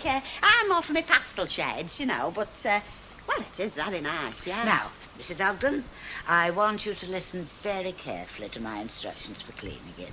Well, I know how to clean a carpet, Mrs. Walker. Other people have got them, you know. I've got one at home. This is not any carpet, Mrs. Ogden. In the first place, on no account, use a vacuum cleaner until I give you the word. Not vacuum, right? No, a high-quality carpet needs time to settle, so use a brush. Well, it's all the same to me. You're paying. I don't mind using a brush. Not any brush, Mrs. Ogden. The medium bristle. Now, I have tied a label onto it to remind you. Right, I'll do my best, as usual. I do not want to promise that you should do your best, Mrs. Ogden. I want to promise that you will do it right. Can I come in? I've heard about the new carpet and I thought I'd come and have a nosy. Oh, I say. What do you think? Your initials all over it and all. I've never seen anything like that before. No, it is rather exclusive, isn't it? Oh, Mrs. Ogden, I've been thinking it might be a good idea if you brought a pair of slippers in to wear when you're cleaning this room. Slippers? Oh, now, that's special clothing, isn't it? I mean, by rights, if it's special or protective clothing, you ought to provide it. We will discuss it, Mrs. Ogden. Yes, it's very grand indeed. A bit too grand for me, I think. Yeah. There's a little snag and all, isn't there, as far as you're concerned? What's that, Hilda? Well, a monogram carpet wouldn't be much use to you, would it? You change your name too often. Another remark like that, Hilda, and Mrs. Walker will have blood all over a new carpet. Now, ladies. It's very nice, Mrs. Walker. Very nice indeed. Didn't like that, did she? Here, Mr. Walker. Just come to check the laying's taken properly. Only you get what we call shift in the trade, you know, but not when a proper job's been done. No. Oh, yes. Yes, beautiful. I take it you are happy, Mrs. Walker? I'm very well satisfied. Then perhaps we could talk about the sum outstanding. Only I've got certain disembursements to make, you know, where Charlie who did the fitting and so on and so forth. Yes, of course. Give you a cheque for the balance. £71, isn't it? Cash would be favourite, Mrs. Walker.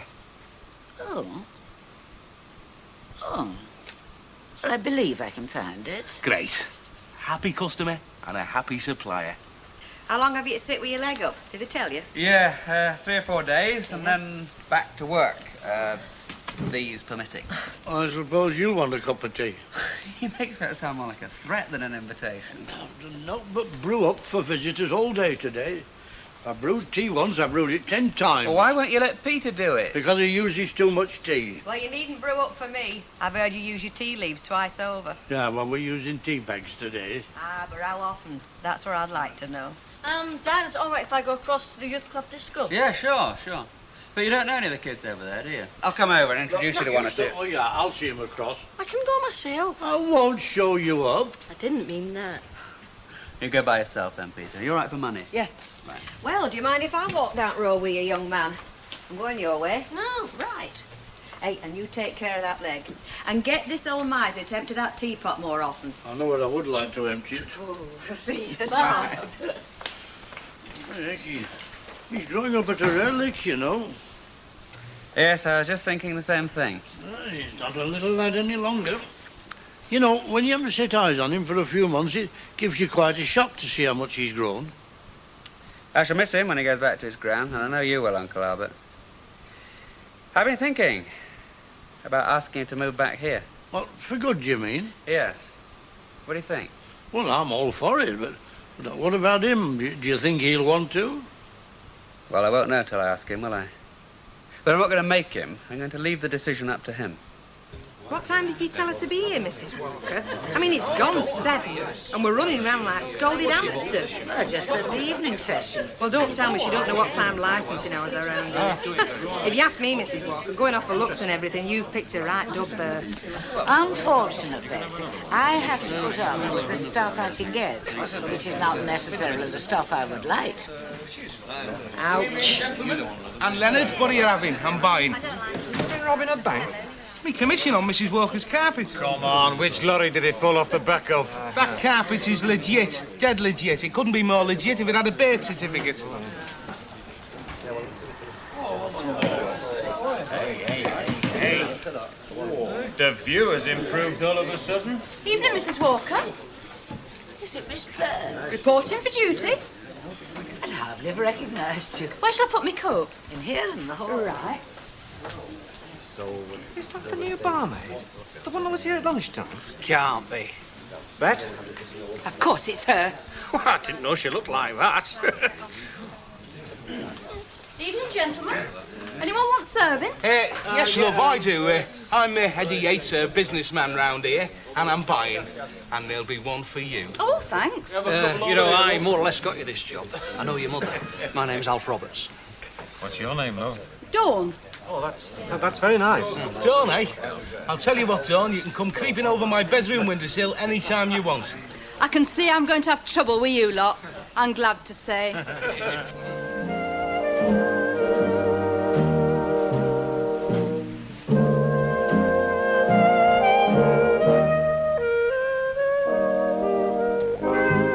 Tune in tomorrow at 6:30 when Ken puts his proposition to Peter and Dawn causes ructions at the Rovers.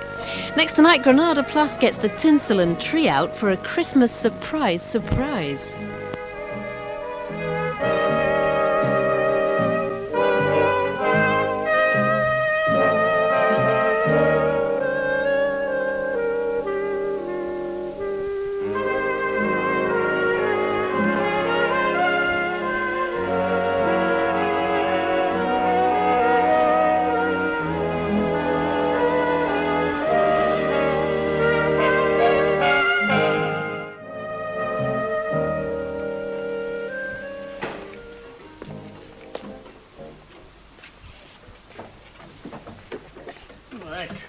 I thought you were a burglar. What are you doing up at this time? I've been up since 7 o'clock, and if I were at home, I'd be out on my bike by now for a training spin. You see, it's much better at this time of the morning because there's no traffic about. Take after me, don't you? Can't sit still for a minute, eh? What are you looking for? Oh, I was wondering if you've got any honey anywhere. Honey? No, that's too sweet for me. There's some marmalade in the kitchen cupboard and happens some jam, too. Oh, I found that. I've already got it on the tray. Tray? What tray? For Dad. I'm taking his breakfast up to him. Only you see, Gran swears by honey. According to her, it's got umpteen million vitamins. So I thought it might do him some good. Look, the fact that you're taking him his breakfast upstairs it'll do him more good than a cartload of vitamins. We all like being made a fuss of, you know. Except you. Ah, well, I'm an old soldier. I'm used to looking after myself. If I tell you, a right cracker, a right dolly, you put her in Miss Wales, she'd romp home, no danger. She's way out in front. Go on, you're having his on. You're just dreaming. I'll tell you what, I'll go and pinch her, make sure I'm awake. It's yourself you pinch. I know, but it's not half as much fun. Go on. Mrs. Walker spends half the time trying to get Bet to cover up her cleavage. She's never going to employ another one like that, now is she, Betty? Look, I haven't the remotest idea who Mrs. Walker would or would not employ. The workings of her mind, they're quite beyond me.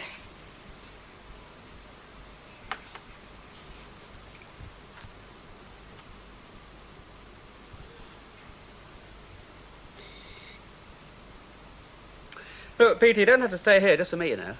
Why? Don't you want to finish Oh, this? I'm happy. I thought you might be getting fed up. I tell you if I was. Gran said if there's one thing I do, it's see what I think.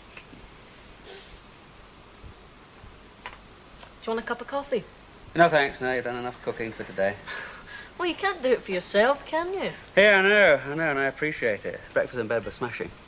But don't lay it on too thick, eh? I might get to like it. I think Uncle Albert already has. Yeah, very likely. Still, I wouldn't mind having a butler. Do you fancy giving it a try? Moving in? What, here? With you and Uncle Albert? Well, for starters, yeah. Then if you and Susan got to like the idea, I get a little house somewhere, well, somewhere nearby, not too far away. Susan as well, you mean, yeah? But of course you twit. I wouldn't ask one without the other. I'm suggesting that we, well, try to live as a family again. How does it strike you? You did ask us once before. Yeah, I know. When Janet, Look, Peter, I don't want to talk about the past. I'm trying to build some kind of future. I mean, you're growing up fast. Yeah. You'll be a man before. Well, we've not had a bad time the last couple of weeks, have we? No, it's been smashing, in spite of the, Yeah. Look, I don't expect you to make any sort of decision now. I mean, you couldn't come until next school term anyway. I just want you to think about it, okay? Okay. Checkmate. What? Checkmate.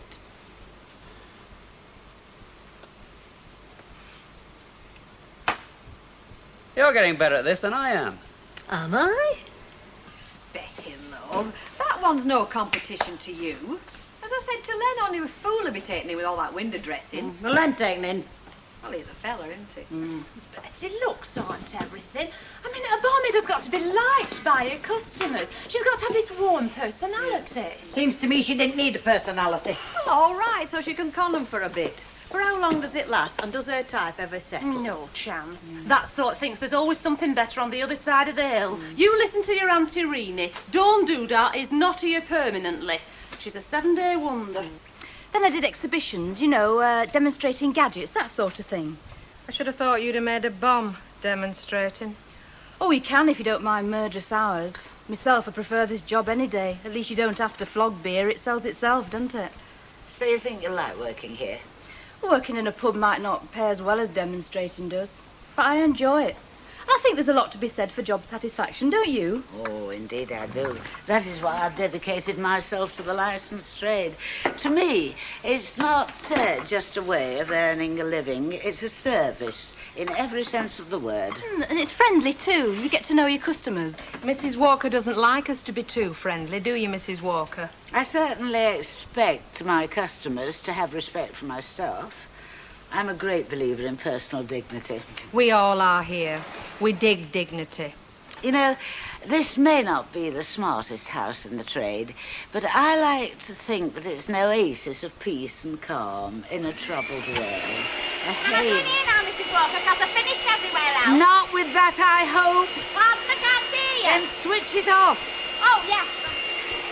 There you are now, what was you saying? I told you, you never use a vacuum cleaner on a new carpet. New carpet? Oh, I forgot. Mind you, you'd had the other such a long time, hadn't you? No, of course you want me to use the brush on it, don't you? And gently. If you know what the word means. Touched you this morning, isn't she? It's that sort of world, Hilda. I didn't used to like salads. Oh, you do now, though, don't you? I don't mind lettuce and cucumbers, okay. But I'm not really too keen on tomatoes. Ah, now, look, there's no beats a nice homegrown tomato. Hey, that'll be enough now. All right. I think it's the tomatoes we get at school dinners that put me off. All mushy and blech. Oh, well, that'll be them tin things, you know. They're all right in soup, but no doubt. But you do like school dinners? Oh, they're not bad. The puddings are best. Aye, I'm a bit partial to roly-poly myself. You know, syrup sponge and treacle sponge and roly-poly. Trouble is that your dad, he never likes a fresh apple, so I don't bother for myself. Uncle Albert, Aye? has Dad told you he's asked me and Susan to come back down to live? No. No, but I'm not surprised. I mean, he had it on his mind for some time now. Hey, over here, here, darling. There's a tasty man waiting. Look, I don't want to be awkward or anything, but I was here first, and I do have to get back to work. Half a bitter, please. Send him to the back of the queue, Dawn, darling. Save the unmarried blokes like me first. Did I say you could call me Dawn? Why not? You can call me Edward Jeddle Timothy Yates, or Loverboy for short. You can serve me if you like, Fat Chub, seeing as you seem to be stood there doing nothing. Yes, Hilda, what can I get you? A double cyanide? Ooh, can't you do better than that? No. By what bit of witchcraft did you con Queen Annie into that? Very efficient. Oh, yes, I can see that. I never knew she looked like that, did I? You must have done. You recommended her. Not necessarily. With head squared on and no makeup, you wouldn't give her a second look. Well, I've got news for you. We all look like that to start with, but you've got to have the basic ingredients to finish up looking like that. Like the old saying goes, you can't make bricks without straw. I can't see Annie complain anyway. She seems to be keeping the customers happy. Oh, yes, she's keeping the customers happy, all right. But I don't see her doing much for staff relationships. A couple of hours, girls. I'm just going to the hairdressers. It don't look like it needs doing to me, Mrs. Walker. Oh, thank you. I do try to keep as well groomed as possible. But with going away, you see, and Billy has a lot of friends on the island.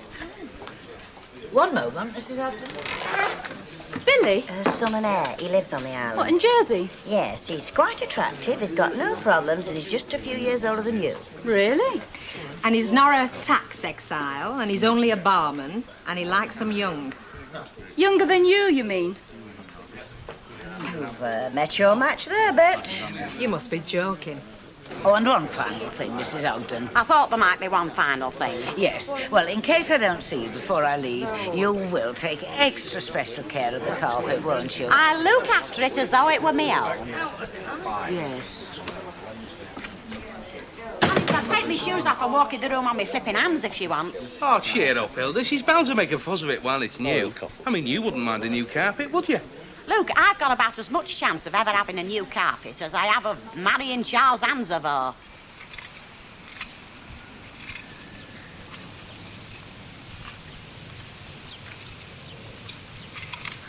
You know you want to get a little bench put up round here, Albert. I know. Some hollyhocks and some roses. Look, this is a working allotment. This is not a flipping flower garden. Oh, sorry. I heard you had some very good lettuces this year. Well, you heard right. Oh, well, could I have a couple? And a few onions if you've got any to spare. Well, they're not so bad at all. His back's worse than his bite. I begin to wonder. Well, how are you diddling? Pardon? Are you settling in? Oh, fine, thanks, yeah. Yeah, I'm sure your dad thinks so. Well, he's asked me to come back down and live here. Has he now? Me and Susan. Only she doesn't know yet. And I? I'm not sure. Still, if your dad wants you to. He's leaving it to me. He says I'm growing up now and it's up to me to make my own decisions. Yeah. Difficult making decisions, isn't it? And growing up. Yeah.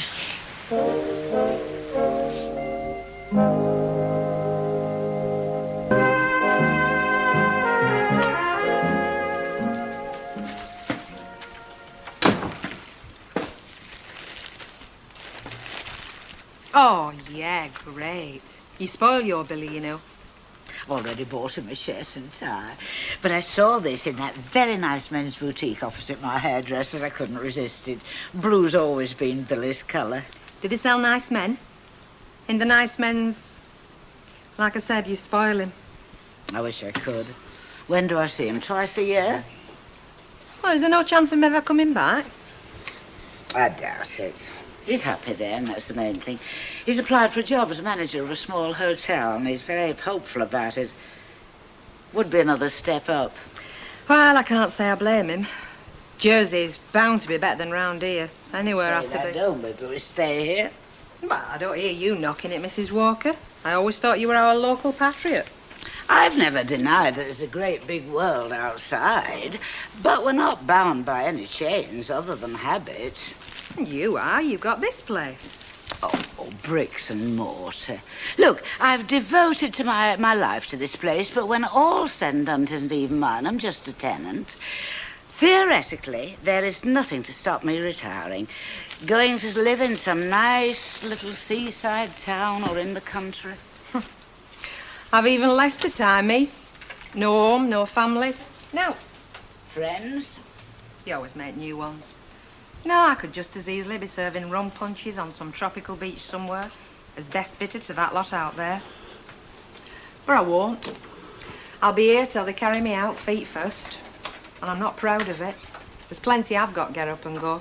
She has, for instance. Dawn? Yeah? And you wish you would get up and go? Oh, Mrs. Walker, would I say a thing like that? Yes, I'm stronger, but not in my presence. Bed, dear, I realise she could be an irritant to you. But do try and get on with it, dear, while I'm away, for my sake. All right, I'll try. Good. It's a load off my mind. Okay. Toasted to perfection. Can Susan do them like this? Can she not? She burns them. She puts stuff under the grill and then the next moment, black smoke everywhere because she's either reading a magazine or listening to her tranny or something. Yeah, well, women are like that, aren't they? Heads in the clouds, not practical like us blokes. Dad, you know what you said about coming here to live? I told you to think about that. It's a big decision. Yeah, I know. I'd like to come. You sure? Yeah, be great. Yeah, well, we'll see. You haven't changed your mind or anything, have you? No, not a lad. I've not changed my mind. Got any more of these? Yeah, I think so. I suppose I should feel guilty, but I don't. Story of my life. Well, yeah. I skived off 20 minutes earlier. Still, the time I put in that place, Mike Baldwin shouldn't say out. And anyway, if he does hard cheese, as my two lodgers would say. Feeling down? Yeah, we all feel the same at times. You know, life at a standstill, on one note. I do. Yeah, well, you're married. What difference does that make? Oh, come on, Elsie. Even you stopped thinking that marriage was a happy ever after fairy story a long time ago. Is, everything all right? Everything's fine. That doesn't mean to say that life doesn't get a touch monotonous from time to time. Same old routine. Even marriage. Especially marriage. At least you're free to kick out traces if you feel like it. Gum, it's a long time since I've done that. Perhaps you should give it a whirl. Are you encouraging me? Well, we all need to sparkle. Yeah, and someone to come home to. So long as it's not coming home to rows and fights. That's all coming home means in some families, you know. That was what mine was like when the kids were little. Even after I left Arnold. You know, just one long battlefield. You never met Arlinda and Dennis, did you? No. Len told me about her. Yeah. Bells, bells. They used to say I was a firecracker. But our Linda, she still. Hey, Ken's thinking of having his family back to live with him. Yeah, so Pete says. Still, they're not like mine. They're properly brought up. You talk about yours now as if they were strangers. They are. Well, perhaps that's what Ken's afraid of. You grow up so fast, you soon lose them. At least you had yours with you, in spite of the rows. That's something to look back on. Yeah. I haven't got bringing up my kids to remember in my old age. See, Elsie, swings and roundabouts. Can't win 'em all. Oh, come on, kid. You're not missing much. Any woman that's got a fella around the house has got a big kid to look after. Oh, you're dead right there.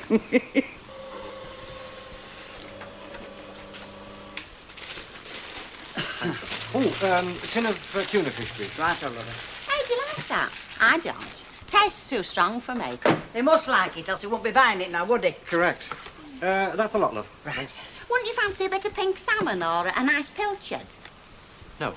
Look, if his wife's working and he's getting his own tea, I think we can allow him to choose for himself. How about sardines? Well, I'm only trying to be helpful. I know if I had to leave my stand to his own devices, which is something I do my best to avoid, I'd be only too grateful if somebody stepped in with a bit of advice. Yes, well, old fellas aren't quite as goneless as yours, Stanley. £3.74, Robbie. It's all right, Betty Turpin. No need to take it out on me just 'cause you're green-eyed jealous. What have yours done? No, her at the Rovers what's got Madam Mere's job. No chance of getting your toe back there in the door now, I'm afraid. No, Miss Perks is there to stay. I'm very popular with it. I'll have half a pound of cheddar and don't give me the end bit. Are you sure you've not forgotten anything? I don't think so. My baseball boots. Anyway, it doesn't matter even if you have. I can always send it on. Listen, will you tell Susan or will I? You know about, No, don't say anything. You'll tell her, yeah? Peter, Uh-huh. you don't really want to come back here, do you? No, You've got to be honest, because if you're not, you're just going to be miserable, aren't you? Of course I do.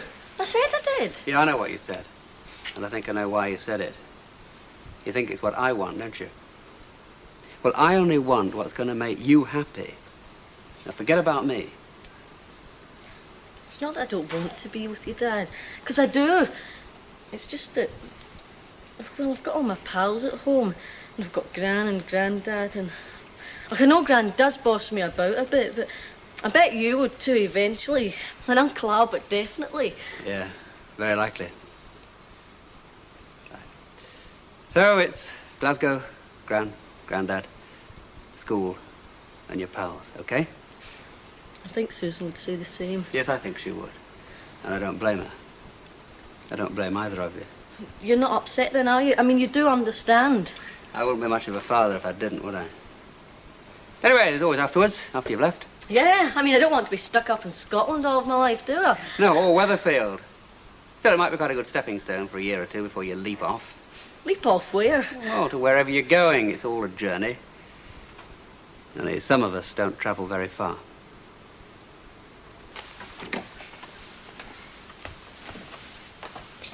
Right, come on, we'll walk down together.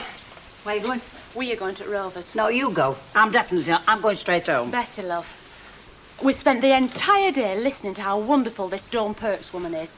I make it a rule never to believe anything until I've seen it with my own eyes. I'm not all that interested. Come on, Betty, you must be. No, you go if you want to. I'm in no rush. I'll wait here till you get back. All right, then. I'll go and have a nosy and come back and report. Okay, I know. You're not all that interested.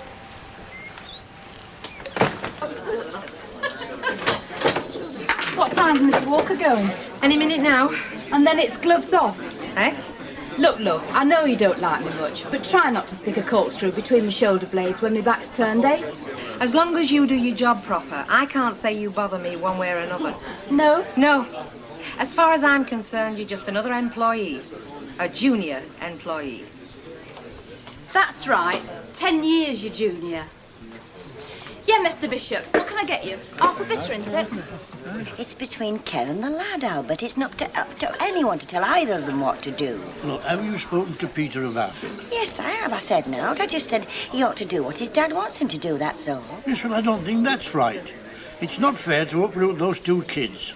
They've had enough upheavals in their lifetime. Oh, kids are adaptable, Albert. More than we are. What does the lad want to do, do you know? I don't think he rightly knows himself. And I mean, how can he? It's not fair to ask him to choose between his dad and his granny, who's as good as a mum to him. Would you like him here? Of course I would. Just trying not to be selfish. You know, Albert Tatlock, I think you are, for the first time in your life. I'd have thought Uncle Albert had been here to say goodbye. No, I said it before. Hey, he gave me 50 pence. He thought it would be best that I said goodbye to you on my own. Right, well, that's it then. Well, go on, hop in. You'll want 5 minutes at the station to get some comics and things like that. You sure you can manage? Of course, I got here in Moan, didn't I? And Dad, don't ask me if I got my ticket. Gran must have asked me at least 500 times before I came. Good deal. Well, bye. I hope your leg's soon better. Oh, thanks, Peter. Love to Susan and Grandad. And you're sure you don't mind? No, if you're happy, I'm happy, okay? Bye. Bye.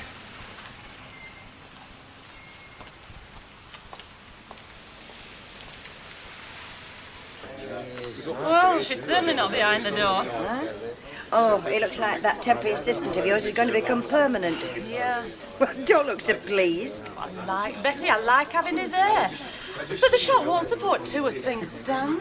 Now, Al, are you sure you want to run this airport at least to get a taxi? Look, I've told you, I don't mind. I shall enjoy the run. I like a bit of plane spotting. We'll make sure everything goes smoothly, won't you, love? I'll do my best, Mrs. Walker. You just relax and enjoy yourself and give my love to Billy. You did say I was in full charge, didn't you, Mrs. Walker? Well, naturally. Then I give you my sworn guarantee there will be no problems. Bet Lynch runs a very tight ship. She once went out with a sailor. You're so right. See you later. I feel sure that that will help us to settle it. Bye-bye, Mrs. Walker. Have a nice time. Ta-ra, Mr. Walker. Have a nice time. See you when you get back. See you. She is going to Jersey. I mean, they're not off for a mucky weekend somewhere, are they? No. I'll do that. You do the ashtray. Oh, yeah? Do what with ashtrays? Empty 'em. That's cleaner's job. She's not here, is she, Chuck? This is a very small establishment. We have no demarcation lines here. We all muck in. I was employed by Mrs. Walker as a barmaid, not a skivvy. Mrs. Walker can settle that when she gets back. Meanwhile, she's only just gone and she's left me in full charge and the flipping ashtrays wants emptying. Dawn, dear.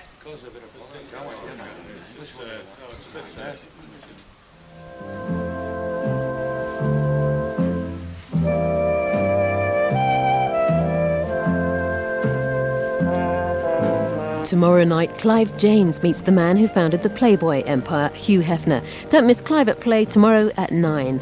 And next night, stay with Granada Plus for the comedians. Next.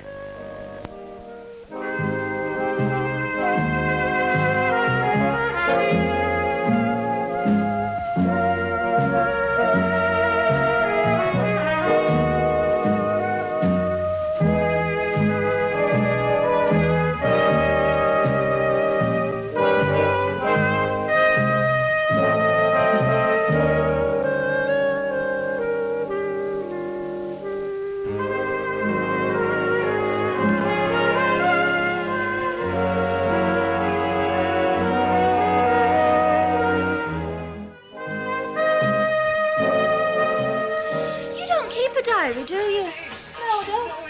I used to.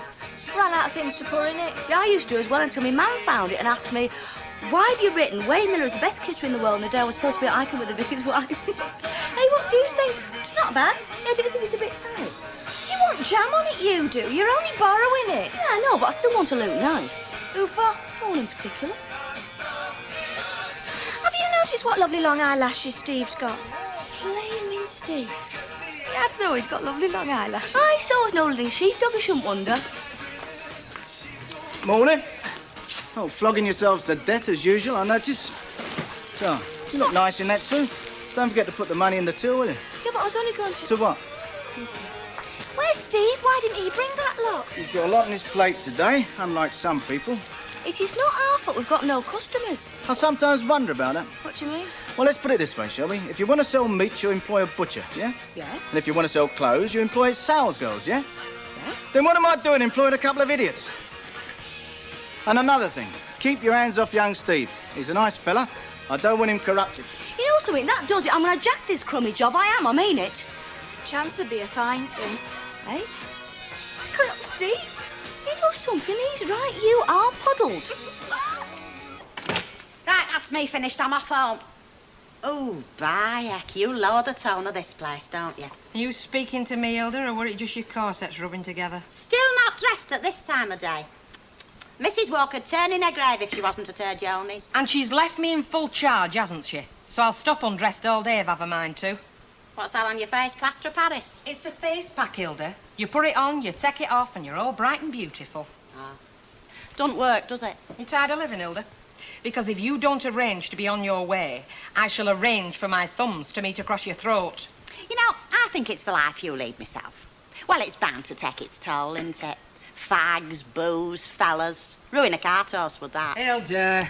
I mean, this new girl's not that much younger than you, really, is she? I bet she don't put all that stuff on her face to look bright and beautiful. See you later. Not if you're wise, you won't.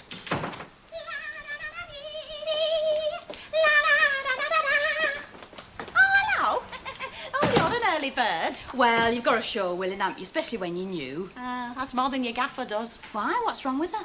Thought you were going, Hilda. See what I mean? Morning. What kept you up all night? I've had a very good night, as a matter of fact. Oh, I thought... You thought what? Nothing.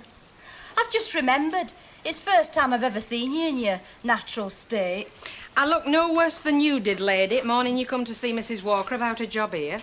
Oh, now, Bet, be fair. I know I weren't looking my best that morning, but if I'd looked like you do now, Mrs. Walker wouldn't even have seen me without a bodyguard. Your days are definitely numbered, love. Bye-bye, then. Bye.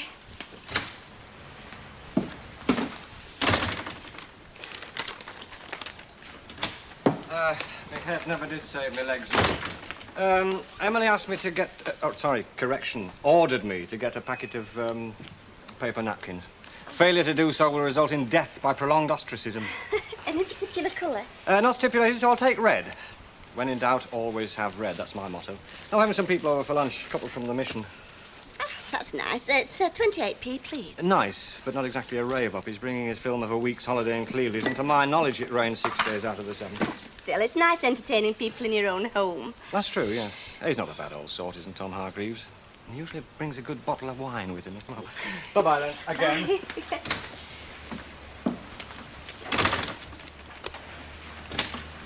Hiya. Sorry I took so long, but you know what old Wilson home's like. I've never met a dirty 70-year-old before. He calls me his umph girl. Dates me a bit, does that. Only wants me to go away with him at weekend to New Brighton. Do people still go New Brighton? Lucky you. Wonder if Leonard mind. He's rolling in it, you know, and they reckon he's only a budget, leave it to. Rita. Yeah? I've had a letter from the bank. Are you not overdrawn, are you? Because I can't lend you a brass farthing. I'm already in up for next month's housekeeping. Do you know, last night, for the first time in my life, I hadn't a penny piece in my purse. Not one penny. I reckon there are more empty purses in England now than ever before. They want me out. Who does? The bank does. They want me out of Auntie Edie's house. Well, it were on cards. I mean, it is their house, isn't it? Of course it was on the cards. Well, what are you looking so gloomy about? How long have they given you? A month. Well, it's plenty of time. Find somewhere else, innit? Well, I don't need to, do I? Come again? Well, I don't need to find somewhere else. I mean, I can just move back in here into the flat. Hey, I don't know about that. I mean, after Len's done all them alterations, he might have someone else in line for it. I mean, I'd like you back here. Personally, I would. Well, then it's up to you, isn't it? How is it up to me? To persuade Len to take me back in the flat. You do give me some jobs to do. I'll see what sort of mood he's in at dinner time. Oh, I'm sure you're up to it. An umph girl like you.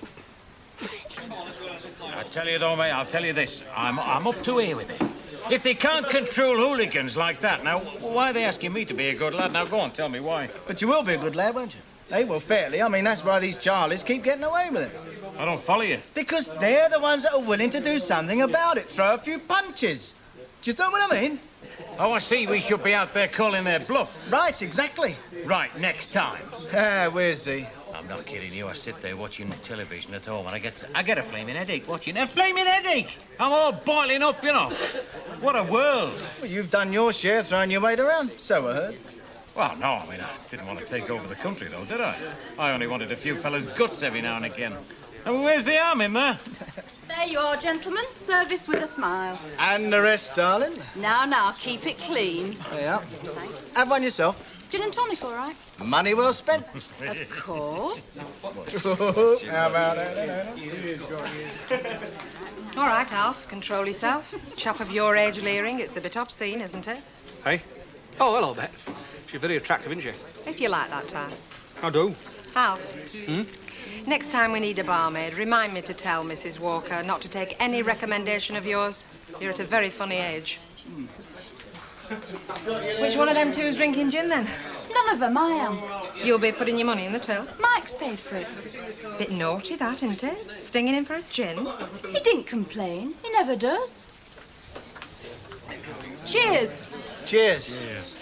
Where's your night off, darling? Dunno, I'll have to ask why. Oh, now, come on, don't be coy. Me coy? You must be joking. Is that a promise? Be careful, darling. He's after your honour. I should hope so. If it's not a good match, bring it back. Did you make a sale? Only just. You've not put sugar in this, have you? No. You know what I reckon? I think customers are getting more cell-resistant. Or is it buy-resistant? Anyway, it's getting harder and harder to flog them out. No, it's like Mr. Baldwin says, and we're just rotten at our job. Hey, just think what we're up against.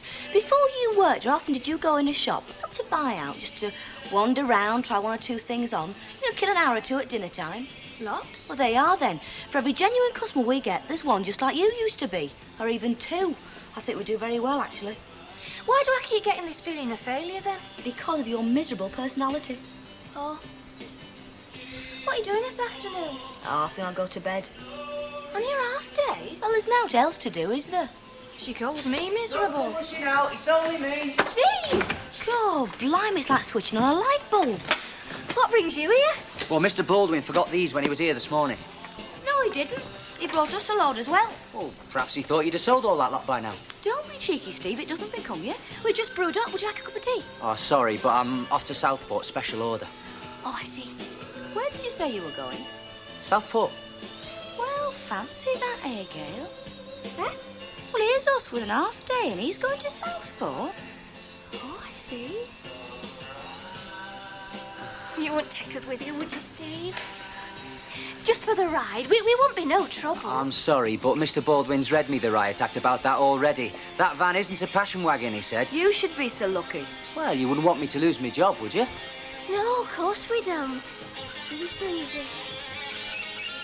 Stevie, supposing I told you that Mr. Baldwin had gone to Manchester for the afternoon, and supposing I told you I would tickle the back of your neck all the way to Southport and back again. He hasn't gone to Manchester, has he? Gail, do I lie? No. Oh, all right, then. Just this once. But you'll have to go in the back, Gail. Why does it have to be me in the back? Because I am more decorative than you are, so he wants me in the front with him. Go on, get your stuff. I hope we don't get him into trouble. If we do, he's always got your shoulder to cry on, hasn't he? Yours more likely.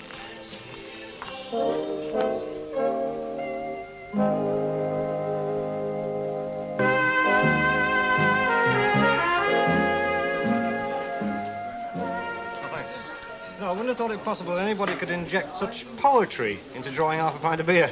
Who's your friend? She's delightful, isn't she? I mean, she's so, sexy. Well, that wasn't the word I was thinking of, but yes. Oh, thanks. Sure you won't have one yourself? No, I've got one, thanks. All right.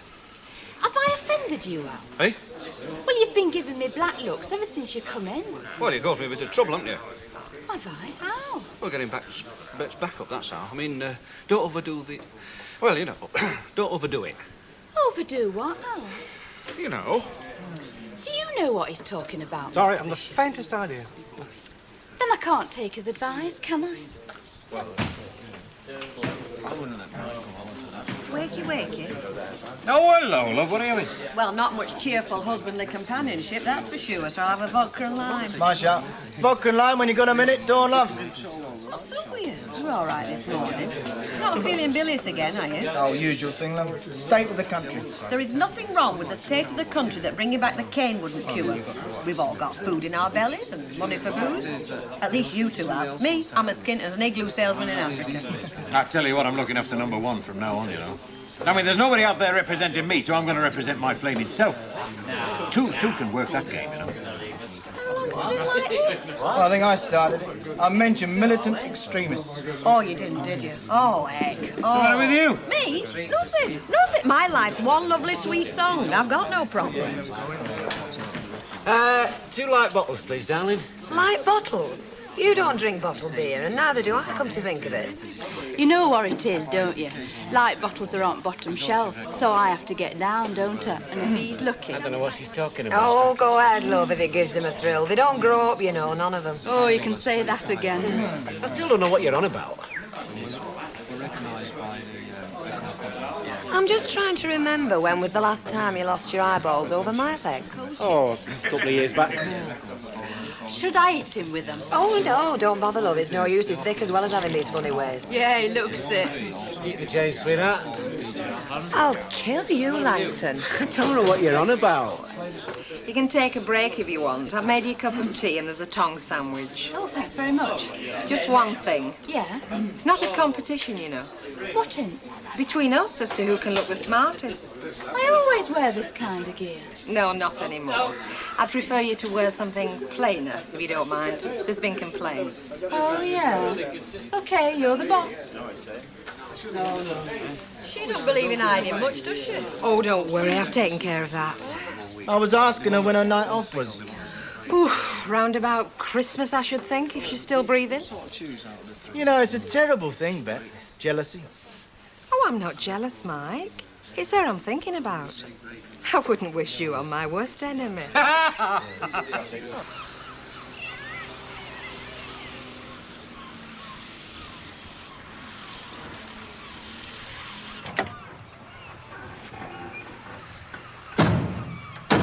Hey, it's great, this. Just what the doctor ordered. Ozone. We can't stay long. We've only just arrived. Hey, I wish you brought our cozzies. Oh, I forgot about her. Hey, shall we just wander off? We can't. About time and all. Ooh, it's great here. Should have brought our cozzies. Just what I said. Better than going to bed, eh? We can't stay long. Come and sit down, Steve. Relax. That lad you've just taken on was in here this morning. Nice kid. Seems all right, yeah. I compared with some, you see. Do you know what I was on my youth? A teddy boy. Look at me now. See ya. Good dad. Well, I don't know what Mrs. Walker were doing ironing her at first place. She was con, love, like the rest of us. Subject normal, is it? Huh? Talking about the new barmaid like you have been doing ever since you landed. You're exaggerating, Betty, love. I couldn't care less about Dawn, whatever her name is. Any pause for me? Yeah, a couple of things on the sideboard in there, love. Down. She doesn't, you know. She never stops talking about it. And not very complimentary either. What's she really like? I mean, you hear so many different stories. Well, she's got all fellas going anyway, including Ray. Oh. I think that's what's got Bet bugged. We're bound to. She likes to think she's the belle of the Rovers, does Bet? Well, she's had her nose pushed out this time, that's for sure.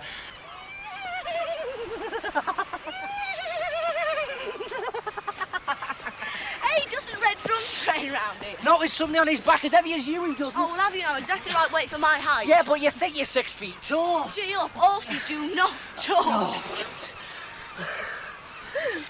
I don't know what you two think you're playing at. We're having fun, that's what we came here to do. Hey, I know, let's play tag. What? You heard? Now's your chance to get your hands on him. Go on, Steve, run. But we'll have to be going soon. Run. And that's for little Tracy, if it's all right for her to have a lolly. Well, why didn't you bring her in? She'll be freezing out there. Nah, she's as tough as old boots, like her dad. I'll hold it, she'll lick it, and we'll both get all sticky.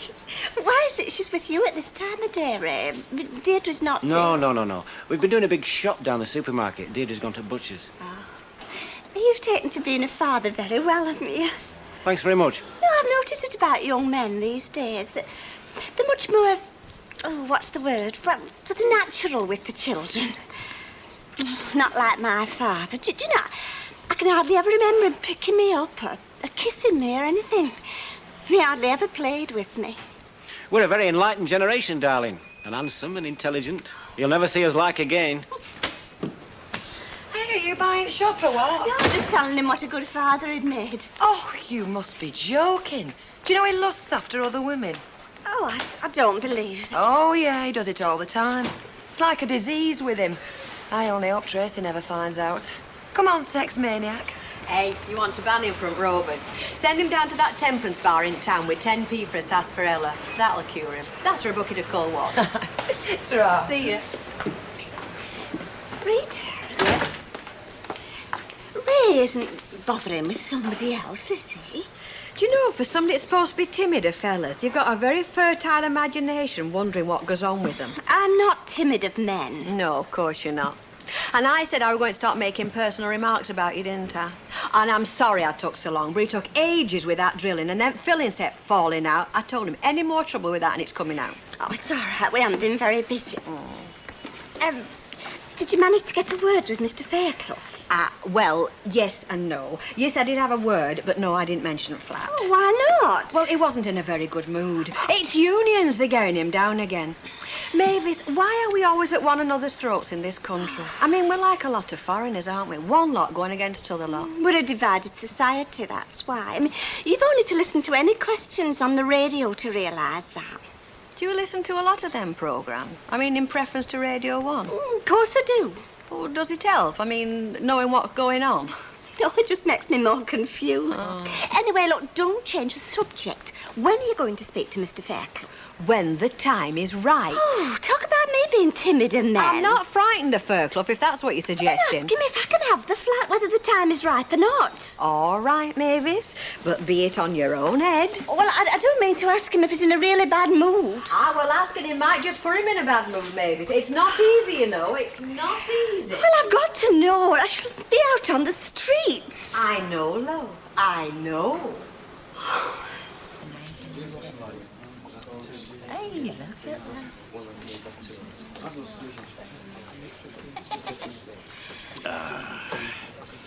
It's true, you know. The first pint of the day is always the best one. All the rest is downhill. Well, why not call it a night, then? Why go on supping if you're not enjoying it? Bet, my darling, civilization as we know it is certain things happening whatever. Tradition. Yeah, well, tradition, if you like drinking a couple of pints of a night, even if you're enjoying them or not. Ah, well, now, you see, that's where my Stan has the advantage, because he does enjoy them. First, last, and the umpteen in between. Oh, he's a very lucky fella in lots of ways, is my Stan. He'll tell you so himself. Where is he, by the way? It's unusual for him not to be in it this time. He's out collecting, which really means he's on a pub crawl.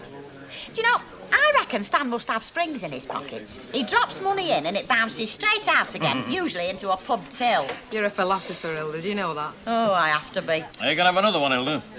Oh, why not? Sauce for the gander. Dead right. Alf, what did I tell you? What did she tell you? That you'd be in here instead of at home. Do you know we're getting into some right common habits? Drinking before we've even made tea. This is cocktail hour. Yes, but that lot in Mayfair aren't supping pints of wallop, you know. They'll be drinking martinis and eating canapes. Exactly, so that's what I'm going to have. A dry martini. Alf? Pint of wallop. No use. The dead rough, kid. You'll just have to live with them. Yeah, like me. Hey, before I forget, Mavis has got a problem. Oh, I? She wants to move back into flat. That's no problem. She can't. Oh, well, you tell her. I will. Good. Still in a bad mood? No! You could have fooled me. Ta-da! Oh, thank you, kind sir. My homage to a princess. Oh, you read that in the book. I thought I just made it up. Evening all. Just settling in for the night, are we? Right, mine's a large Scotch, you ever Spain? Me, I am. Oh, couldn't happen to a nicer fella. Hey, remember what I said this afternoon? What about? Your appearance. Oh, that? Yeah, I remembered. Good. Scotch, is it? Yes, please, Blossom. Hey, you know, you said... I don't think Mavis is going to be able to afford 15 quid a week for that flat. Well, you tell her. Why can't you? Because you're the property tycoon. I keep telling you I'm looking after number one. Oh, so you keep saying. Well, does this suit? Well? Very fetching, Dawn, love. Very fetching. What do you say, Alf? Very nice. Yeah. Well, they seem to like it. Here. Found out when your night off is? Don't rush me. Well, what about after work then, like tonight? Why does it have to be me in the back again? Because I suffer from claustrophobia, that's why. First I've heard of it. I've not noticed any symptoms when you're being stuffed in the back of mine. Look, Jack come on, Minnie. Gail. I'm late enough as it All is. right. What are you doing tonight? I've no idea. I only asked.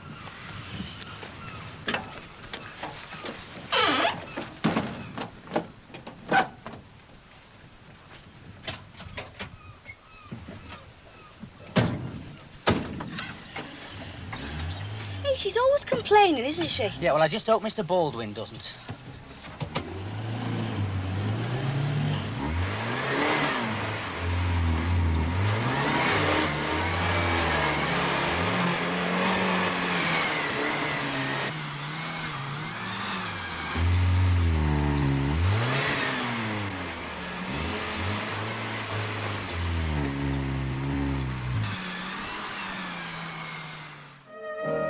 Where would we be? Well, if you let me get a word in edgeways, I'll tell you. Yeah, it's all right for you. You're one of the bosses. You're laughing. Look, if it wasn't for the trade unions... If it wasn't for the trade unions, we'd all be laughing, including your 1.5 million that are unemployed. You're talking through your hat. It's not the unions that have put them out of work. All right, now, just a minute. Let's put it another way, then. Who's going to put them back in a job, eh? The trade unions or the bosses? Now, if you can't answer that, you must be a bit weak in the head. Well, I'll be weak in the head if I agree to work for a full week for less than a working wage. And that's what the bosses want. Look, if you've a choice between working and starving, why do both? The working classes have done that for long enough. You're living in the past. I've been a boss for a while. I've never shot a striker yet. Starvation wages. There's folks still living round here who can tell you what that was like. Well, they must be very exceptional people. They are. Remarkable people. Well, it must be. I mean, to live to a ripe old age after nearly starving to death, I call that remarkable. Yeah, go on, Skit. Look, it's a good job Now, some of just us a minute, haven't hang forgotten on. what... We haven't got Ray's undivided attention. Al's trying to tell us about the working classes' heroic struggle. Listen, I'm having my own private heroic struggle over there. And if I lose the struggle, I'll be across that bar and I'll do 3 years for it. Yeah, well, my glass is empty, so while you're on the way... You're just a capitalist hyena. Gentlemen? Yes, I'll be gentle with you. Sorry? Would you mind just going back down the bar and walking over here again? Why? Oh, you'd slap my face if I told you. Oh, that'd be nice. I haven't slapped a lad's face since I was 14. Haven't you? Well, I've not heard anything new since then. Well, stick around, darling. I'll be here at closing time. I bet you're all talk. Same again, is it? Yeah, why not?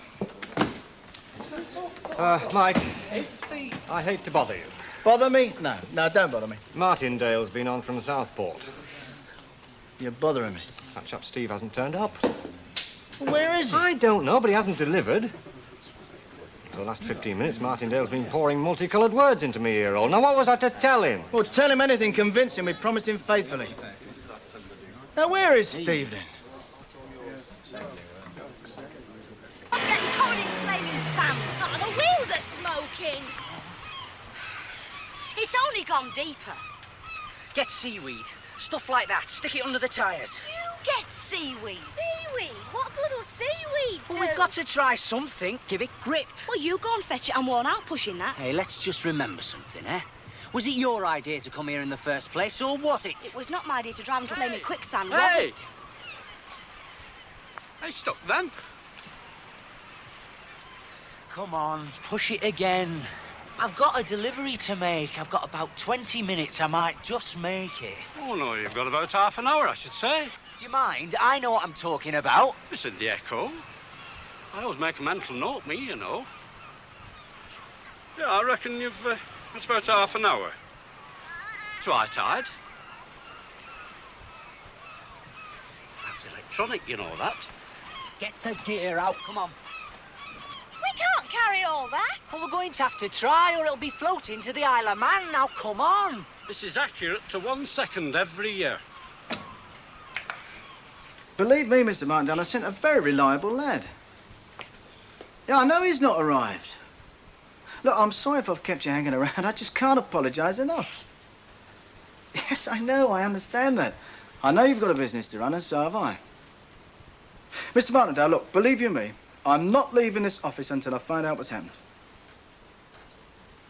Oh, thank you, Mr. Martindale. Thank you very much for your understanding. Yes, first thing in the morning. Thank you very much, Mr. Martindale. Goodbye. There's one in for you. Do you want it there? No, he doesn't want it there. We don't serve drink in Mrs. Walker's private quarters.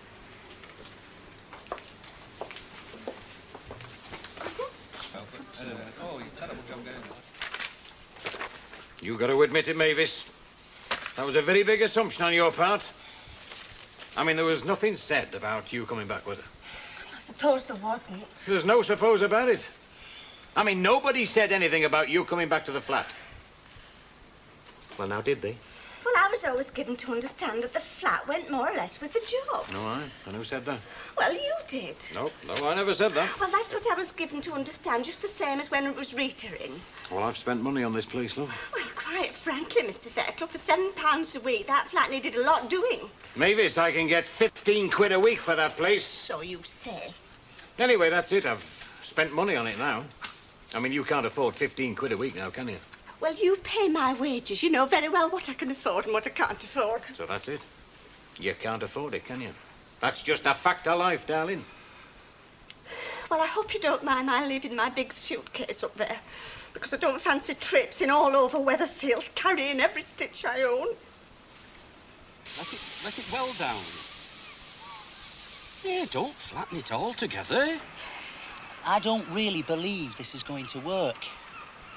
But we've tried everything else. How is it going to go on flat tyres? Well, he says he's seen people do it. Any road, if it don't work, we're no worse off. Now, that'll do you. Try it now.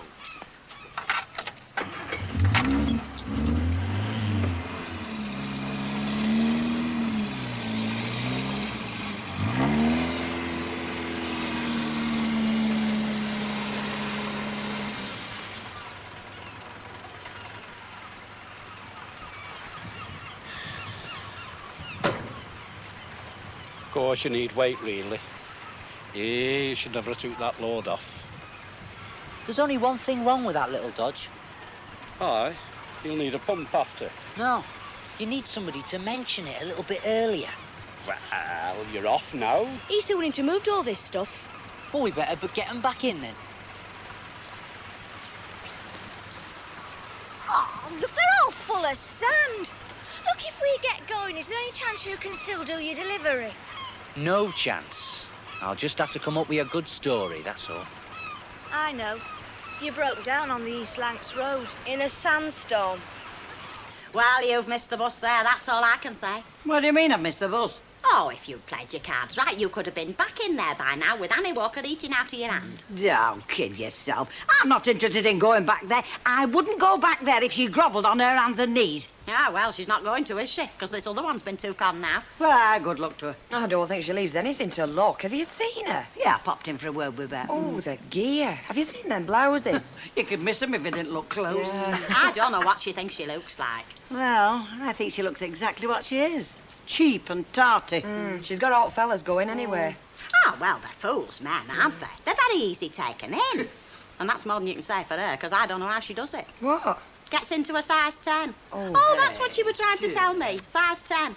Now, I mean, if she's a size 10... Oh, how's Bet getting on with her? You're joking. Ah, well, there you are, you see. There could still be a vacancy for you. Oi, I've told you, I don't want to know. Now, I've got to get this one, because if I'm not home by 1:30, she'll do her nut, and it's 22 now. Another fellow in the doghouse. Very good. Suppose I might as well get tanked up before I go home. Are you having another one in there? Stick half in that. Right, 2 hours. 2 hours. They are, all over. You jammy twit. Fancy another? I thought you had to get home. Well, I've got half this up now, haven't I? And I hope she slaughters you. Thank you.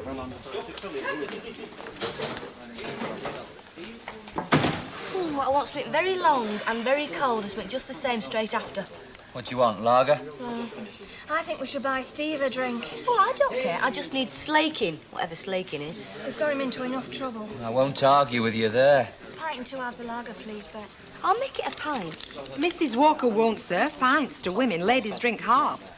Well, in that case, I'll have 2 halves. I'll be twice as ladylike, won't I? So that'll be 3 halves and a pint. I'm never going to let you two talk me into anything again. Ever. Well, look on the bright side, Steve. I mean, we had a nice day till we got stuck, didn't we? Oh, yeah, terrific. Hey, I've thought of a great story for you. Well, it'll have to be good. Yeah, you see, what you do is you take all that stuff back to Southport and you tell him... I suppose you know Mike Baldwin's been looking for you. Yeah. I'll see him tomorrow, you know. No trouble at all. No need to wait till tomorrow, Chuck. Here, just a minute, where are you going?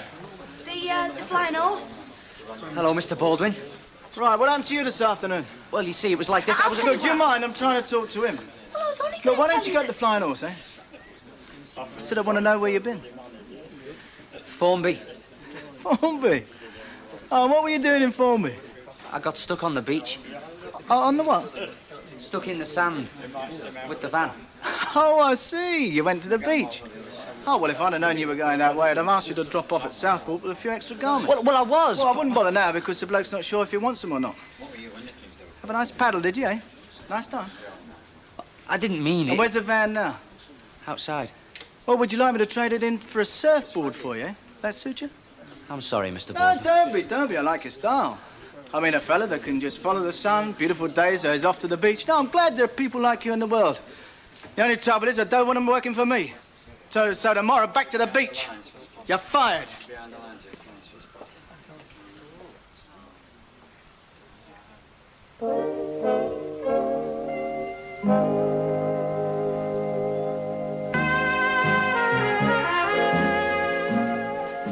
I shall be wanting some time off this morning, Rita. Maybe some this afternoon as well. Oh, why's that, Chuck? Well, I've got to find myself somewhere to live, haven't I? I've got 2 places to see, and they both sound awful. Still, beggars can't be choosers. Well, don't you be rushed, Chuck. You wait until you find yourself somewhere really nice. I mean, there's always somewhere, isn't there? But I can't wait, can I? The bank want me out of Aunt Edie's house by the end of the month, if not sooner. Well, they can't throw you out. You've got your rights. Yes, and they've got the deeds. It's their house. You could make them get a court order. It could take them 6 months to get you out. You've heard of squatters and things. Well, I'm not a squatter and I don't wish to be. Well, any time you want time off, it'll be all right. Do you think Mr. Fairclough will want to dock my wages? No, love, I don't think so. And there was something else I wanted to say to you, but you won't like it. I won't. No, you won't. Try me. Well, I don't see that I can do the early morning papers anymore, seeing as I'm not living over the premises. And it's no use saying that it's part of the job, because it isn't, not really. I mean, I used to think that it went with living in the flat, and I didn't mind at all, because I'm an early riser anyway, but... Well, now you'll have to make alternative arrangements. All right, Mavis, don't go on about it. I mean, you've made your point. But I'm not getting up to do it, because nobody can say I was an early riser either. Well, maybe you will get somebody to pay £15 rent for the flat. And maybe they'll get up and mark the early papers at 6:30. I don't think. Why? I mean, what's the point of us all getting the boot? Well, why should he get the boot and not us? It was our fault. It was our idea. Yes, and I'm very sorry, no, but what is the point of us all getting It's just not fair. fair? Fair's got nothing to do with it. There's no such thing as fair. Of course there is. Of course there isn't. There's no such thing as fair in the world, except for kids. Everyone gets one sweet, nobody gets two. And that's fair. It's ridiculous. I tell you, if I had kids, I wouldn't have had anything up equal. And they know what the world was all about a lot quicker. It's a horrible attitude. It is not an attitude, it is a fact. The Arabs have got all the oil, Seville has got a big bust, and I've got neither. You've got a job. Yes, and I'm very thankful. But you'd have blurted everything out last night, wouldn't you? And who was it stopped you, because it wasn't me. I mean, Steve didn't want you to get the sack. He got you out that pub right quick. He's just got an unselfish attitude, that's all, and it makes me feel awful. Oh, shut up, will you, Gail? It makes me feel terrible as well, but what's the point of going on about it? I'll tell you what the point is. I'm going to tell Mike Baldwin. You're going to go tell him nothing? I'm going to tell him it wasn't Steve's fault. I won't mention you. I'll say it was my idea. You don't want to do that. Be daft. I am daft. The whole thing was daft. Hello, Steve. Oh, yeah. Hi. I've just been in. I didn't do too bad, really. I got a week's pay in lieu of notice. Can't be bad, eh? I just came in to say ta-ra. You'll still be around, won't you? Well, I don't know. I'm thinking of kicking off abroad. Won't mind coming with you. Well, you know, no jobs here. Where would you go abroad? I don't know. But there's a lot of it to choose from, isn't there? Anyway, will I see you? Because I'll be around till weekend, at least. Oh, yeah, we'll be around. We'll probably see it in Rovers or somewhere. Yeah. Hey, what about Marrakesh? 2 friends of mine hitched down there last year. You got into enough trouble at Formby. Where's Marrakesh? North Africa. You go across the Sahara. It's the last place you want to go. Have you not had enough sand? No, I don't mind telling you, Betty. I've just about had it up to here for this one. Oh? Does that mean you don't get on with her? She thinks she's God's gift. She does. Is she not up to the job? Oh, she's up to the job, all right. She'd be up to a lot of things given half the chance. Oh, no, she can do the job. No. But it's the way she does it. Bracing isn't the word. I don't know what Mrs. Walker's thinking about. She just lowers the tone of the place completely. Oh. How long do you think she's going to last? Well, as long as I let her. Because one of these days, like tomorrow, I'm going to let her know. I tell you. You'd come back if you were asked nicely, wouldn't you? I would not. Hey, what? Now it's me you're talking to. You've rubbed Annie Walker's nose in it, and good luck to you. You carry on, you're just cutting your own nose off. I'm all right as I am. All right. Really keeping you near, is she? Oh, so what? I'm not that desperate for a job. And I thought you were on your uppers. I'd have to be asked very nicely. That's more like it. Now I've made my mind up. This one's not going to last very long. What's that, then? What's not going to last very long? You just stick here and wait for the dust to settle. What's this, then? Well, don't you do anything, just on my account. Don't be so daft. I'll see you anyway. Ooh, she's ill-mannered, is that one? Thinks she's God's gift. You'll just have to work on her, then. I'm sorry, Lynn. It's a funny thing about Mavis. Once she's screwed up her courage to say what she thinks, there is no shift in her. She just needs telling, that's all. Well, you tell her, and I know where it'll get you. All right, then I will tell her. She'll be quite simple. Doing the papers is part of the job. And she'll tell you what to do with the job. Oh, no, she won't, not Mavis. You've not been listening to her. She's feeling very hard done by over that flat. The hell can she feel hard done by? I didn't kick her out. She left of her own accord. She left to look after her auntie. What's got nothing to do with me? Only because she felt obliged. She didn't want to leave flat. That's not my fault. I know it's not your fault that her auntie died and left her with no roof over her head, but she's still feeling hard done by. And she's not going to travel in the mornings to do the papers, and nothing you say will make her change her mind. I'm sorry she feels like that. Oh, and don't think you'll find someone else daft enough to come in and do it. Well, you can do it, can't you? Well, don't look at me like that. You're running the shop. You fancy it? It's your shop, you know. Don't talk to me about early starts. I've spent most of my life on building sites at the crack of dawn, halfway across Lancashire before it gets flipping light. I'm running the yard, you're running the shop. Oh, you're telling me it's my problem? You're supposed to be running the shop. Hey, come back. Did you want some? You're driving away our customers now. I'm driving them away. I am. Right. Now, wait a minute. No, I won't wait a minute. How did you get on? Oh, it was awful. It was all damp, pokey, a bit awful. Right, come on. What? We're going for a long dinner hour. And in future, we're going to have a long line in the morning, because my husband's going to demonstrate how to run a shop. Come on. Hey!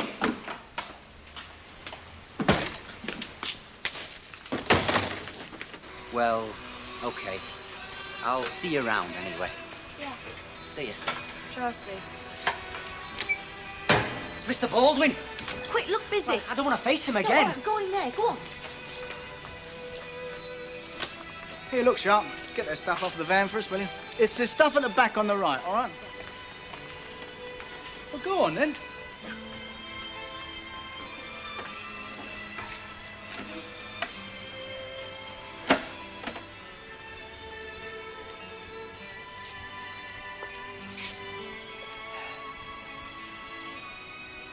Hello. Well. The demon of the sand dunes. The British Rommel. To what do we owe the honour of your presence? Well, I just thought I'd buy a pair of jeans, Mr. Baldwin, while I still had some money. You've been chatting my staff? No. Say goodbye. That's why you're skulking, isn't it? I didn't really want to bump into you, Mr. Baldwin. That's exactly Mr. the way Baldwin, I feel please, if about you'll you. just listen to me for a minute, please. It wasn't Steve's fault yesterday, because we persuaded him. And what he didn't tell you was we were on the beach with him. At Formby, I mean. Well, it was our half day, and we didn't think he'd do any harm if he just gave us a lift. It's my fault, really, because it's my idea. So, you were all on the beach, were you? Yes, Mr. Baldwin. It had nothing to do with them. Yes, it did, and if anybody should get the sack, it should be me. Oh, that's ridiculous. It was my idea right from start. Oh, I'm sorry, madam. Would you like to try those on? Yes. Do you mind? I can see you not wanting to change in front of these hooligans. No, thank you. Right, well. You're very loyal to each other, aren't you? I should sack the three of you. Why can't you be as loyal to me? I mean, I don't ask for much, and what I do, I pay for. Now, am I getting through? Am I on the right wavelength? I still don't think Steve should get the sack. You two should be on the way to a labour exchange with him. But seeing as I'm not going to sack you, or you, do you think you can get your way to Southport this afternoon? Well, come on, then. Thanks. Thanks very much. Oh, isn't he impulsive? Yeah. Mavis, I'm on your side. Have you back in that flat 2 shakes of a lamb's tail? Well, I don't want to cause a marital rift. Oh, don't worry. I'm not going to row over it. I shall just leave him alone to think on. You watch, you'll be back in that flat tonight. I reckon he was daft doing it up in first place. Well, I think £15 a week's all right for the flat, but not for the area. I mean, if it were Pressbury or somewhere... Mavis, you're back in there, no danger. I mean, it suits me to have you back there, doesn't it? And that's what matters. Just what I've been saying all along. Or would that be too much to ask? Sorry, are you speaking to me? Who do you think I'm speaking to? The man in the moon? Do you mind getting in here? I happen to be answering a personal phone call. We don't take personal calls here. So tell your friend that now. Come on. I've got something to attend to, Mike. I'll ring you back after, all right?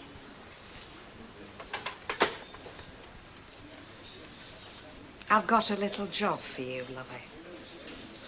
Well, I don't think Len will fancy it. You're kidding. I've seen Fairclough at the crack of dawn, and he's not entirely human, you know. You're telling me? That's not what I'm paid for. And you are not paid to sit and chat to your men friends on the telephone.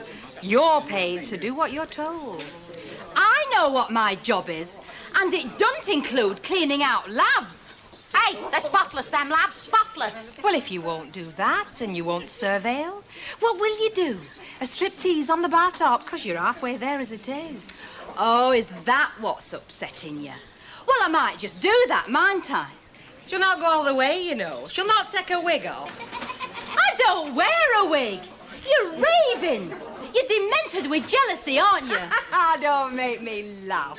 He gave you the elbow, didn't he, Mike Baldwin?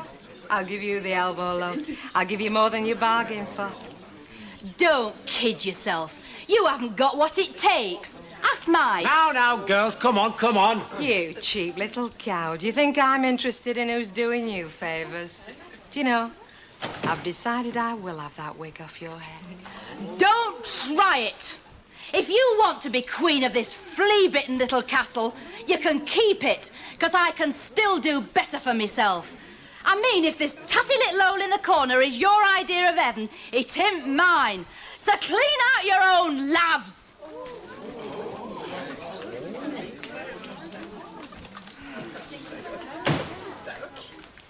Right. Hilda, do you mind stepping down the street and telling Betty there's a vacancy?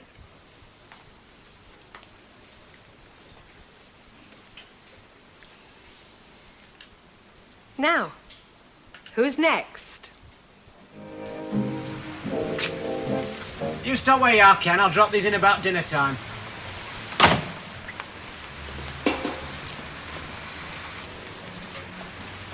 Hey, you're doing my windows today, so no skiving off to your girlfriends. I've got you down. I've got a couple to do. I'll be with you. Oh, aye. 19 Inkerman Street. No, Balaclava Street. Oh, the other side of Inkerman Street. Going in the back door these days, are we? Hey, shut up, will you? You know Hilda can't take a joke. Oh, come on, Stan. She took you. No, there is a change, but I'm always glad to get back from relatives. I know what you mean, love, but I can't stand here guessing. I've got to get back to work. I'll pick it up later on, eh? Hey, you getting a mortgage on this lot? Oh, I know exactly what you mean, but it's not me. It's them two gannets I've got nesting with me. And what's more, they're supposed to be on a diet, the pair of them. Oh, yes, I can tell. 3 tins of baked beans, 3 tins of spaghetti, 6 vanilla slices. Yeah, but look a little bit lower down the list. Look what it says. Slimming biscuits and low-calorie soup. They think they're making up for it that way. Oh, yes, don't worry. I've clocked the expensive stuff. It's this you're paying through nose for, you know. There's only one way to slim on the cheap, and that's eating out. God, the vanity of women. They spend a small fortune looking for health and beauty, and they never ever find it. Hark at him. You're smelling from here. Is it him? Could I... It is. It's do you mind? It is. Oh, come on, let's have a base. Oh, yes. Oh, it's lovely. Have you finished? No. Oh, it's I'll pick these up at dinner time. Oh. And if some of you lot had helped your neighbours instead of pawing them, you'd do a lot better. Them's for Ken, who's still on crutches, in case you'd forgot. Oh, Betty, that's a good idea. He's right, you know. Let's go after Kenny. He can't run away. You reckon this one could? Oh, I think we could catch him if we really put our minds Oh, I'm to sure it. we could. Oh, it's good to be back with loonies again. Would you take them upstairs, Fred? OK, Mr. Walker. How was it then? Oh, Jez, it was fabulous. It really is a delightful little island. And that little touch of La Belle France, well, it can't fail to add something, can it? I'm sure it can't. You know, Bet, we're living in a magical age. Look at me. Would you believe that I was enjoying breakfast with my son this morning in the Channel Islands? I wouldn't, Mrs. Walker. I honestly wouldn't. We really are privileged to be living in this day and age. I often wonder what old Grandmother Beaumont would think about it. Do you know she never set foot outside Clitheroe during her entire life? She died on her 93rd birthday. You're long livers in your family, aren't you? Yes, yes, we are. Yeah, I thought you would be some. Oh, it's nice to be back. Well, I must say, you seem very highly chuffed. Did your Billy get that hotel manager's job he was after? Well, it wasn't so much of getting it or not. He didn't think it was quite him. No, it's a blessing when you know your limitations. Right, well, that's all the bags up in your room there, Mrs. Walker. Thank you, friend. Before you ask, I had a wonderful time. Oh, good. Tell me, did your Billy, did he get that job he were after? He decided it wasn't quite him. No. Oh, we can't have that, can we? Not much point in having one's personal monogram woven into one's special carpet and then obstructing it with furniture. I suppose it's too much to ask if Mrs. Ogden has arrived. Much too much. What about the new girl, Miss Perry? Shouldn't she be here by now? Right, I'll get on and be making a start, eh? That was a bit abrupt. Yes. About the new girl. She won't be coming because she's gone. Gone? Last night she walked out. I think you'd better explain. Well, there's not much to explain, really, Mrs. Walker. She was skiving, so I told her to get on with her job. She gave me a load of old book and just walked out. And you did nothing to stop her? She called this place a tatty old pub, Mrs. Walker. I wasn't having that. I hope you realise that Miss Perks was Mr. Roberts' protégé. How are we going to explain it to him? Well, I don't think we'll need to, because he was there at the time. I don't know. How is it that I always come back to some unpleasantness? Takes all the pleasure out of going away. It really does. Well, I think you're well shut, Mrs. Walker. She's like too many of them nowadays. She can't face work. Work, Bet? Or you? I'm going to see that picture tonight if it kills me. Go on then. And you're coming too. We're man and wife. We're supposed to do things together. We do. I don't mean that. Hey, and stop it. I'm serious. I've been chasing that picture for ages. Is it sexy? No, it isn't. I've enough with you. You know you love it. Oh. Oh, I'll go out and come in again. No, you won't. You'll stay and protect me from this mad Harry. Hey, you want to watch it, Fairclough. Assaulting your wife at a place of work during business hours. It must be breaking about 16 bylaws. Hey, talking about bylaws. Oh, talking about bylaws, I've had a look at the bandstand. I'd like a word with you before we go to cemeteries and parks tomorrow. Make it tonight, will you, mate? 5:30 in the Rovers. Okay. Hey, and see you're out by 6:45. It's my treat tonight, you know. She's taking me to the pictures. Yeah. There's never a dull moment when you're married, is there? Hey, is she back?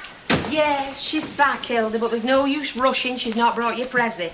Oh, by heck, I've brought her one. I'll knock the smile off her face. She hasn't got one on at the moment. Right, I'll wait till she has, then I'll knock it off. You want to know what it's about, don't you? I think you can say yes to that. Yeah, thought you might. I went to bingo last night. Good on you. To the Alhambra. Shrewd move, Hilda. Better than the co-op. And it's all been done out. You are going to tell us something important, are you? You're not just yattering on. Oh, just you listen. Posh paper all over the walls.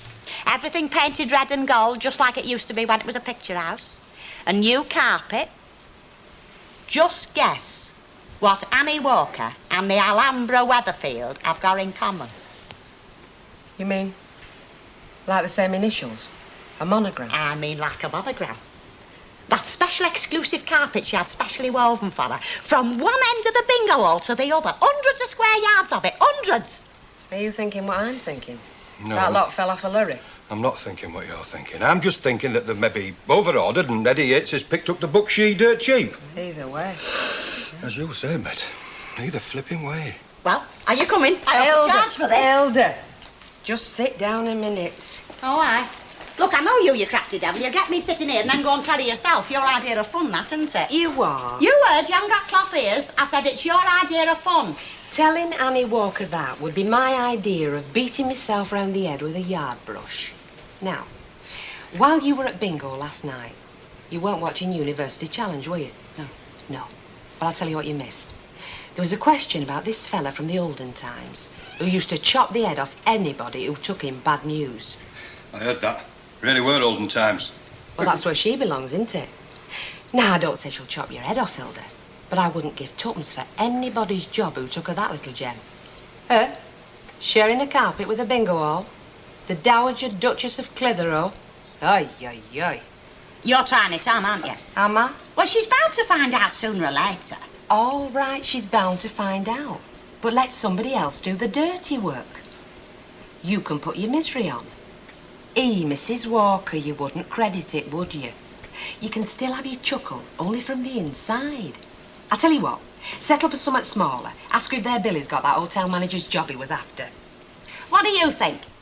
Me, Hilda, love, when it comes to devious thinking, I always rate Bet Lynch very, very high. No, would you tell her about the carpet? I wouldn't. Oh. All right. But just let me hear you've told her, that's all. Hilda, you see these fingernails? I lose them regular hanging onto me job. Am I likely to chuck them away for the sight of Annie Walker's face when she's heard she's been conned?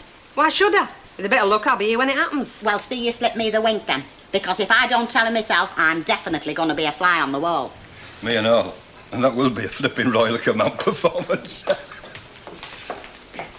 My, for a moment I thought I'd drifted into Madame Tussauds. I'm just popping out. If by any chance you have a moment or two to spare, a little work, perhaps. Anne Boleyn, you don't know what you've got coming to you. Oh, blow it. Ignoring it's not going to make it go away. It's me VAT. Every 3 months I have my own private trip through hell. And today's the day. I don't know how you do it. Do you think I do? Good morning. Good morning, Mrs. Walker. Did you have a good holiday? Thank you. Very pleasant. I was, well, I don't want to be rude, but I was wondering if I might have a word with Elizabeth. But of course. Better take Mrs. Walker through to the other room and put the kettle on. Or would you prefer a glass of sherry? No, no, thank you. I don't want to put you to any trouble. It's no trouble at all. Oh, I thought you said you were working in there. It'll wait. Thank you. Thank you very much. Oh, come, you're coming it a bit, aren't you? Considering she's a deadly enemy. Oh, come on. Sometimes enemies can be useful, you know. If she wants to take Betty on again, then good luck to her. Rather than Bet stay on working here. Oh, now, come on. I only took her on whilst I was away. Anyway, here are your groceries. Bills on top. You know what it's like. Take them on for a couple of weeks and then you can't get rid. Do I know what it's like?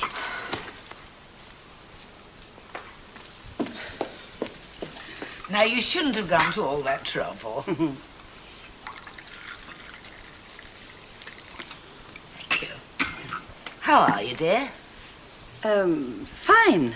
Yes, I'm fine. Good. Good. Oh, right.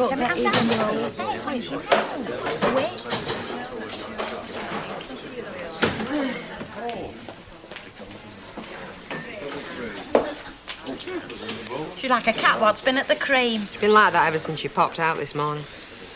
Oh, let me tell her, eh? Hilda, how many more times? Could he support you for the rest of your natural? No, I suppose you're right. Hang on, here comes a free drink. What you fancy, Hilda? Oh, I think I fancy a pot and lemon. Do you know, so do I. Now, what are you having, sir, seeing as how you're paying? Oh, sorry, girls, shortage of funds. I'll just have half a bitter. Hear that, Hilda? Short of funds. And I'll bet he made more than 2 and 6, $50 out of that what he sold Annie Walker. Oh, you mean that what you walk on with your legs 11? I couldn't have put it better myself. What are you on about exactly? Oh, I'd think that anybody with a Kelly's eye in their head would know what we were on about, eh, Hilda? Oh, definitely. Especially if they went to bingo last night. Yeah, all right, look, get the drinks in, but not a word, eh? I mean, there was no monkey business involved. It was surplus stock bought and paid for. Fred, you were right about the house you found. Told you so. Hey, what about my windows? I did them half an hour ago. They don't look done. Well, they're flaming dirty, weren't they? I'm surprised. It was you who did them last time. Hello, my chuckabutty. Join the round, Eddie's paying. Oh? Yep. That's quite all right that Elizabeth is here to see me. Do come through, dear. This won't take long. Just 1 or 2 financial details to iron out. I thought we might have done that down at the shop. Well, I suppose we could. But, you know, a show of strength never comes amiss. You know what I mean? In the good old days of British Empire, they used to send a gunboat to impress the natives. Yeah, now you've got me. You know, dear, you really do have a marvellous sense of humour. Yeah. Hello, Mrs. Walker. Someone prowling, Bet? No. How strange. I thought there was.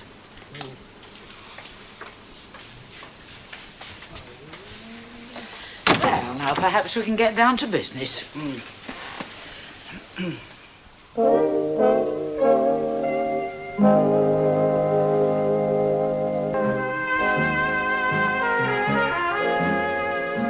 Hey, what are you doing? Thought you wouldn't recognise it. It's called cleaning windows. I did them for a one in Rovers. I've got news for you, Stanley. You missed. These windows are not round, you know. They've got corners and they want cleaning and all. Do I tell you how to do your job? No. You don't know how to do my job. You don't even know how to do your own flaming job. I know what your game is. You don't want to pay for them, do you? Stanley, will you pick up that ladder what is trespassing on my property and get it out of here before I break it over your fat head? Oh, flaming neighbours. You Mr. Ogden? I am, why? My mum says will you do our windows? Mrs. Kelly, 14 Balaclava Street. I did them this morning. Yeah, she knows, but she said will you come back and clean them?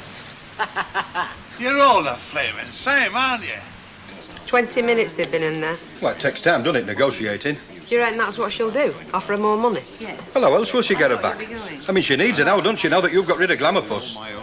Incidentally, Lynch, there's a few of the lads aren't going to forgive you, you know, for what you did. Fred, does nobody love me? Hey, why not try a night out with me, eh? Oh, blimey, am I that hard up? Get off. Well, I'll see you in the morning, dear. That is, Miss Bradshaw can spare you. Fine. I'm sure she can. Now, I'm sure you'll be both delighted to hear that Elizabeth has graciously consented to be reinstated here as senior barmaid. Oh, very nice. Oh, great, Mrs. Walker. We're glad about that, though. I'll see you tomorrow, then. Yes, dear. Try. See you tomorrow. Ta, Betty. Ta-ra, love. Mrs. Walker, does that mean she's got a rise? Oh, no, Bet. I mean, you must realise these things must be confidential. I'm sure you'd prefer it that way yourself. Let us just say that Elizabeth and I have come to a mutual agreement over terms. She's got a rise. Ah, Mr. Yates. Hello, Mr. Walker. I didn't see you there for a moment. You know, with the light behind you, I was temporarily blinded like... Well, now you can see me. Must have another drink. Bet, get Mr. Yates another pint. He was so clever, you know. He found a special carpet for my living room. Yes, we did hear a whisper. In fact, I was here when you told Emily and Mrs. Braithwaite and Ina. Oh, it is unique and one tends to get carried away. Yeah, I suppose so. To tell the truth, I've been expecting you to throw a party to launch it. What an excellent idea. Do you know, I haven't given a sherry morning for the Lady Victuals for months. Why not, indeed? Why not? Well, now I've done my good deed for today, I'll go back to the shop. That's right, go and earn my living for me. Here's to you then, Mrs. Walker. Your very good health, Mr. Yates. And we must keep it exclusive. No more monograms in this district. Oh, quite right, Mrs. Walker. I think he can promise there'll only be an AW, can't you, Eddie? Yeah, definitely. Good, good. You're a rotten so you, aren't you? Never think about your mates doing your mates a favour, do you? Does Rita fancy one? No, but I do. Oh, well, ask him nicely. He'll stretch your point, won't you, Chuck? Let's see now. Have a scout round Lido, Farmworth. Follow me. Hey, would you believe it? They both come to the same. I've just added this column of figures up in my head and it comes to the same as it does on that. Well, that's supposed to stop you doing things in your head. Oh, yeah, I know, but you see, that's me. I've no confidence. I can't ever be sure I've pressed right button. Well, anything I can do to help. Are you offering? Huh? Right, sit down. Well, what is it exactly you're supposed to be doing? This is my system, you see. I add up all the invoices and then I work out the percentage that I have to pay VAT on, right? Right. And then I add up my till figures, that's my sales, and then I work out the same percentage and that's the VAT I pay to the customs and excise. Let's just get it right. Now then, you're... No, I add up my till figures, you see. I thought you were supposed to be helping. Well, I've got to know what your problem is before I can help. Look, let the dog see the rabbit. Now, who were I talking to? I know, Lillian Prentice. You do. Lillian Godborough's was. Yeah. Oh, she knew all about you. Told me about kids and everything. Mind you, she only told me about 2 of them, so she mustn't have known about that third one, you little devil.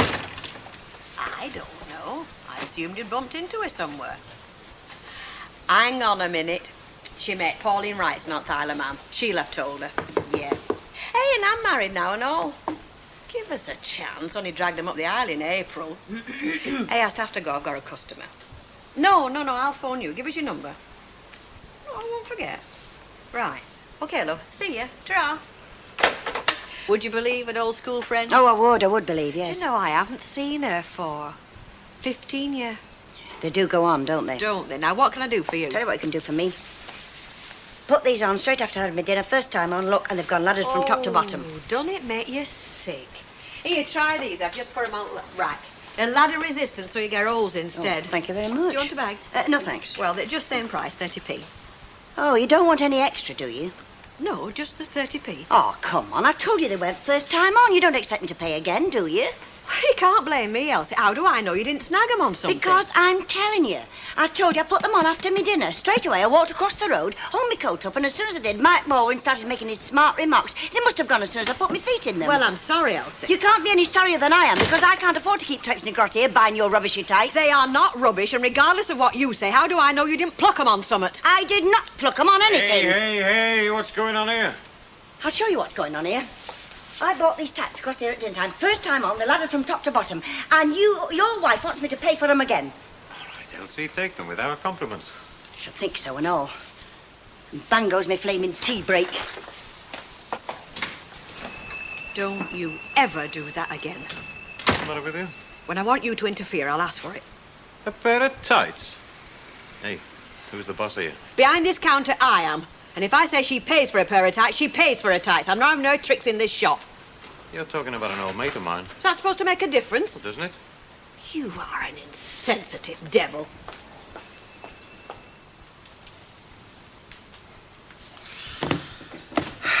Sorry about that. You're looking very pleased with yourself. Yeah, well, I might not know much about your precious system, but at least I can add up. Well, what have I done?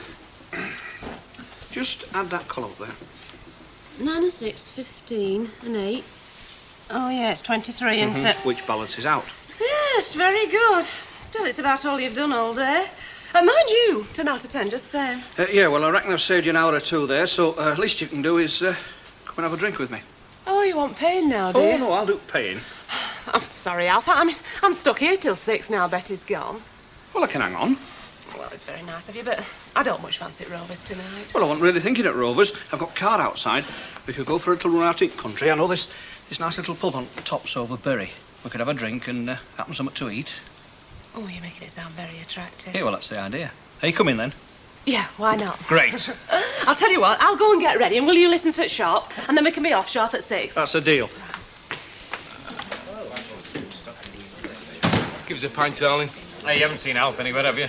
His car was parked at the corner of Viaduct Street most of the afternoon. It's gone now, though. Charming, he's supposed to meet me in here. Time yet? Not at 6:30. He's supposed to meet me in here at 5:30. Am I paying for this? You're paying. You're paying.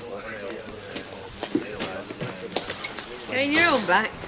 Now, don't talk daft. I told you to be home at 6:15. Your tea's been spoiling on table for the last half hour. I've been waiting for Alf, haven't I? You won't wait 10 flaming minutes for me. You're going to stand there arguing, or are we going to pictures?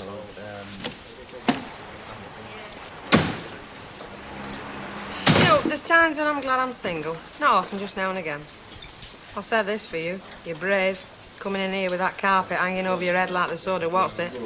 Well, we're supposed to be keeping that quiet. We are. We're not everybody, are we? Oh, I am so pleased, Estelle. See, about 11:45 then. Oh, just a few of the girls, you know. They'll have to wait and see and marvel. See you tomorrow then, dear.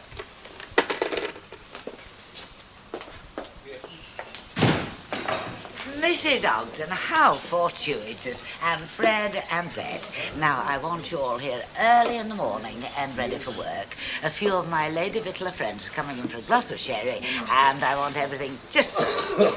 You'll have to watch they don't stub their fag ends out on your new carpet. I will, won't I? Yes. I'm afraid that some of them are not as used to gracious living as the more fortunate of us. Don't know one sherry from another, eh, Mrs. Walker? I'm afraid not, no. Probably spend half the time in bingo halls. Do you know that?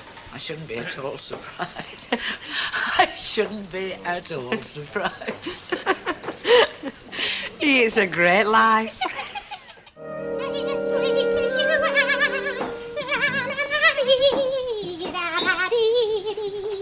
Oh, Mrs. Ogden, you should have been finished in here long since. Oh, I'm only doing a proper job, Mrs. Walker. I'll have them tabletops that clean you could eat your dinner off. Well, thank you, but I shall persevere with plates. Now, in less than 2 hours, my guests will be here. I want the living room spotless. So finish in here as quickly as you can, and then come through and brush the carpet. Hey, Does she still not know? About her wonderful carpet? No, she doesn't. Ah, it's cruel, isn't it? There she is, thinking her lovely monographed carpet were made specially for her. And all the time it's a leftover from a bingo hall. Somebody ought to tell her the truth, you know. Poor woman. Well, I'm not telling her. You tell her. You're the one that saw the flipping carpet at the Lambert in the first place, Hilda. Oh, not me, no. Like Bet says, she won't thank them what tells her. I don't want to lose my job. Well, she'll find out soon enough, won't she? When her posh friends from the Lady Vicks get here, she starts bragging about that magic carpet. They're bound to spot it, aren't they? Ah, only if they play bingo. What do you mean, only? They're not all as refined as Madam Walker, you know. It'll break her heart when she does find out. She'll be mortified. Huh. That's right, Hilda. What do they say now? When ignorance is bliss, it's folly to be wise. Oh, very true is that, Fred. When ignorance is bliss, it's folly to be... I say, Bet, don't you think we ought to tell her, you know, before her mates arrive? That's what friends are for, Fred. For finding out things you don't want to know. I know, all the same, Bet, but I think you ought to tip her off, you know. Well, why should I have to do it? Well, you've been here longest, haven't you? I mean, you're used to things like, you know, well, things like this, you know. Like taking thorns out of lions' feet and hoping they don't bite your head off. What on earth has got into Mrs. Ogden? She's just come through the living room, grinning like an idiot and muttering, ignorance is bliss. Oh, yeah? I didn't say anything, of course. I couldn't help thinking if that were the case, she'd be the happiest woman in the world. Fred, would you wash the best sherry glasses for me, please? I think you've got a safer pair of hands than certain other people. Right, Mrs. Walker. Thank you. Mrs. Walker? Now, what is it, Bet? I'm very, very busy. Well, I was just wondering, like, how you work the magic with Betty. I mean, you must have made her a very tempting offer, money-wise, to get her back here. Full marks for trying, Bet. Again. Right, that's that. She can make a laughing stock of herself now, for all I care. It was all right, that place last night. You know, you can't beat a nice run out into country for a pub. Yeah, it's nice to go somewhere nicer than Rovers. 10 times nicer, I mean. Hey, you had to laugh, though, when that waiter came with drinks and said, "Excuse me, is that your Jaguar blocking in the car park?" You thought you were having yarn, didn't you? That's your after a bigger tip. It's kind of psychology, is that, you know? Make you feel like somebody important. Well, we are important, aren't we? Of course we are. Well, to us anyway. Excuse me. Am I interrupting something? No, what do you want? No. I'll not push in. I'll wait my turn till Alf's been served. Hey? Oh, aye. Well, I'll have a tin of that stewed steak. Makes a nice, easy dinner. Doesn't it tug at your heartstrings, though, Reen? It's sad for these lonely bachelors, isn't it? I bet you eat it straight out of pan with a spoon, don't you, mate? I do not. I eat that off a plate. Hey, I guess you'd stew a bit of steak, wouldn't you, Reen? Look, I'm not the sort of bloke that goes round cadging free meals. Of course you're not, Alf.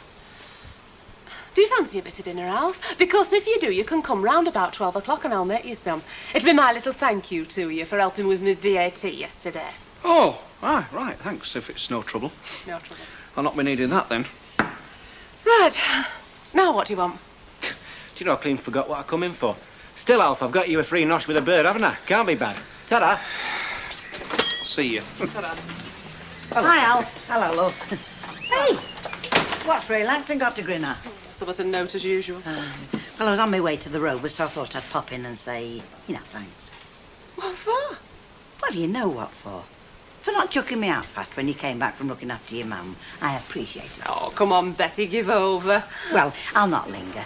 My first morning back at the Rovers. I suppose her ladyship will be going round in little circles. She's got a few of her Lady Vic pals coming in for sherry. Fancy, Bella's big do. That's a good excuse to swank over that posh new carpet. Well, you know what they say, Betty. If you've got it, flaunt it. Have you got any of that gunge for sticking flowers in? You what? You know, you can sort of bend it about and then you stand flowers in and make fancy arrangements. Oh, it's green, isn't it? Yes, that's it. Well, we haven't got any. You're not going in for flower arranging, are you? No, it's not for me. It's on Annie Walker's last-minute shopping list for a sherry party. Well, I wouldn't care, but it's me that has to do all traipsing about to get it. I saw her going out earlier in the Rover, looking every inch a queen. Well, every other inch. She'll be nipping to Chester for the brandy snaps. I'll tell you what you have got that she wants, a tin of air freshener. Right. You know why she wants that, don't you? No. So the pub won't smell of beer when a landlady pals arrive. I mean, I ask you, what should a pub smell of if it don't smell of beer? Oh, yes. Talking of smells, I want a word with Eddie.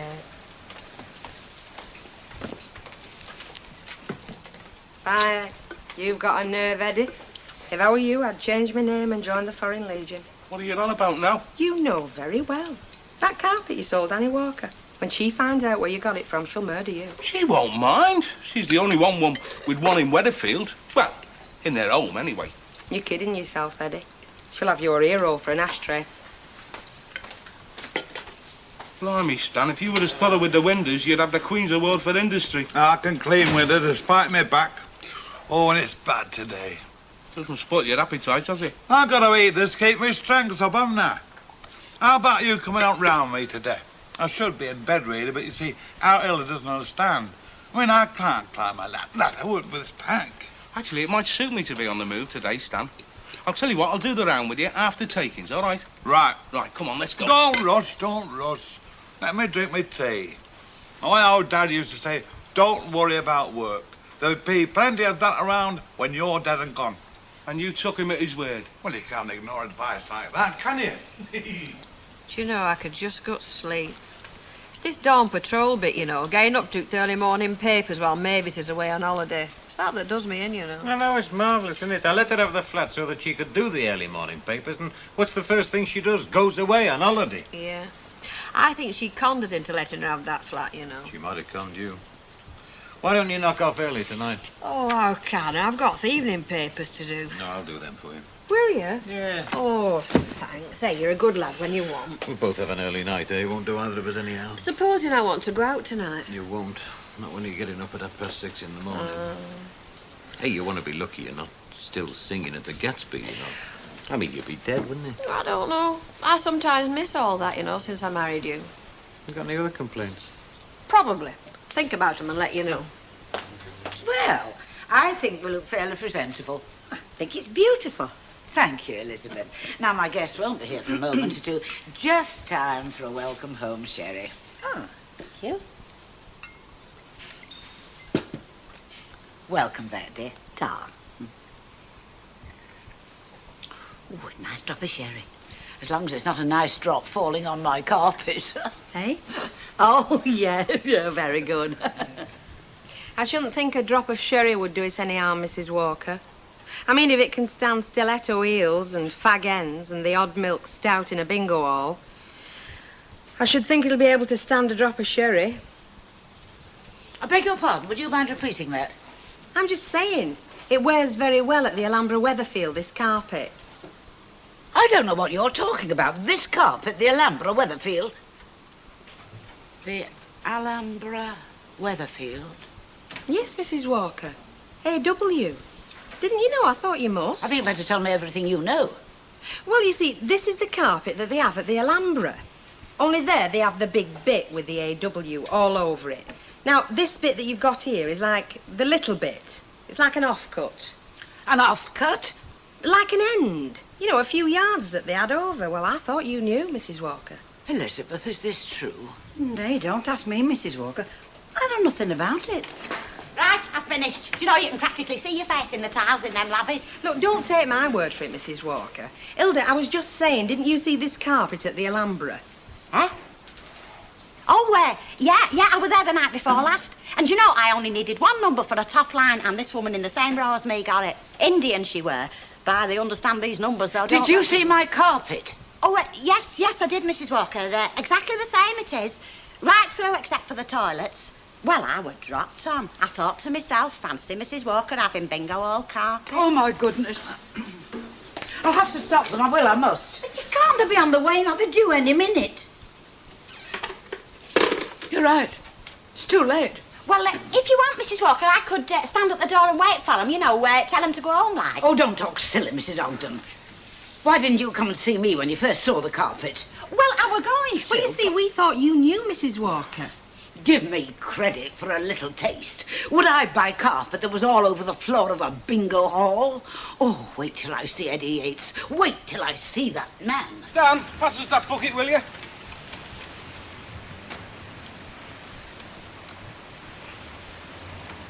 Stan, are you asleep or what? No, I'm just resting my eyes, you know. I don't know. I'm doing all the graft while you're dropping off. You'll end up with me dropping off the ladder.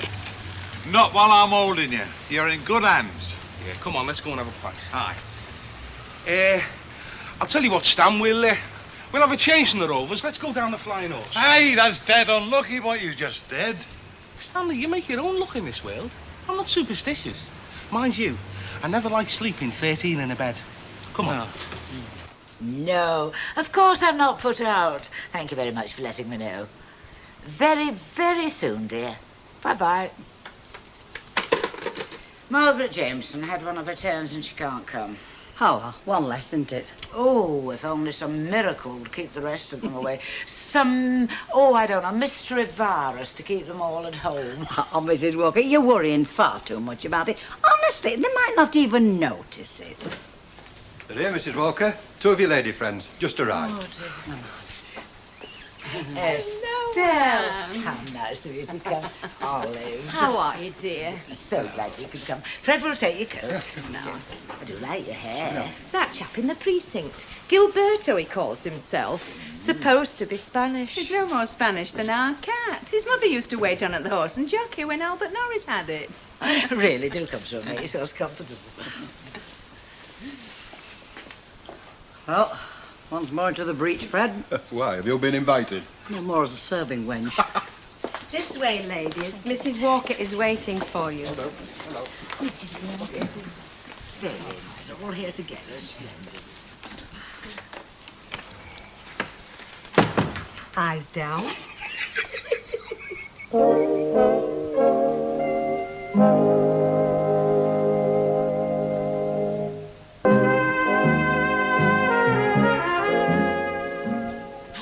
Can you make out what they're saying? No, it's just a babble.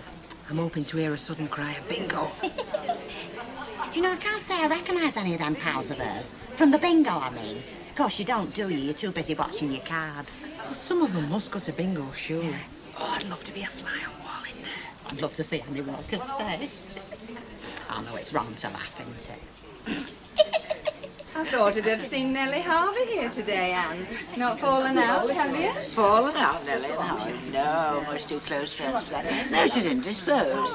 Margaret Jameson had to cry off too. Oh, I'm sorry. Mind you, and I say this as one of Nellie's best friends, if not the best. She's not getting any younger, you know. I mean, she's very good, considering. But should she be carrying all that weight? Can't be good for her. Not as if it suited her either. Well, it doesn't, does it? Not with her company. I've seen her go purple just climbing a flight of steps. Well, I worry about her. Well, so do I. Well, we wouldn't be her friends if we didn't, would we? That's very true. She took you on again, I see, Mrs. Turpin. Pardon? I heard you'd left here. Went working in a shop, didn't you? Oh, yes. Well, I was just helping a friend out, you know, while the mum was poorly. Oh. Keeping the business going, you know. I heard you'd had some trouble. She's very good, Mrs. Walker, isn't she? Very loyal to her staff. I don't remember this carpet, Anne. New, is it? Well, fairly new, yes. I think I'd have noticed if I'd seen it before. Can't help noticing it, really, can you? Have you seen Anne's new carpet, Olive? Oh, I say. I know. This is what you were talking about on the phone, isn't it? You said you'd got something special you wanted me to see. No, dear, I don't recall. Perhaps it was the decorating. Oh, I say, Anne. A.W. Your initials. How posh can you get? Must have cost the earth. Oh, no, not really. It's just a carpet for walking about on. It's very striking. I'm sure I've seen something very like it before, though. Can anybody have one like this? I mean, with their own initials? It definitely rings a bell, this carpet.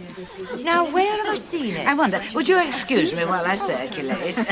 Olive, why don't you tell her about your holiday in Ibiza? Oh, she's heard all about that. It's there at the back of my mind.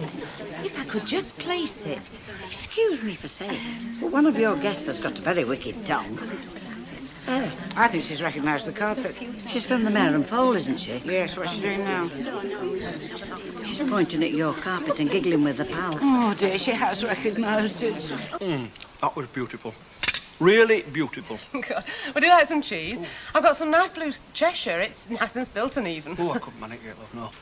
By, you're a good cook. Thanks, I'm glad you enjoyed it. I did. Mind you, Half the pleasure was the company. Yes, I know. Much more civilised, isn't it, eating with somebody? Oh, you can say that again. You get terrible habits when you eat by yourself. I mean, I read all the time when I eat. I mean, I know it's a bad habit, but I'll read anything. Not just books and newspapers, anything. Sauce bottles. Yes, I'll read anything on a label and all. I taught myself French for a sauce bottle. I did. Cette sauce de fruits orientaux est un mélange des haute qualité.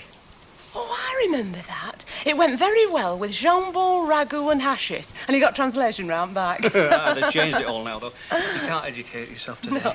Labels used to be so much better, didn't they? They were much more individual. There was one bottle of coffee essence used to fascinate me. And on the label there was this Indian servant bringing in the same coffee essence bottle. And on that label, the same Indian chap again. And it went on and on and on. Do you know, I can make myself cross-eyed even remembering it. Anyway, I'm not in the same class as you as a chef, love, but I'd like to return the compliment. I'd like to make you a meal at my house. Well, that would be very nice. Right, then. My next day off, I'll set my stall out. That's if you're still game. Of course I am. You know what I need's doing there, Needs, don't you? A couple of big hairy fellas like you and me. Sooner you than me, mate. You mean you don't fancy anybody in there, then? You what, that lot? No danger. They put the wind up me one at a time, never mind a bunch on them. You know, I've always thought there ought to be a name for a bunch of landladies, like... There is! I'll tell you what it is, too. A bevy of landladies. Oh. A bevy, do you get it? Very good, Fred. For a man of your age. It's been very nice, Anne. We ought to have more of these get-togethers. We should. Bye-bye, dear. Well, Anne, it's been a real eye-opener. I'm so glad you could come. Yes, we will, yes. How'd it go, Betty? Smashing. Oh. Did they clock it, you know, the carpet? No, they never said a word. Oh, don't be so naive. Of course they spotted it. They were laughing amongst themselves. I've never felt so humiliated. I think they had a good time, though, Mrs. Walker. Oh, of course they did. They'll be talking about it for months. 2, 4, 6. We going for a jar? No, I can't, mate. I've just let Rita go. I've got to get these papers out because the delivery boys will be here any moment now. Oh, well, I'll go me on then. Hey, will you get that for me? Hello? No, she's not, but her husband is. Hang on. It's Ted Lancaster. Who? You know, manager at Gatsby. What do you want? I don't know. Ask him yourself. Hello. Yes, tis. No, you missed her. No, she won't be home yet. What's it all about, anyway? No, she's not interested in that now. No, not this week, not next week, not any week. No. And that is definite. What were all that? Would Rita like a singing job at the Gatsby's? I told him. I heard you. She's finished with that kind of thing. Yeah, I know that's what you think, mate, but is that what Rita thinks or not?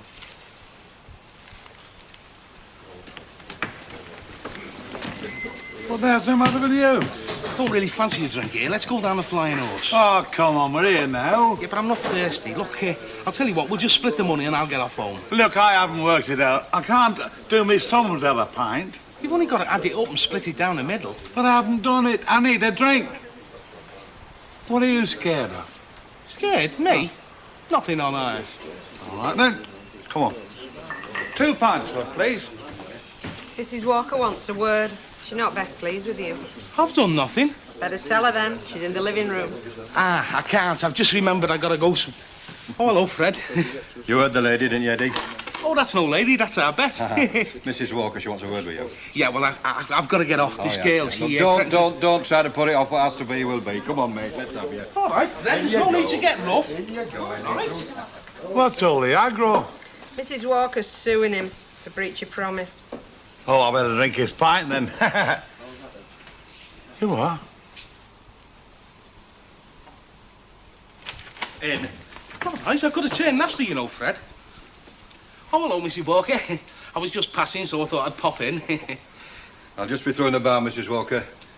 If you need any help, just give me a shout, eh? I don't think that'll be necessary, Fred. Is something bothering you, Mrs. Walker? Only, I sensed an atmosphere when I came in the pub, you know. Nothing I could put my finger on, but it was there all the same, you know. This carpet. Oh, yeah. Great, innit? Do you know, it feels great under your feet. That is best quality carpet, that, Mrs. Walker. I bought this carpet on the clear understanding that it was exclusive, unique. I am now told that the initials, which I thought were mine, really represent the Alhambra Weatherfield, a bingo hall. Ah. Do you deny it? Well, they have got some carpet like this at the Alhambra. There was a little bit left over after your order, you see. Are you saying that the carpet at the bingo hall, which I believe covers the entire floor, is a remnant from my order? Well, you know what it's like, Mrs. Walker. They get carried away a bit at the factory, you know. Yes. The carpet on which we are standing is the remnant, Mr. Yates. Now, don't think you can bluff your way out of this. I've had enough of your lies and deceptions. It's not lies, Mrs. Walker. I mean, it's salesmanship. I mean, it's a lovely carpet. You were delighted when I brought it. I want it out. I want it out of here tomorrow. I want my money back in full. Hey?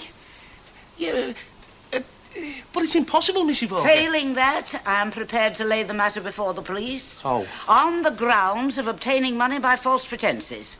Now, do I have to do that, Mr. Yates? No. Only when am I going to get shut of it? I mean, who wants carpet with AW written all the way That, through? I am afraid, is your affair. You will have to find somebody with the same initials. Goodbye, Mr. Yates.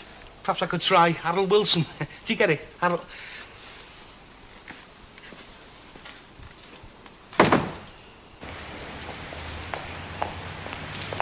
Hello. Hiya. What are you buying? Something that's exciting? Well, it depends what turns you on. Underpants for His Majesty. Oh, not winter drawers already, I hope. Well, it's first day of autumn, isn't it? Hey, she's shutting up shop soon, isn't she? Well, she's somewhat to shut it for, aren't she? Are we going for a drink first? Yeah, but not to Rovers if you don't mind. What, in car? No. How about that pub we went to last time? Yes, smashing. I liked it there. What do you reckon to them two?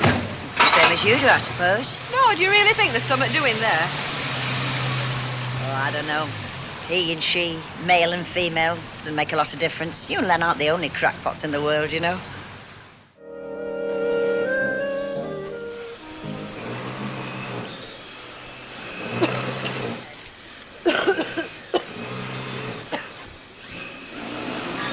Oh, hellfire, the blasted thing. What's up, Carl? This flaming machine and I asked Tom to have a look at it, but he can't, I don't. Does they ever? He's hopping around like a kangaroo. Did you get out last night? Did we, heck? He went to sleep, he wouldn't tell us per usual. He would have warned them and all that clanging and bashing, and he still drops off. I mean, what chance have I got? You want to get out on your own like I do. I'm thinking of doing it. Good morning, ladies. Oh, is there? She must be doing it. Oh, happy little lot, aren't we? You want to have this machine? Look, if the machine's on the blink, see Tom, all right? I have done. And don't worry then, I'll have a word with him. Now, remember, keep smiling. Do you know what? I reckon if I stood by the door and gave out mink coats every morning, I still wouldn't please that lot. God, you look terrible. Thank you very much. Well, a few less of those things might help. I don't need you to tell me that, thank you. Got a problem. Oh, yeah? Well, there's this girl in packing, Terry Clayton. She wants to move up here. No vacancies. I know that, but you could train her till one came up, couldn't you? And she's no experience either. Not much. Well, you see, the snag is that her mother's a waitress at a hotel that I stay at, and I sort of, well, half promised I'd see what I could do. Well, she looks after me. Sees that my eggs are done just right. You're very good at getting women to look after you, aren't you? It's a knack I've got, darling. So what do you say? Will you squeeze her in? It's all right by me, but I don't know how that lot out there will take to a beginner. Well, what's it got to do with them? Oh, you'd be surprised. No, nothing would surprise me what that lot could dream up to carp about. If you're worried about it, there's no need to let on it was me that suggested Terry move in, all right? If you like. See ya.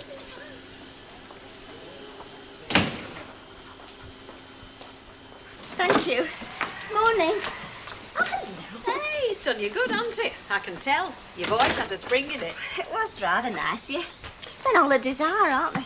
Oh, I don't know. I can remember one that weren't. Fleetwood, 1948. I'd gone there to escape a lad called Harold Nutter as much as anything. For every morning he used to roll up at me digs. He used to cycle all the way from Manchester. Then for rest at day he used to walk round following us, pushing his bike and puffing. I always remember that bike had straight TT handlebars, so he couldn't have been much cop, could he? Do you mean you preferred boys with drop handlebars? All the time. Well? Well, what? Well, did you meet anybody on the Isle of Man? Anybody in pants? No. Oh, come on, you must have done. They tell me place is crawling with retired tycoons. Well, I didn't meet one. Well, what did you do all week, then? Oh, I enjoyed the sea and sun, ate and slept a lot. You know what you do on holiday. I never did that. I once went 4 consecutive nights without a wink of sleep. 4 sunsets, 4 sunrises, 4 different lads. Yes, well, you're different. True. Didn't Derek sail across on his yacht for a few days, then? No, he didn't. Anyway, what's been happening here? Oh, not much. Len started to snore on his right side as well as his left. I think you should have to take a snoring test before you get wed. We've got a mouse. Oh, and I nearly forgot. Alf's walking out with Reenie. At least he's walking. She's having to run to keep up with him because he takes such big strides. Apart from that, no.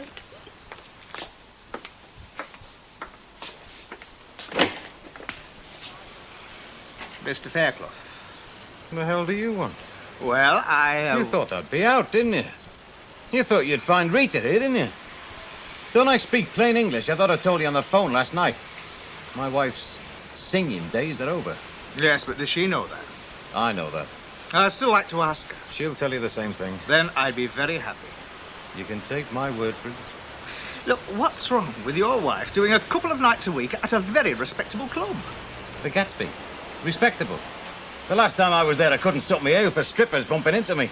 Well, it was a stag night. I'm not asking Rita to do a stag night. She's not doing any night. Anywhere. Do I make myself clear? Now, if you don't mind, I've got work to do. Hey, do me a favour. Hey, oh, I see. Hello? Hello. Don't tell me you're Terry. Terry Clayton. Ah, yeah. You work in the packing department? Yeah. And you wanting to move up here? Yeah. Why? Well, it's a rubbish job, isn't it? Packing. Same thing day after day. It's dead boring. Well, what they do out there isn't exactly brain surgery, No, love. but you can earn more money than you can in packing room, can't you? That's if there's the work. Well, if it's not here, it's not anywhere, is it? That's true enough, I suppose. Wait a minute, Clayton. Don't I know your mum? Aren't you Ida Clayton's daughter? Yeah, that's me mum. Oh, fancy that. I thought her husband was killed in... Career it did. Oh, I see. So you're not his No. daughter? I'm what she calls her last fling. I see. Well, we haven't any vacancies at the moment, love. Oh. And you haven't got any experience anyway, have you? No. But Mike, Mr. Baldwin, says I can take you on as a beginner if I want. Oh, did he? Yeah, that just means sitting about watching until he picks something up. Well, that's great. Would you like to start right away? Bill Nelson said it was all right by him if I did. Okay, hang on a minute. Ivy, have you got a minute? In. Shut the door. Yeah? This is Terry Clayton. She works in the packing department and she's having to move up here. But we've got I no know, vacancy. she's just going to wait around until we can get a machine. But that might take months. Yes, well, we'll just have to wait and see, won't we? Well, who are you going to put her with? Well, I had thought you. Oh, I'm not keen on that idea. Come on, I mean, I've got my bonus turn, haven't I? I've got that to make. Go on, give it a try, eh? All right, I suppose I can do that. Come on, love. It's a new departure, this, isn't it? You could say that, yeah. Darling. That's right, love, Tar. Very friendly, them two, these days, aren't they? Oh, I'm sure it's just a passing fancy on our spot, anyway. I'm not so sure about Miss Bradshaw. I suppose the shelf looms larger by the minute for her. Well, even Note Roberts is better than Note. They're talking about us over there, you know. Well, you don't care, do you? Well, a bit. Funny, I'd have thought you'd have been more independent-minded than that. Oh, don't get me wrong. The only thing that upsets me is I don't know what they're saying. Well, no good, you can be sure. Especially Annie. Yeah, especially Mrs. Walker. And especially about me.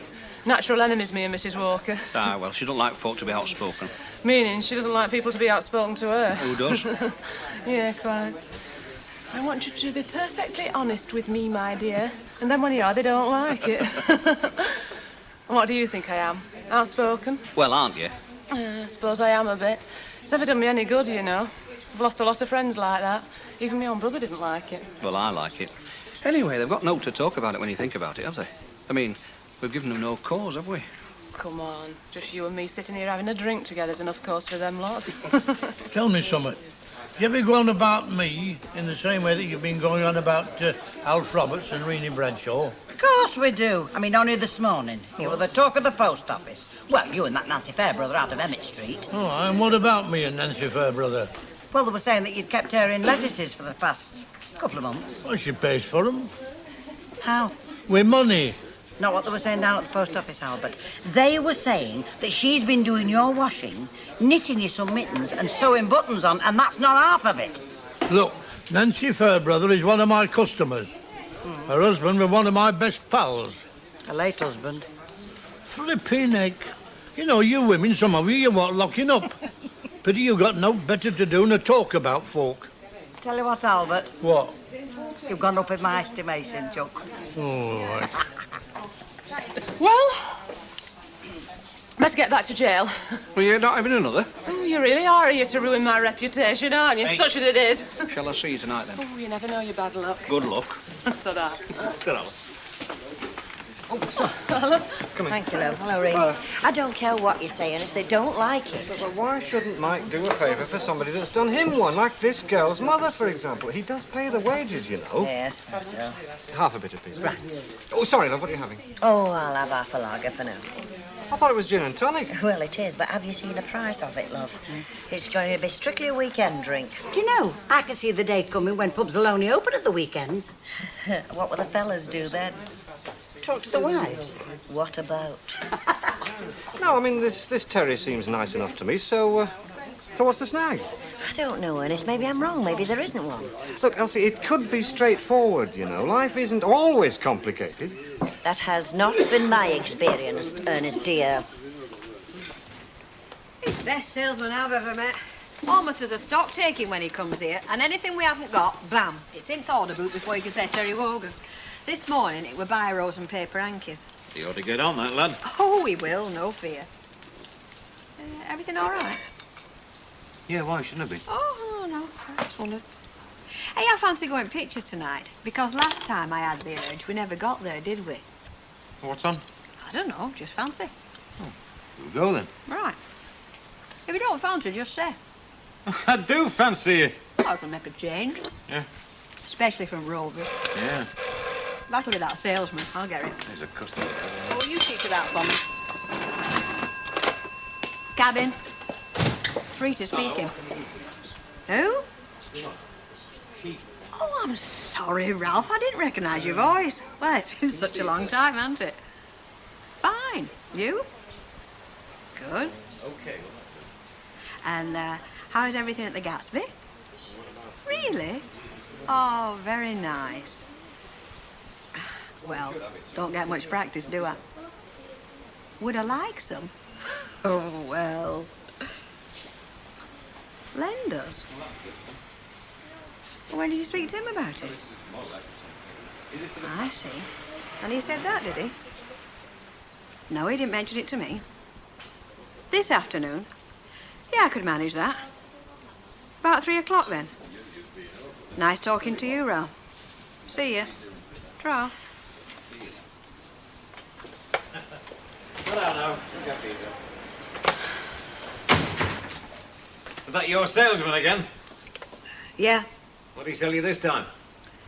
Water pistols.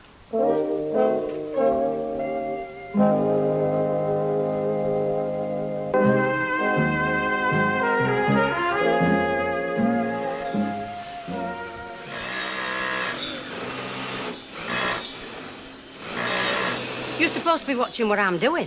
I am? Well, you could have fooled me. How long do you think it'll take me, Mrs. Gildersleeve, to learn 'em in?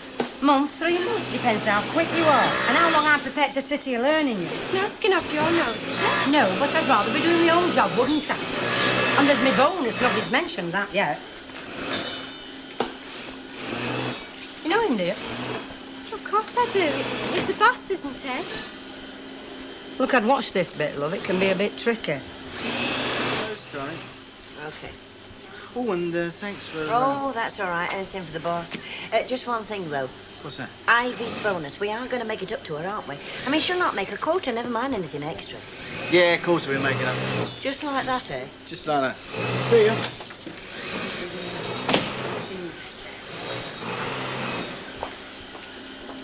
Look, am I wasting my flaming time or what? Sorry.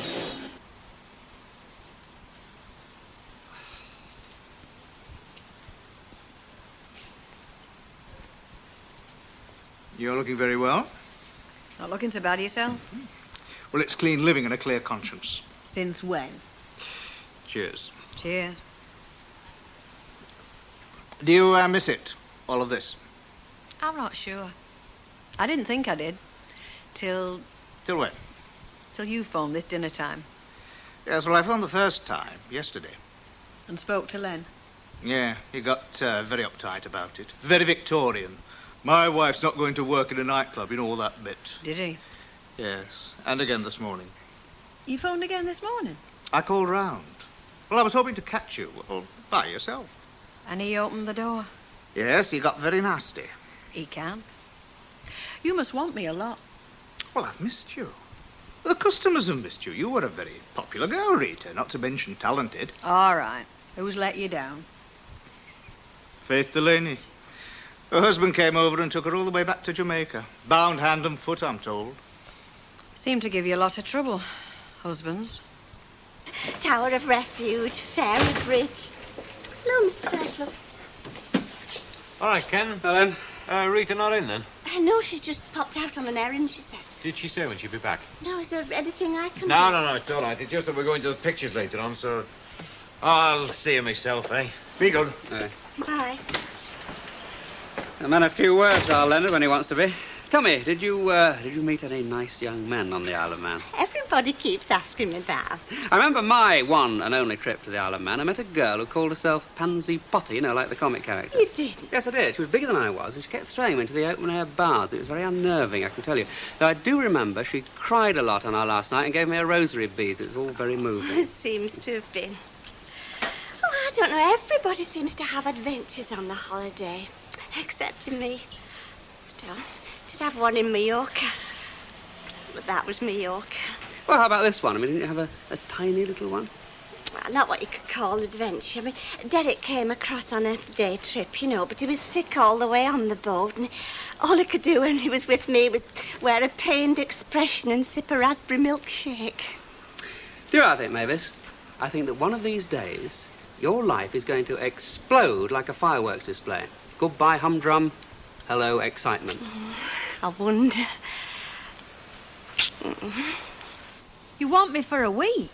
Oh, 4 nights, actually. Tuesday, Wednesday, Friday, and Saturday. Oh, no. Not Tuesday. Not stag night. No way. I'm not going to ask you to strip. You're not.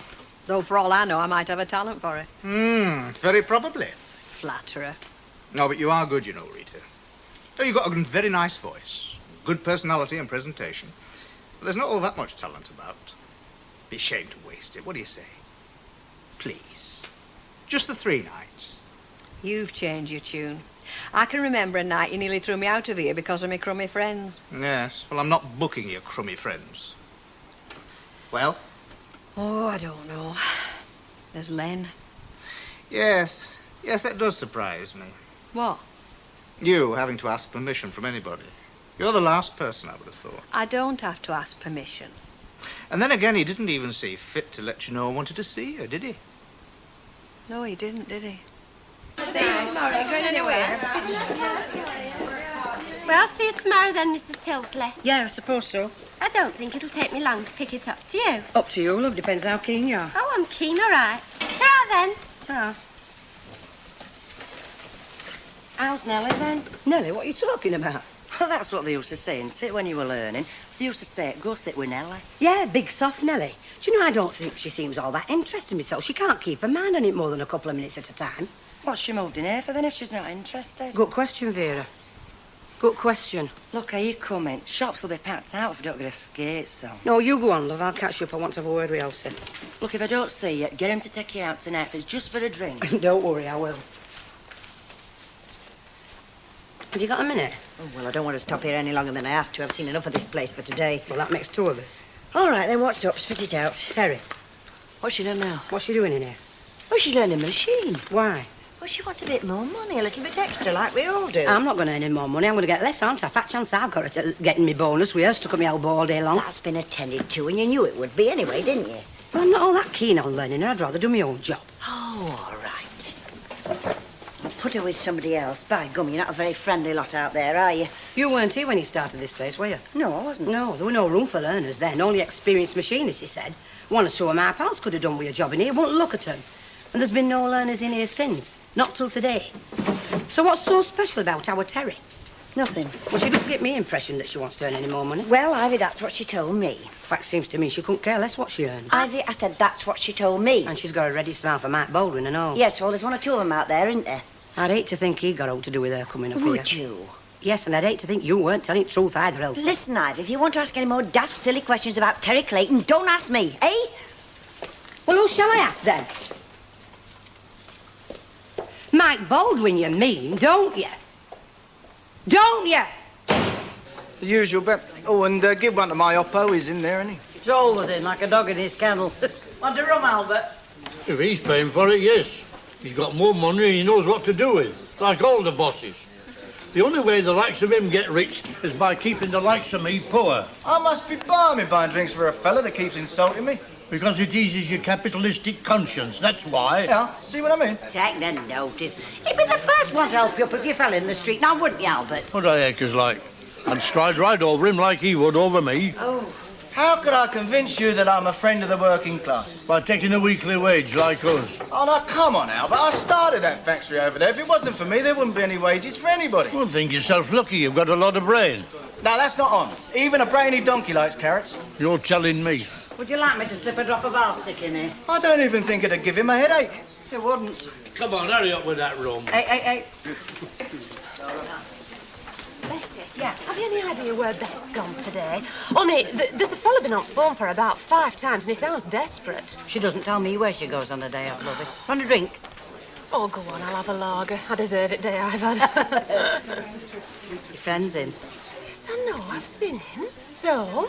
I'm only telling you. Not had a tiff already, have you? Pardon? Your lady friend not speaking to you? No, Annie. No, Annie, nothing. If you go round with stains round your mouth, people are going to presume you eat jam. Come again? Come again. Well, you've got to get 27. Elizabeth, Yes. dear, I'm just going to put the kettle on. Feel the need. Yes. For the umpteenth time today. What have I done then? Done? Well, ignoring me. Don't be daft. I didn't really come in for a drink. 15p, lovey. Oh, I'll get that. No, it's all right. I said I'll get that. Oh, he's forceful, isn't he? Yeah. You know, I can't stop long. I've got shop to clean and That's all everything. right. Well, cheers. Ah, cheers. Hey, really, I don't embarrass you, do I? I mean, you're not ashamed to be seen with me, are you? You know, in public. I mean, like in here. Shame? Why should I be? Well, that's all right then. No, just... There's something going on that's upsetting them. I've just had a look from Ivy that would have curdled cement. Well, don't ask me, Ernie. Ask this fella. Oh, yeah? Caught in a chair again. Story of my life. Usual for these two, Bet. Okay, love. Ask me what? Well, that's just it. I don't know. Then you can't ask me, can you? Look, I didn't want to come in here. I've got a hot meal waiting for me, but if there's some sort of trouble brewing at work, then I think I ought to know about it. Is there trouble brewing? I'm not sure. There could be. Yeah, well, it's after hours now, isn't it? And you know what they say about Jack and too much work? Whatever it is, I deal with it in the morning in my usual competent fashion. You know what they say about cats and all, don't you? They scratch. Not me, darling. I give up. Hi. Hi. Called in the cabin earlier, you were out. That's right. An errand, they said. That's right. I was going to tell you I couldn't make the pictures tonight. I've got a flaming meeting on about the motorway. That's all right. I thought you wanted to go to the flicks. I did. What's changed your mind? You have. Me? Yes, you. I don't want to go to flicks. In fact, I don't think I want to go anywhere with someone who thinks he can make decisions for me and not even tell me. Lancaster's been in touch. And I've been in touch with him. The errand. The errand. You're not going singing for him, you know. Aren't I? Well, are you? Well, I'm certainly thinking about it. Don't you, Spuds? Mashed or boiled? Mashed. Ken, see if there's a girl he'd like to bring. I doubt it, but you can ask him. Well, he can still come on his own, can't he? It's a pity I don't know somebody nice to fix him up with. And then Mavis and Derek. You know, just about half a dozen. Make hot pot, not go to a lot of fuss. What about Deirdre and Ray? Oh, I don't know. He can be a moody so-and-so. Anyway, you work with him all day. You work with Mavis all day. Well, that's different. Anyway, I don't think they have much of a social life. They're always on their own. Maybe they prefer it that way. Everybody needs a bit of outside stimulation. Can't live in each other's pockets all the time, can you? I see. What? That's what this is all about. I'm just planning a bit of a do, that's Ah, all. you reckons like that's a smoke screen. All right, what have you decided? About what? The flaming Gatsby. Len. The Gatsby. I wasn't even thinking about a Gatsby, but since you mention it, yeah, it applies. I enjoy being married. I enjoy being with you. But that doesn't mean I don't need a bit of outside... Stimulation. Oh, it's only for a couple of nights, Len. Well, 3, actually. Honestly, I don't know what you're making such a meal of it for. I thought you'd finished with all that. 3 nights, Len, love. You can chaperone me if you like. I'll tell you what I don't like. Lancaster, the boss there, he went behind my back. Oh, what did you do? You didn't even bother to tell me you'd call round. Now, what way is that to behave? All right, I'm not going to argue about it. It's not worth it. No, it isn't. Nor as if Ralph were offering me a 6-month contract. Ralph? You're jealous, aren't you? Now, my Ella's like... I just thought you'd finished with all that club lark. Look, Len, it's not as if I'm bored or try and get away or anything. I happen to like singing. It's something I do reasonably well. It gives people pleasure. So what's so terrible about it? What's so wrong? All right, then, go on, do it. I've said. About as graciously as a bear with a sore head. Are you going to? I don't know. You do realise what time it is, don't you? Sorry, Mrs. Howard, my alarm didn't go off. Can't you do better than that? It's true, I just slept on like as if I was drunk. Yes, we'll have to go to bed sooner, won't you? I don't think what I do outside my working hours is any concern of yours, Mrs. Howard, with all due respect. Now, listen, madam, I bent over backwards to get you in here, not to do you a favour, but to do Mike one. And if there's any more from you, you'll go out of here faster than you came in. Nothing wrong, is there, else? Nothing that I can't handle. I'm being ticked off for oversleeping, Mr. Baldwin. Oh, is that all? She came in 20 minutes late. It sets a bad example to the others. Yeah, of course it does. Mrs. Howard's right. Don't let it happen again. It's Mr. Baldwin. Sorry. Right, let's get some work done, shall we? Yes, Mr. Baldwin. Thought you told me to handle this. Yeah. Saturday, yes, I think I'm free. I'm sure I can manage it. Is there anything special? No, just me showing off. Hostess with the mostest. I'll bring a bacon and egg pie. Oh, well, I don't think I can match Mavis's expertise. I'll just bring a bottle. Hey, no, I meant a person, preferably female. Is there anyone you'd like to bring? Oh, not really, no. I mean, the 2 birds that I really fancy are already spoken for. Why you're not surrounded by adoring females, I'll never know. I'm constantly asking myself the same question. Bye. Bye-bye. Oh, it's a pity he can't find himself a nice girl. Is it for anything special, Saturday? Do I have to have an ulterior motive just because I'm making myself busy for one? Yeah, I'm being extra special nice to my husband. Why? Do I have to discuss all my personal problems with you? Well, you've nobody else to discuss them with. Nobody you can trust. What makes you think I can trust you? Because you always discuss your personal problems with me. There's no answer to that. Have you had another row? No, not really. It's about me going back to Gatsby. Oh, Rita, you're still not thinking of doing that. You know how much Mr. Fairclough's against it. Why do you always stick up for him? Why don't you stick up for me once? Well, you've only got him to contend with. He's got you. There's no answer to that either.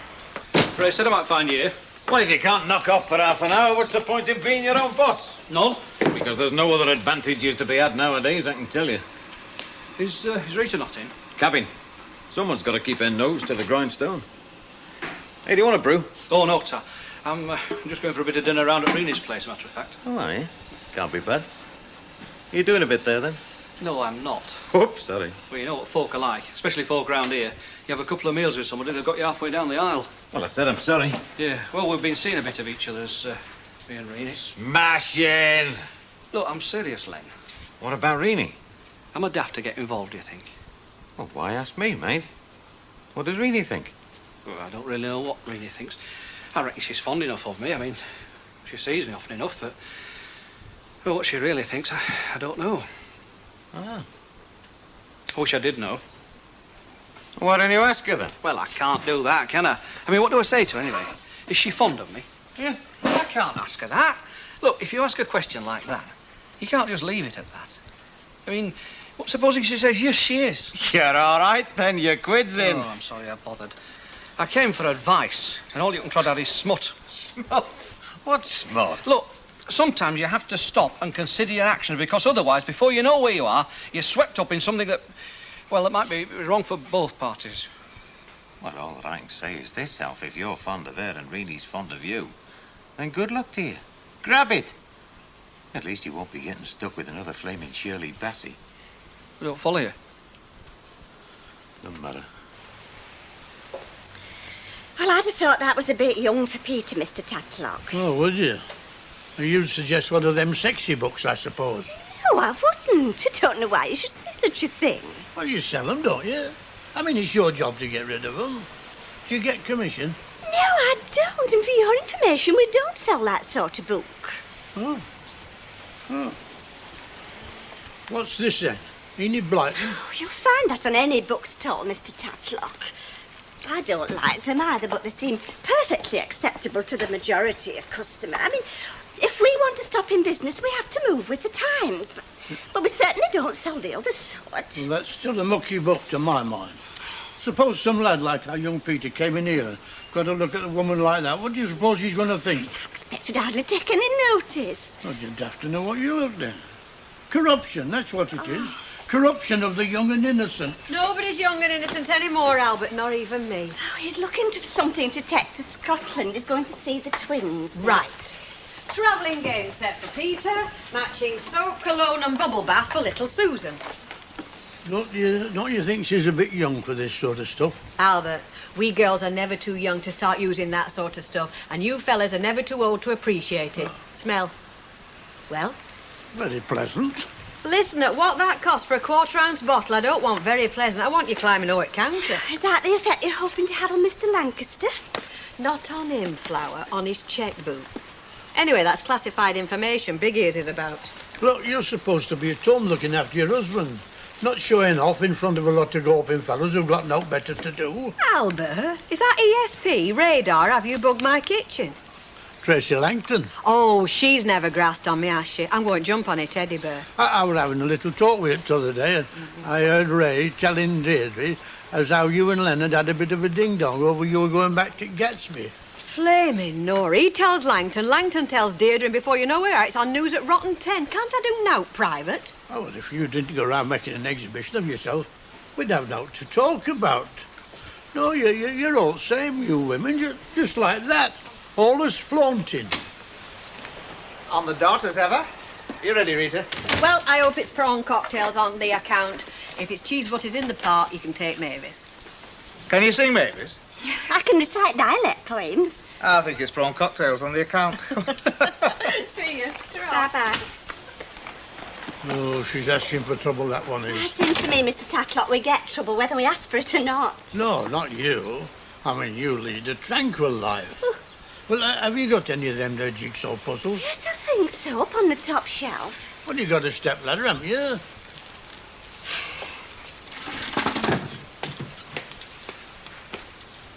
Well, you've got a nice pair of legs and all. Oh, and you've got the cheek to go on about them magazines. Oh, I'm having my flaming dinner. Do you mind if I have it in But peace? Elsie, we're only saying that... I know what you're saying. I've heard that now tell all morning. That Terry Clayton's a pain in the neck and you won't be happy till you see the back of her. We're not being vindictive, you know, Elsie. I mean, we don't want girls to get saccharow. Oh, don't you? No, we just want to back where she come from, it packing room. Well, what has she done? What can I tell Mike Baldwin? Mike Baldwin? Well, what has she done? Is he, you know, flying his kite there? I don't know, do I? Well, it's funny, we've never had any learners at sewing room before. So you keep saying. Anyway, we want rid. Yeah, we do. There's something funny going on with that one. I can smell it. Look, what can I do? She's done nothing. She was late again this morning. She daydreams instead of trying to learn. Don't she? That girl is becoming as much of a flaming aggravation to me as she is to you.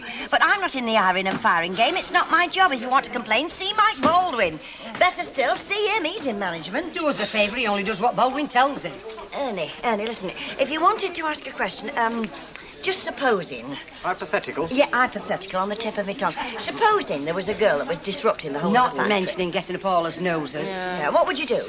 Well, if it was a simple local problem, I'd have a word with the girl myself if I thought it would help. But if it was really serious, then I'd have to consult Mr. Baldwin. What did I tell you? And in this particular case, I would certainly have to consult Mr. Baldwin. Because he was the one that transferred her. Transferred who? Well, your hypothetical lady, Terry Clayton. He actually transferred her? Mike Baldwin? Oh, Ernest. She's gone out where? Out to lunch, Mr. Fairclough. Out to lunch where? Just out. She didn't tell me she was going. Didn't she? Who's she gone out with? No idea. She's gone out with Lancaster, hasn't she? Hasn't she? Yes. Right, well, that's it. That's flaming it.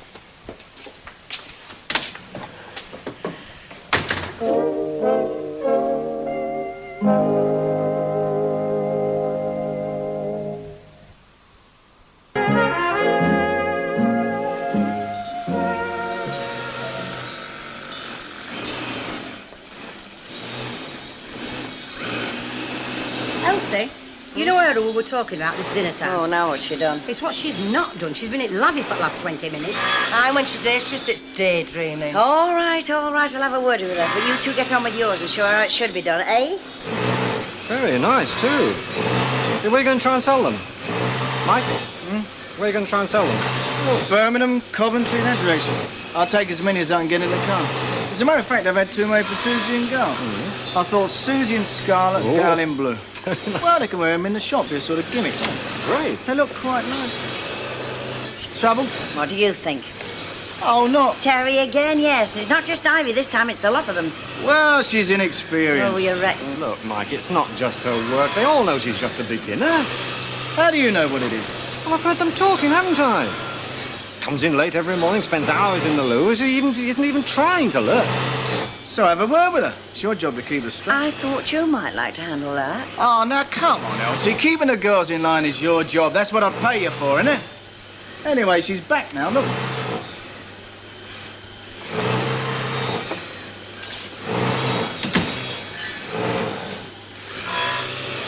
Now, don't look at me like that. Now, look, about these... Decided to rejoin workers again for 5 minutes, have we? I was just having a wash. Brighten myself up a bit. Length of time you've been in there, you could have had a flipping bath. Terry, could I have a few words with you after we're finished tonight? What about? It'll do later. But I've got a date tonight. Can't you tell me now? No, I can't, and you've wasted enough time in here this morning already. Here, here. She doesn't like me. I wonder why. I could get her into trouble, you know. Easy as that. Why don't you blow him a kiss, love? Is it for a present or for yourself? It's a present. Oh, I wasn't being nosy. It's just that... Well, if it's for a present, then I think the assorted ones are your safest bet. Unless you know the person's exact taste. I mean, if it were me, then I'd choose the cherry liqueurs, but then another person might have quite a different preference, mightn't she? There. Yes, they might, love. Yeah, I think you're right, love. I'll take the assorted. You never know when you're doing the right thing these days, though. I mean, buying chocolates for a lady. They're all on diets and things. Well, you can always help her eat them. Ah, there is that.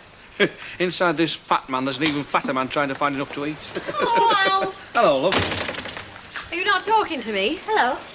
Why is it when I drink wine at dinner time, it goes straight to my head? Doesn't do as much at night. Well, you want to stick to orange juice? Oh, no, I like feeling this way. In fact, I'd like to feel this way all the time. 6 inches off the ground and falling madly in love with every fella I clap my eyes on. Even you? Oh, thanks very much. Oh, no, I think you're lovely. Rita. What's up with you?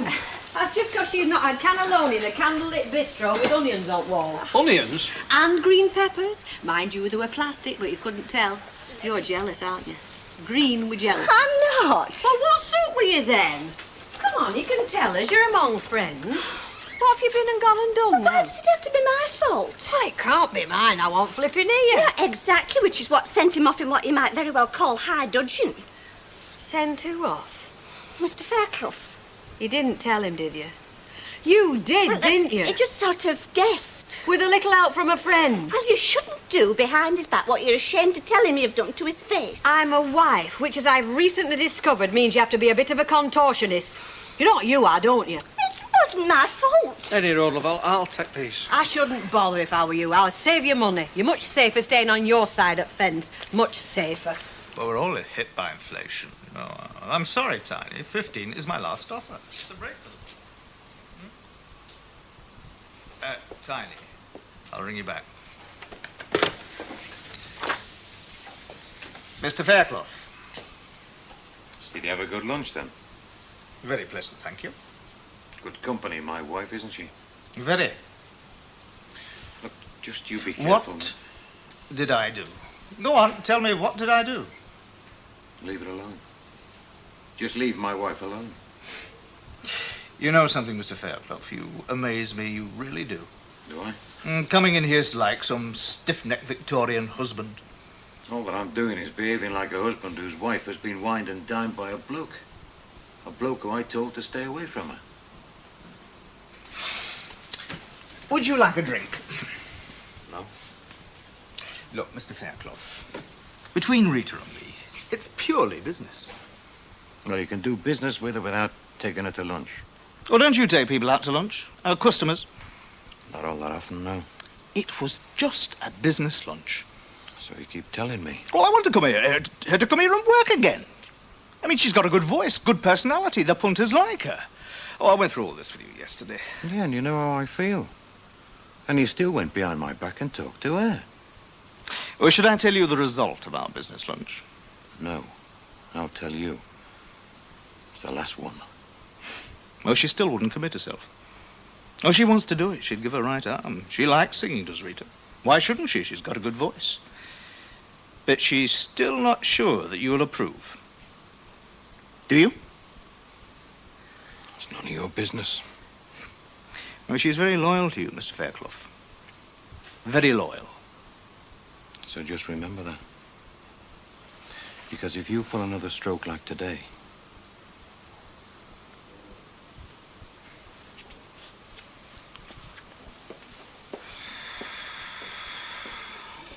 You do look nice tonight, dear. Going somewhere special? That's right, Mrs. Walker. With anybody special? Oh, just a friend. Nobody you know. Seem to be having a very busy social life these days. Yes, don't I? And I'm enjoying it too. Bye. What was all that about? She's only been in here a couple of minutes and she's not even finished a bit of lemon. That was a little pantomime, especially for our benefit. It was just a smoke screen, dear. Was it? Yes. She thinks we're taking too much interest in our private affairs, doesn't she?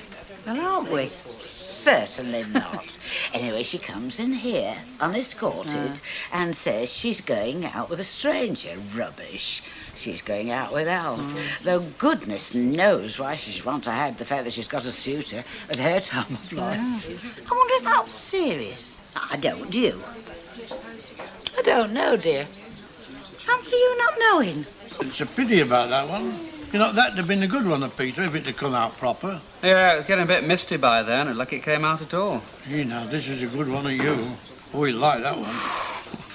Cheeky monkey, I didn't know he was taking that one. Look, I'll tell you what, I'll take all the lot with me. They'll all be delighted to see them. Oh, I wish I was coming with you. Ah, well, you'll see them at Christmas holidays. Yeah, but it's only September. Well, time passes. Passes or drags? Well, that's up to the individual. I wonder if I should have insisted.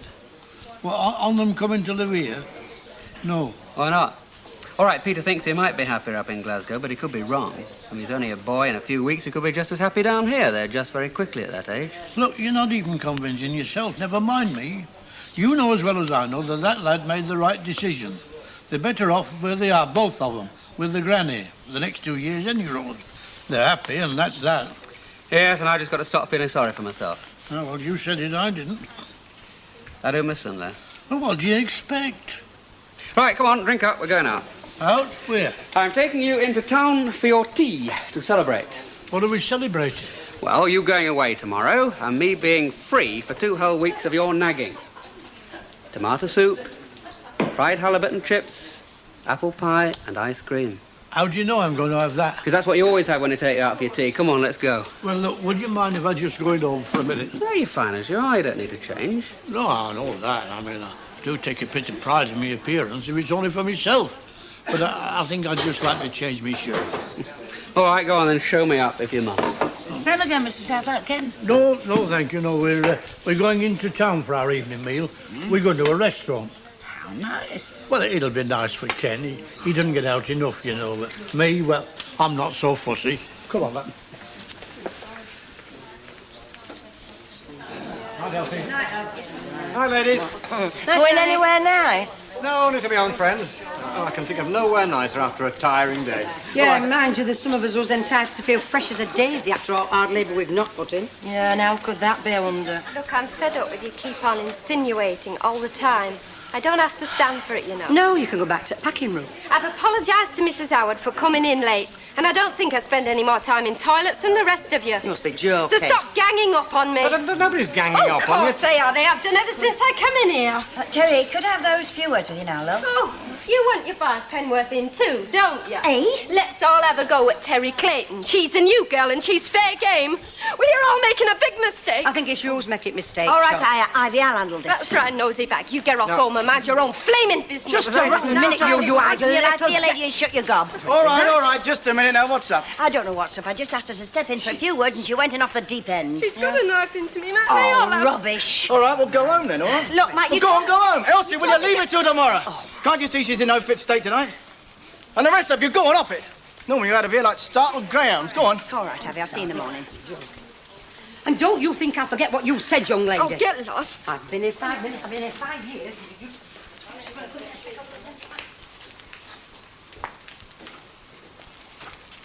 Yeah, well, yes, well, I'll Good night, Ernest. Good night, Elsie. I thought you told me to handle this. Well, you didn't do it very brilliantly, judging by that little scene. All right, if that's the way you want it. And what's that supposed You to can mean? handle a whole lot yourself, and you can handle it tomorrow morning when it gets bad, very bad. This is what comes of trying to mix business with pleasure. Night, night, Mr. Baldwin. Give my love to Terry. Mike Baldwin gets an ultimatum from Elsie tomorrow, and Ernest gets caught up in Rita's bid for fame. That's all at 9 o'clock. And Judy Finnegan launches an afternoon of Coronation Street Memories from 3 this Saturday on Granada Plus. Next tonight, the guys with the Giggle Factor are back. The comedians. Stay with us on Granada Plus.